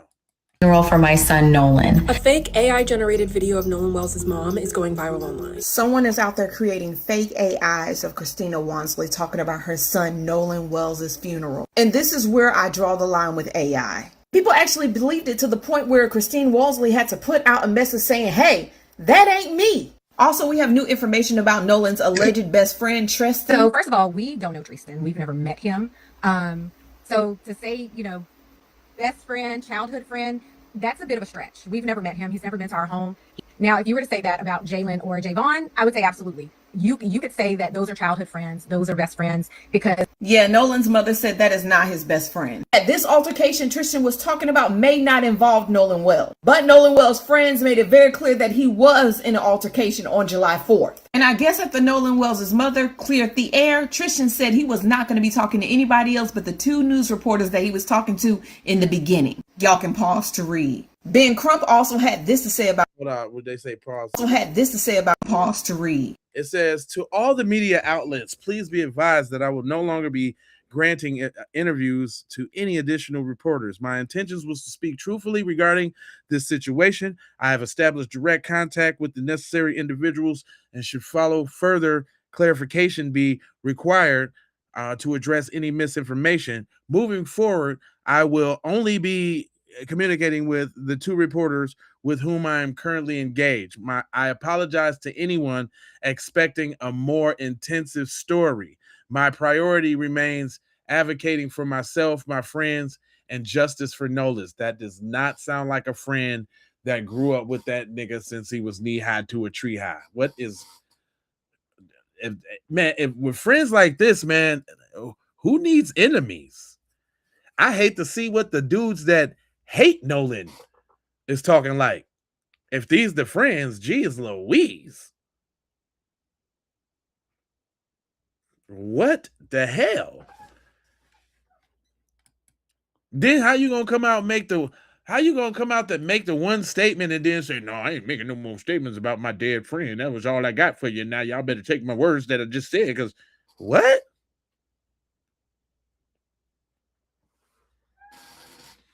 Yeah, that's the good question, Miss Bitchy.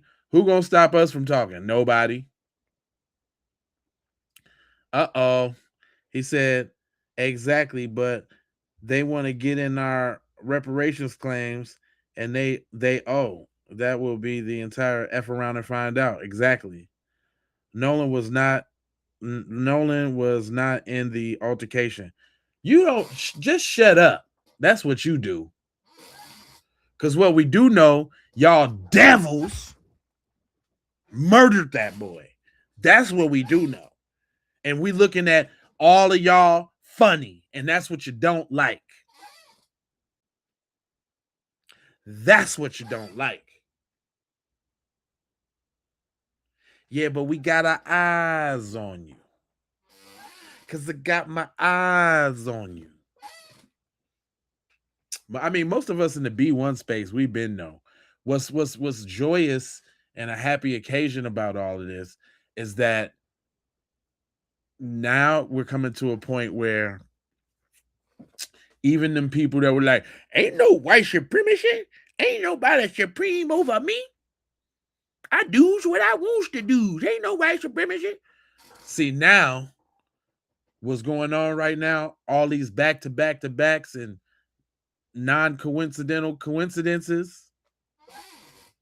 Now people cannot deny it is what it is out here. I think this is great, y'all. I think this is a good thing. I think it's going to get worse before it get a lot better. I mean, the aim is to replace the system of white supremacy with a system of justice. And that's not going to be easy because you see we got, I mean, even on a basic level, we can't even have a decent conversation without jealous dweeb devils in your chat speaking nonsense.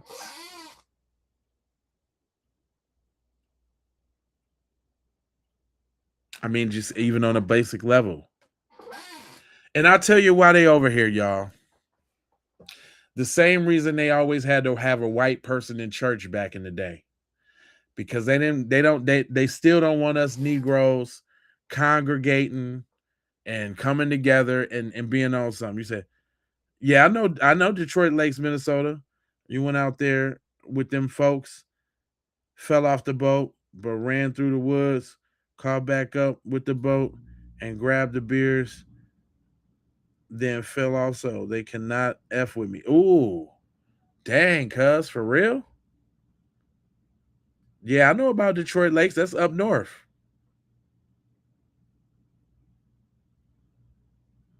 That's up north. Who that said some goofy?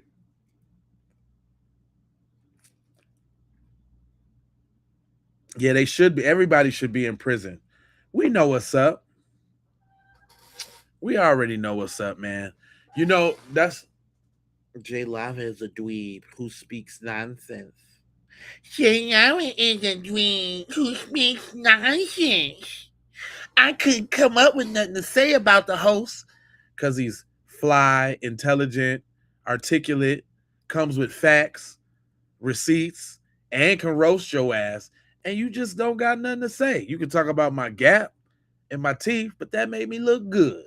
You're still a dweeb. You still a dweeb. I'm going to be me, and you still going to be a dweeb.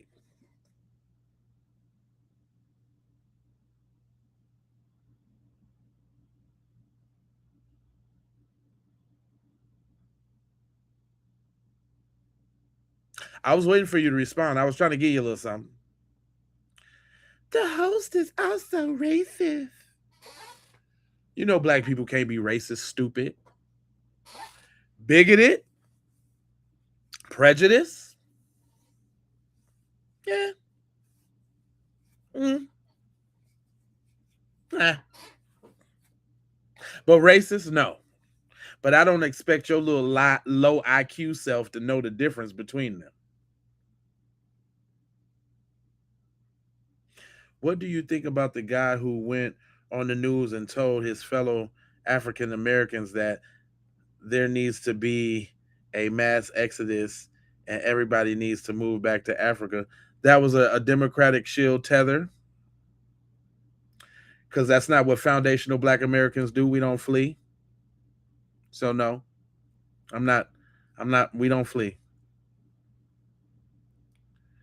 You will meet the devil someday. The devil and the God and devil ain't real.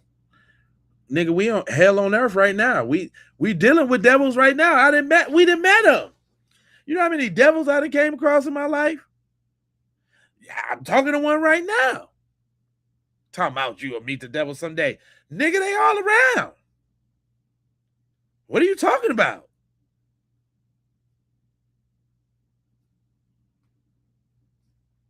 Joe, what you talking about?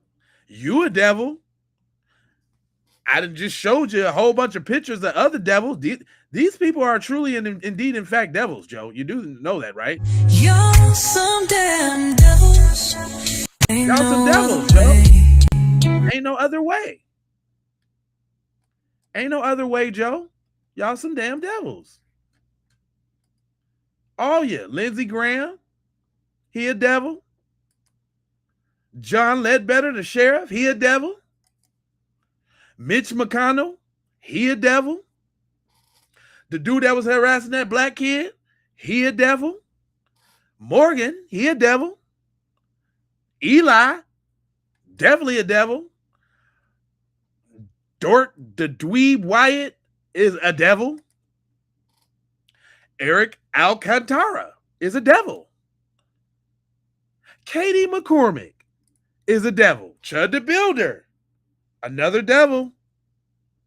This guy, what's his name? Adam Hoffman, the Waco attorney that was charged in alleged sexual assault of children, arrested again because allegedly he violated his court order to stay away from children under 17. That's a devil. We know them, bud. They're all around, bro.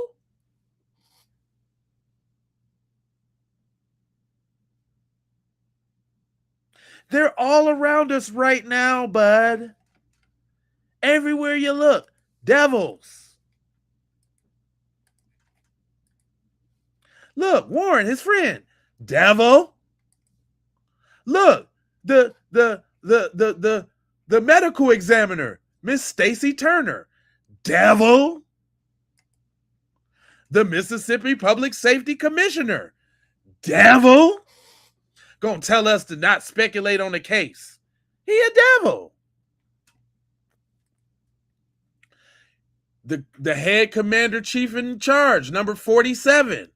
He a devil too. Had to pay that lady $5.8 million for the little sexual abuse. He won too. Look, they turned him into a Super Saiyan devil. Look. Turn him into a Super Saiyan. Look at your boy right there. Is that y'all boy? Is that your boy? Is that your boy? The head devil in charge? Is that your boy? Huh? Huh? How that feel? Is that your man's? Look at him. He look like Sonic the Hedge Devil. Huh? Is that your boy? Yeah, because I got him too. I got him too. Uh-huh. Yup. Is that your boy? Who is that? Rick Chow, the one that y'all was trying to rally against? He won too. Let's not leave out the Chowster. He a devil too. Huh? Huh? Can't hear ya. Huh? Who is this guy? Is that the Bethel police officer that resigned after he faces 70 counts of SWEX crimes? He a devil. Why we ain't over there on the space about this, y'all? This is my question though, real quick, for my viewers and them too. The ones that's checking in my comments. Why don't y'all invite us over to y'all space about this? Why y'all not having a space about this? About the epidemic of touchy-feely monsters in y'all community. Why y'all ain't got having a space about that? Huh? Do y'all not care about the children?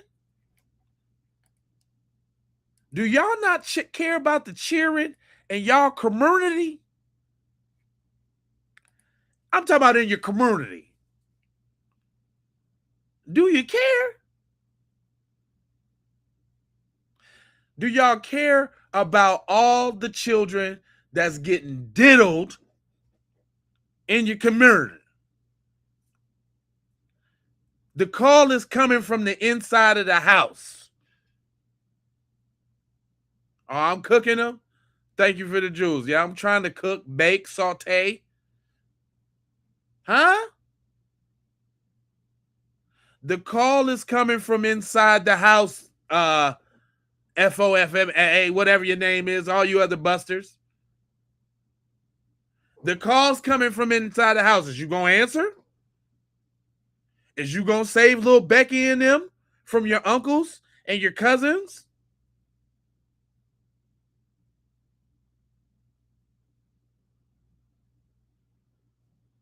Y'all can't do that because y'all over here in our spaces talking about what we talking about.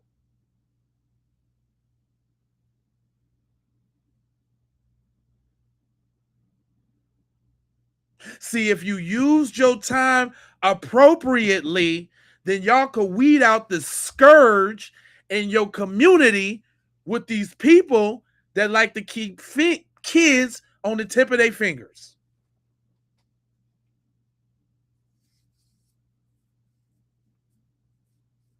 If y'all was so concerned about the state of y'all community, then y'all would stop these dudes from corrupting the youth like that. What kind of mans is y'all? Is Tim Tebow the only one that's going to speak up and tell the truth?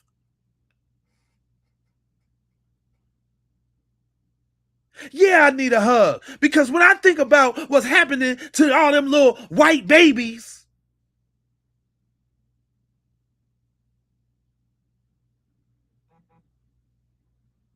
look, let me put y'all up on some game.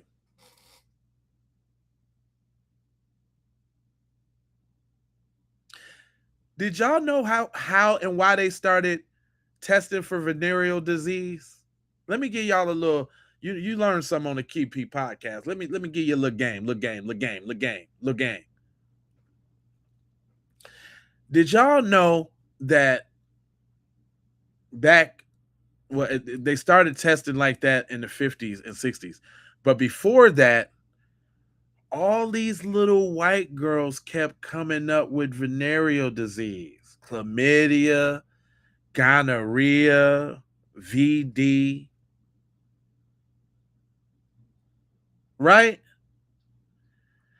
And the doctors couldn't figure out where it was coming from because they ain't no way they getting it at the crib.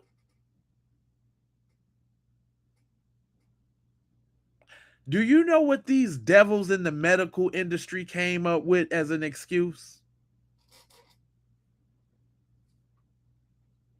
The medical industry said that the girls must have got it from the toilet seat or touching doorknob handles and spreading the infection to the cooter booter. Not the daddies. Oh no, not the brothers.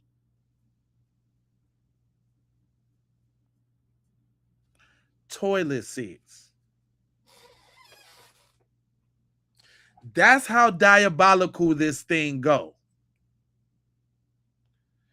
Y'all been doing this to them children for so long. And I'm just wondering. Stop me when I'm lying. Go look up what I'm saying since I'm so low IQ. Go look up what I'm saying about your folks.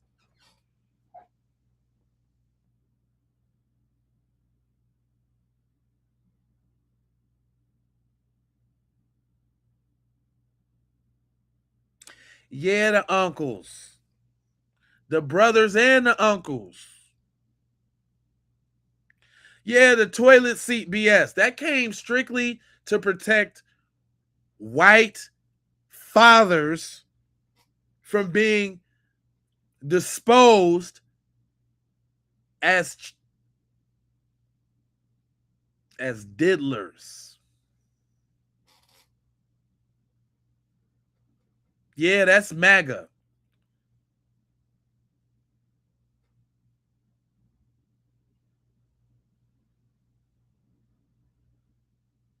Meddling at home with girls all the time. That's MAGA.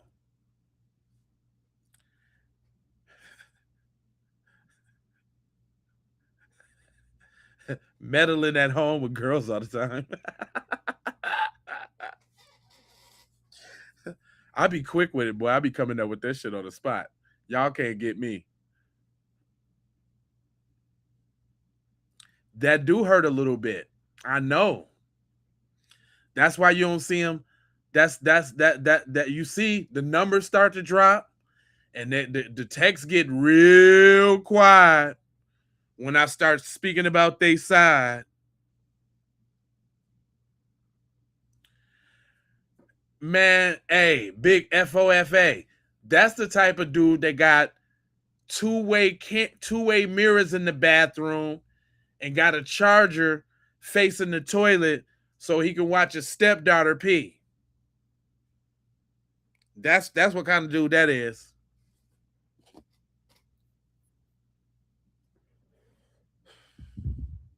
That's what kind of dude he is.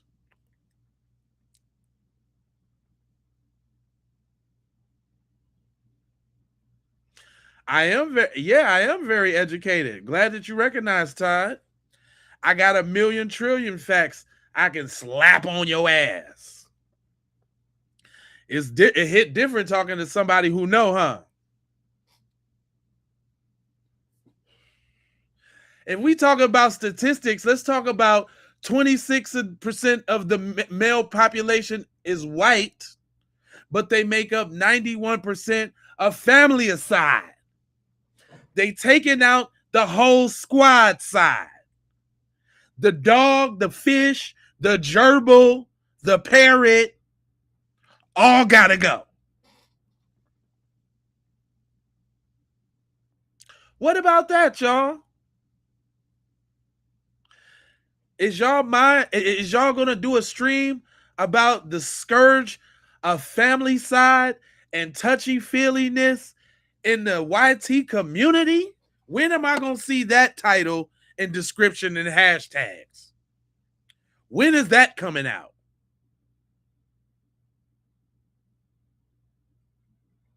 Long live the king? Are you talking about the one that had 14-year-old Priscilla? That king? Oh, you talking about the one that they idolized that had the little girl? That one? Oh, this is how I do it over here, Clay. You might as well go and hit that like button and subscribe, buddy. This is what we do. You talking about the king? Elvis Touch-a-Lot Presley? Elvis Baby Bonnet Presley? Elvis Training Bra Presley. You talking about him?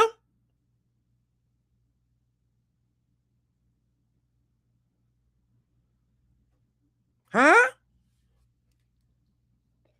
Oh, Trump is king. Are you talking about Sonic the Devil Hedgehog? Hold on, I did him too. That's who you talking about? The one that just cashed out $5.8 million to Gene Carroll for being liable for sexual abuse and defamation? That's your king?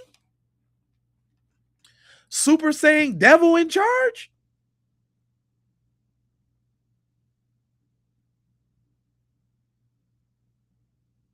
Oh, okay. Okay.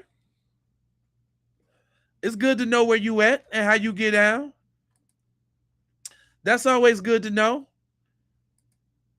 And see, that's what I be saying about them folks, y'all. Listen to the people that they throw up as the people they look up to. Why all y'all heroes is degenerates, genocidal, homicidal, rapists, maniac? Why all the people y'all look up to?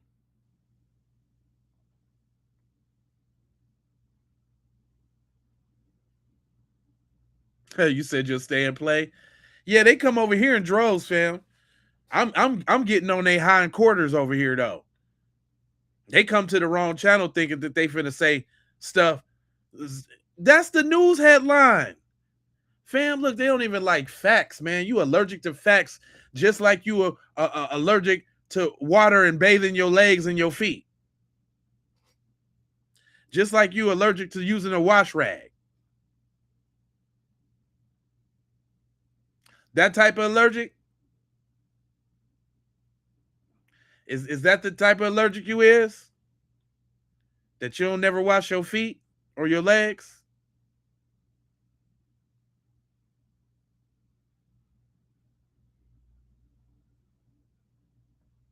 Huh? Who is our heroes? Drug dealers, thugs, and rappers? You know better than that. You know better than that. You know we got the most noble, heroic figures in history in the world. You know that. Because every time y'all feel oppressed for no reason, y'all try to quote Dr. King or somebody.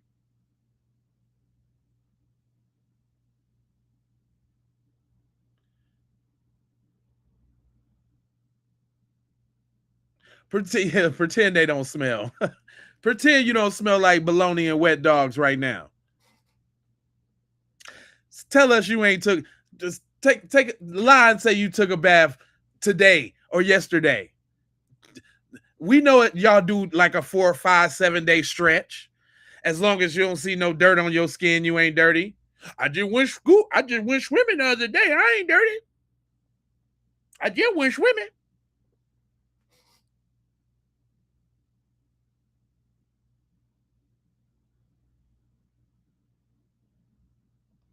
Y'all stinky fruit. That's what's up with you, stinky fruit. Matter of fact, y'all, on the album, I got a song called Wash Your Ass. I got a song called Wash Your Ass. They stink. Take a bath. It's just like the Devil song. I wish I could play it for y'all. I swear I wish I could play it.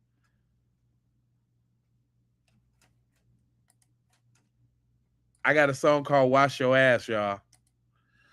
Hey, we used to make AI videos, right?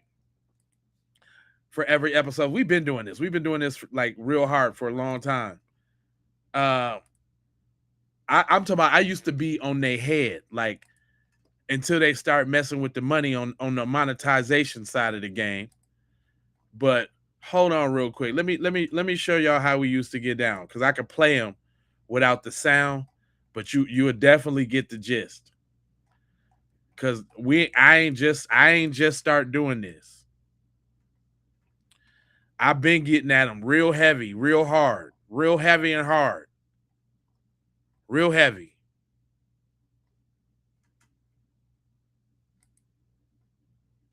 Look, I used to start the episodes with like an AI video. Look, this is an episode called The Solidarity of Stank.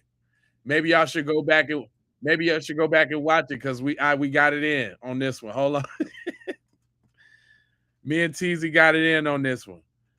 But hold on, I want y'all to see the video in the beginning, because I did like this, the thumbnail. I used to turn all the thumbnails into videos, right? Hold on, check it out. I used to turn all the thumbnails into videos. So I'm introducing it like I used to, right? But check this out. Check how the video look when it come in, y'all. This why y'all got to be on the horizontal and not the vertical feed, so you can see. But check this out, y'all. I've been on them. I've been on them, fam. Like, I ain't just start doing this. Coming in, go ahead and give us a like, hit that subscribe button, and we're going to take you on a journey. We also... Oh, I just got one. Did you get one? Well, listen, we're going to take you on a journey. There we go. There we go. Going to take you guys on a journey into how the funky do it. We'll be right back on the Keep Gas. You don't use a wash rag. Oh no. On the album. You don't wash your hands. Ooh wee. You don't shower. Somebody come get your mans. You so nasty. You trifling. You stinking. It's sad. Go take a bath. Go wash your ass. Go wash your ass right now. It stinks. Go wash your ass right now. Take a bath. Ain't no reason to be smelling your ass. Y'all thought I was playing when I said we made the pettiest album in the whole world. Foundational Foolery. Go stream that. It's got some cuts on there. It's got some cuts on there. It's what I'm trying to tell you. That's how we get down over here on the Keep It P podcast, buddy. Go wash your bunkie. Because it stinks.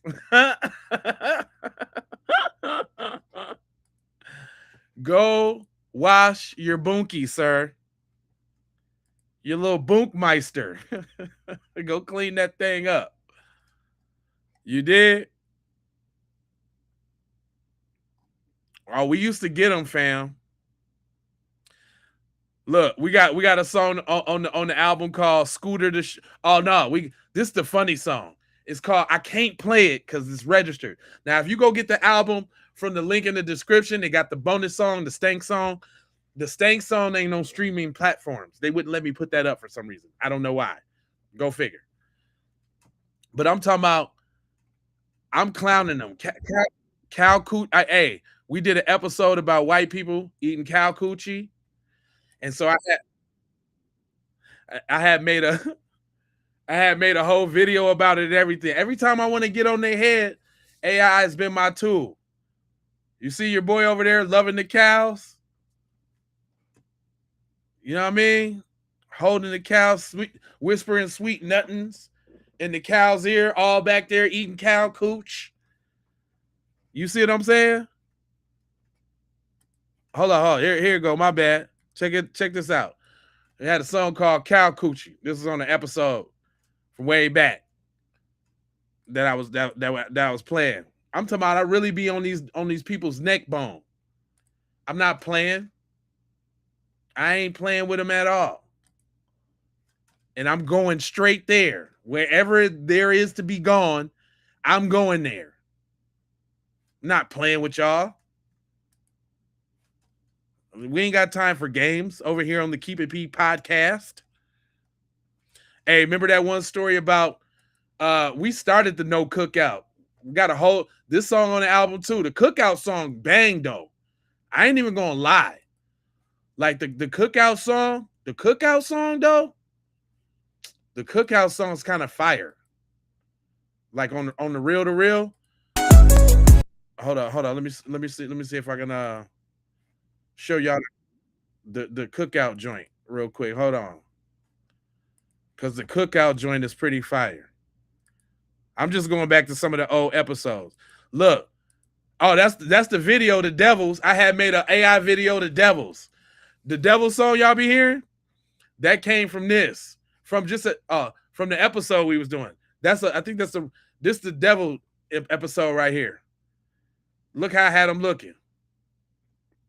That's why y'all got to be on the horizontal, not the vertical, so you can see stuff like this. But I'm taking them straight there though. I'm making fun of all of them folks. Devils. Not playing. No games. I don't care.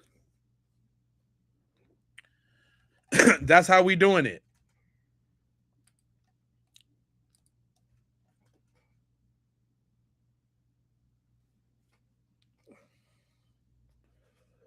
Yes, sir. Oh yeah, get on. Yep.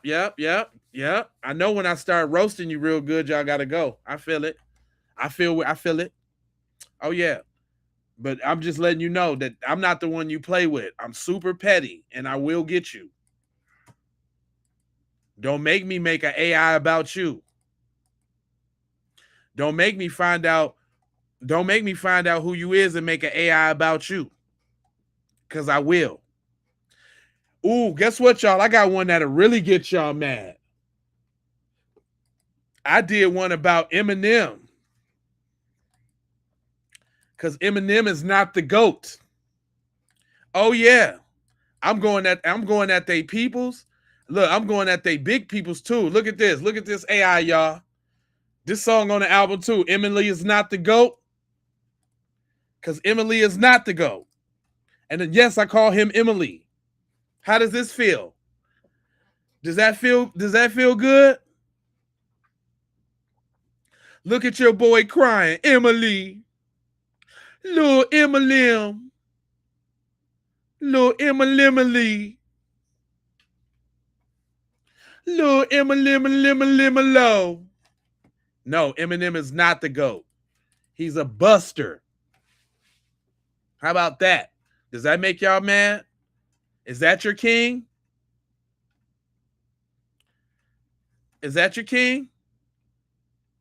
Emily is not our GOAT. How about that?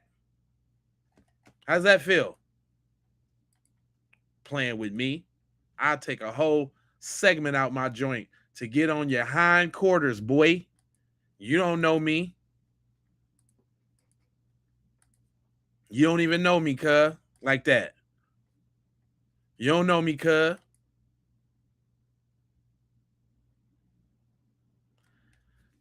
Oh, look. Ooh, y'all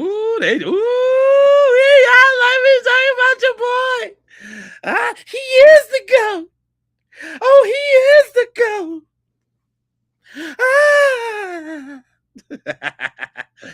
Yeah, let me leave that picture up for a second. Yeah. Is this your king?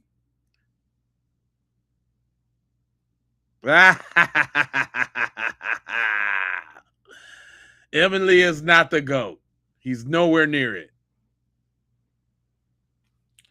I know. They kicked it off with Vanilla Ice. They've been trying to get one in there since Vanilla Ice. Yep, they've been trying to get one on in there since Vanilla Ice.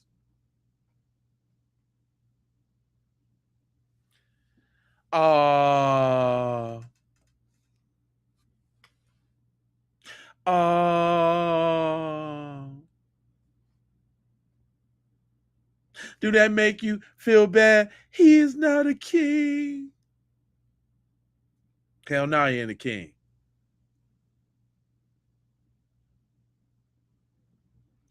Is Nolan going to be on my show? That's about the most original thing you came up with all night. You still a buster.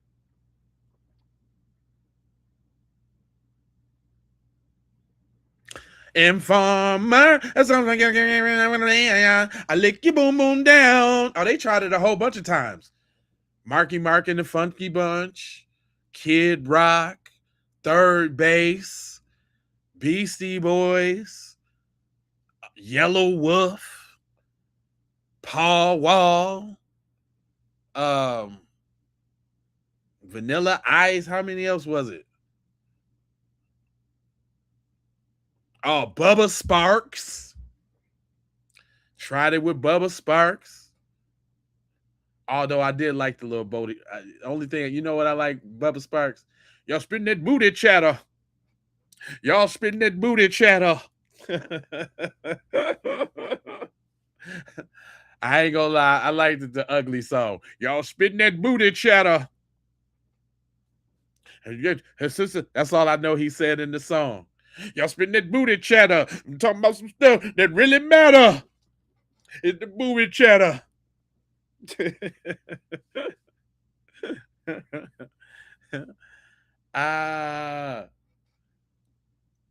Third base wasn't no damn platinum. Shut up, boy. Shut up. Snow neither. John B neither. Shut up. Paul Wall cool. Paul Wall married to a black woman, and he never said nothing funny. But then again, you married to a black woman. Why we don't ever hear you speak up and speak out on no shit, Paul Wall? So F him. F him. Nope, Paul Wall can get it too. Nope. Matter of fact, they all can get it. All them little wiggers that like to rap, that don't never say nothing when something happens. All of them can get it. All of them. They can get it too.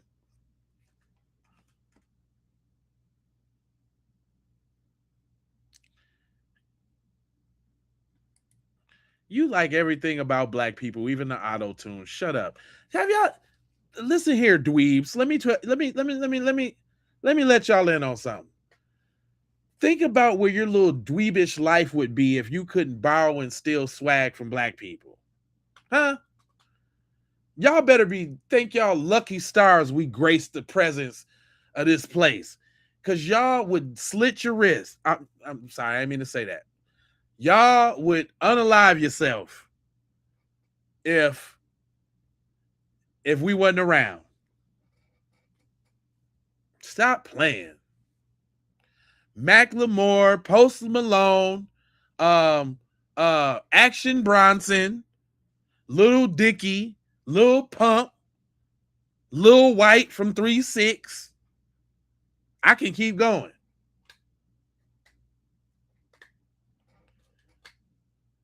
You don't even know where your life would be if you couldn't borrow and steal swag and look to black people to see what the standard was so you can try to be cool. Shut up.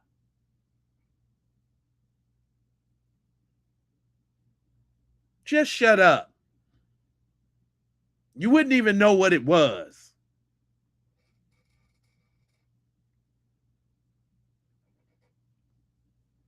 You wouldn't even know how to talk to a girl right. You already can't dance, can't dress.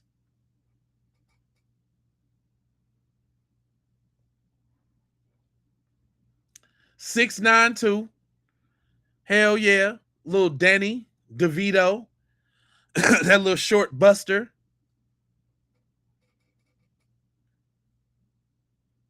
Yeah, they was all one-hit wonders. They ain't really do nothing. House of Pain. Jump Around Throat. Cypress Hill, all of them.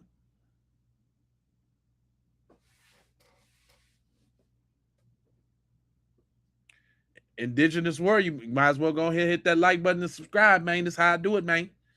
I be having a program put together. This is going on hour 5. I don't even be really meaning to go this far all the time. But when the spirit move me, they be giving me adrenaline to keep the roast session going. We running up on about 5 hours. Throw a little something on the tab for the boy, because I be cooking them. You said in too deep? Not sipping purple chongos. In the back, sipping purple chongos. You ain't know I knew that, huh, boy? You ain't know I knew that. Not in the back, sipping purple chongos.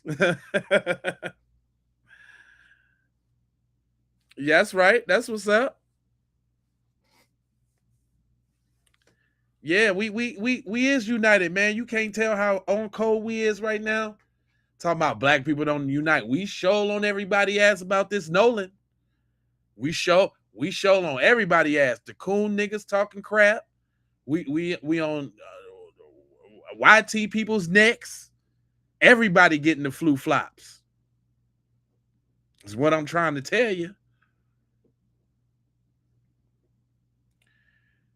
Your cars are stupid looking, and your clothes are stupid. Your hair is dumb, and really ain't nothing good about you, which is the reason why you over here. Yeah, you kind of disproved that one, buddy. Not the back, not the sipping purple chongos. That's back to the hotel in the back, sipping purple chongos. You got to know the song. I know all the words of the song.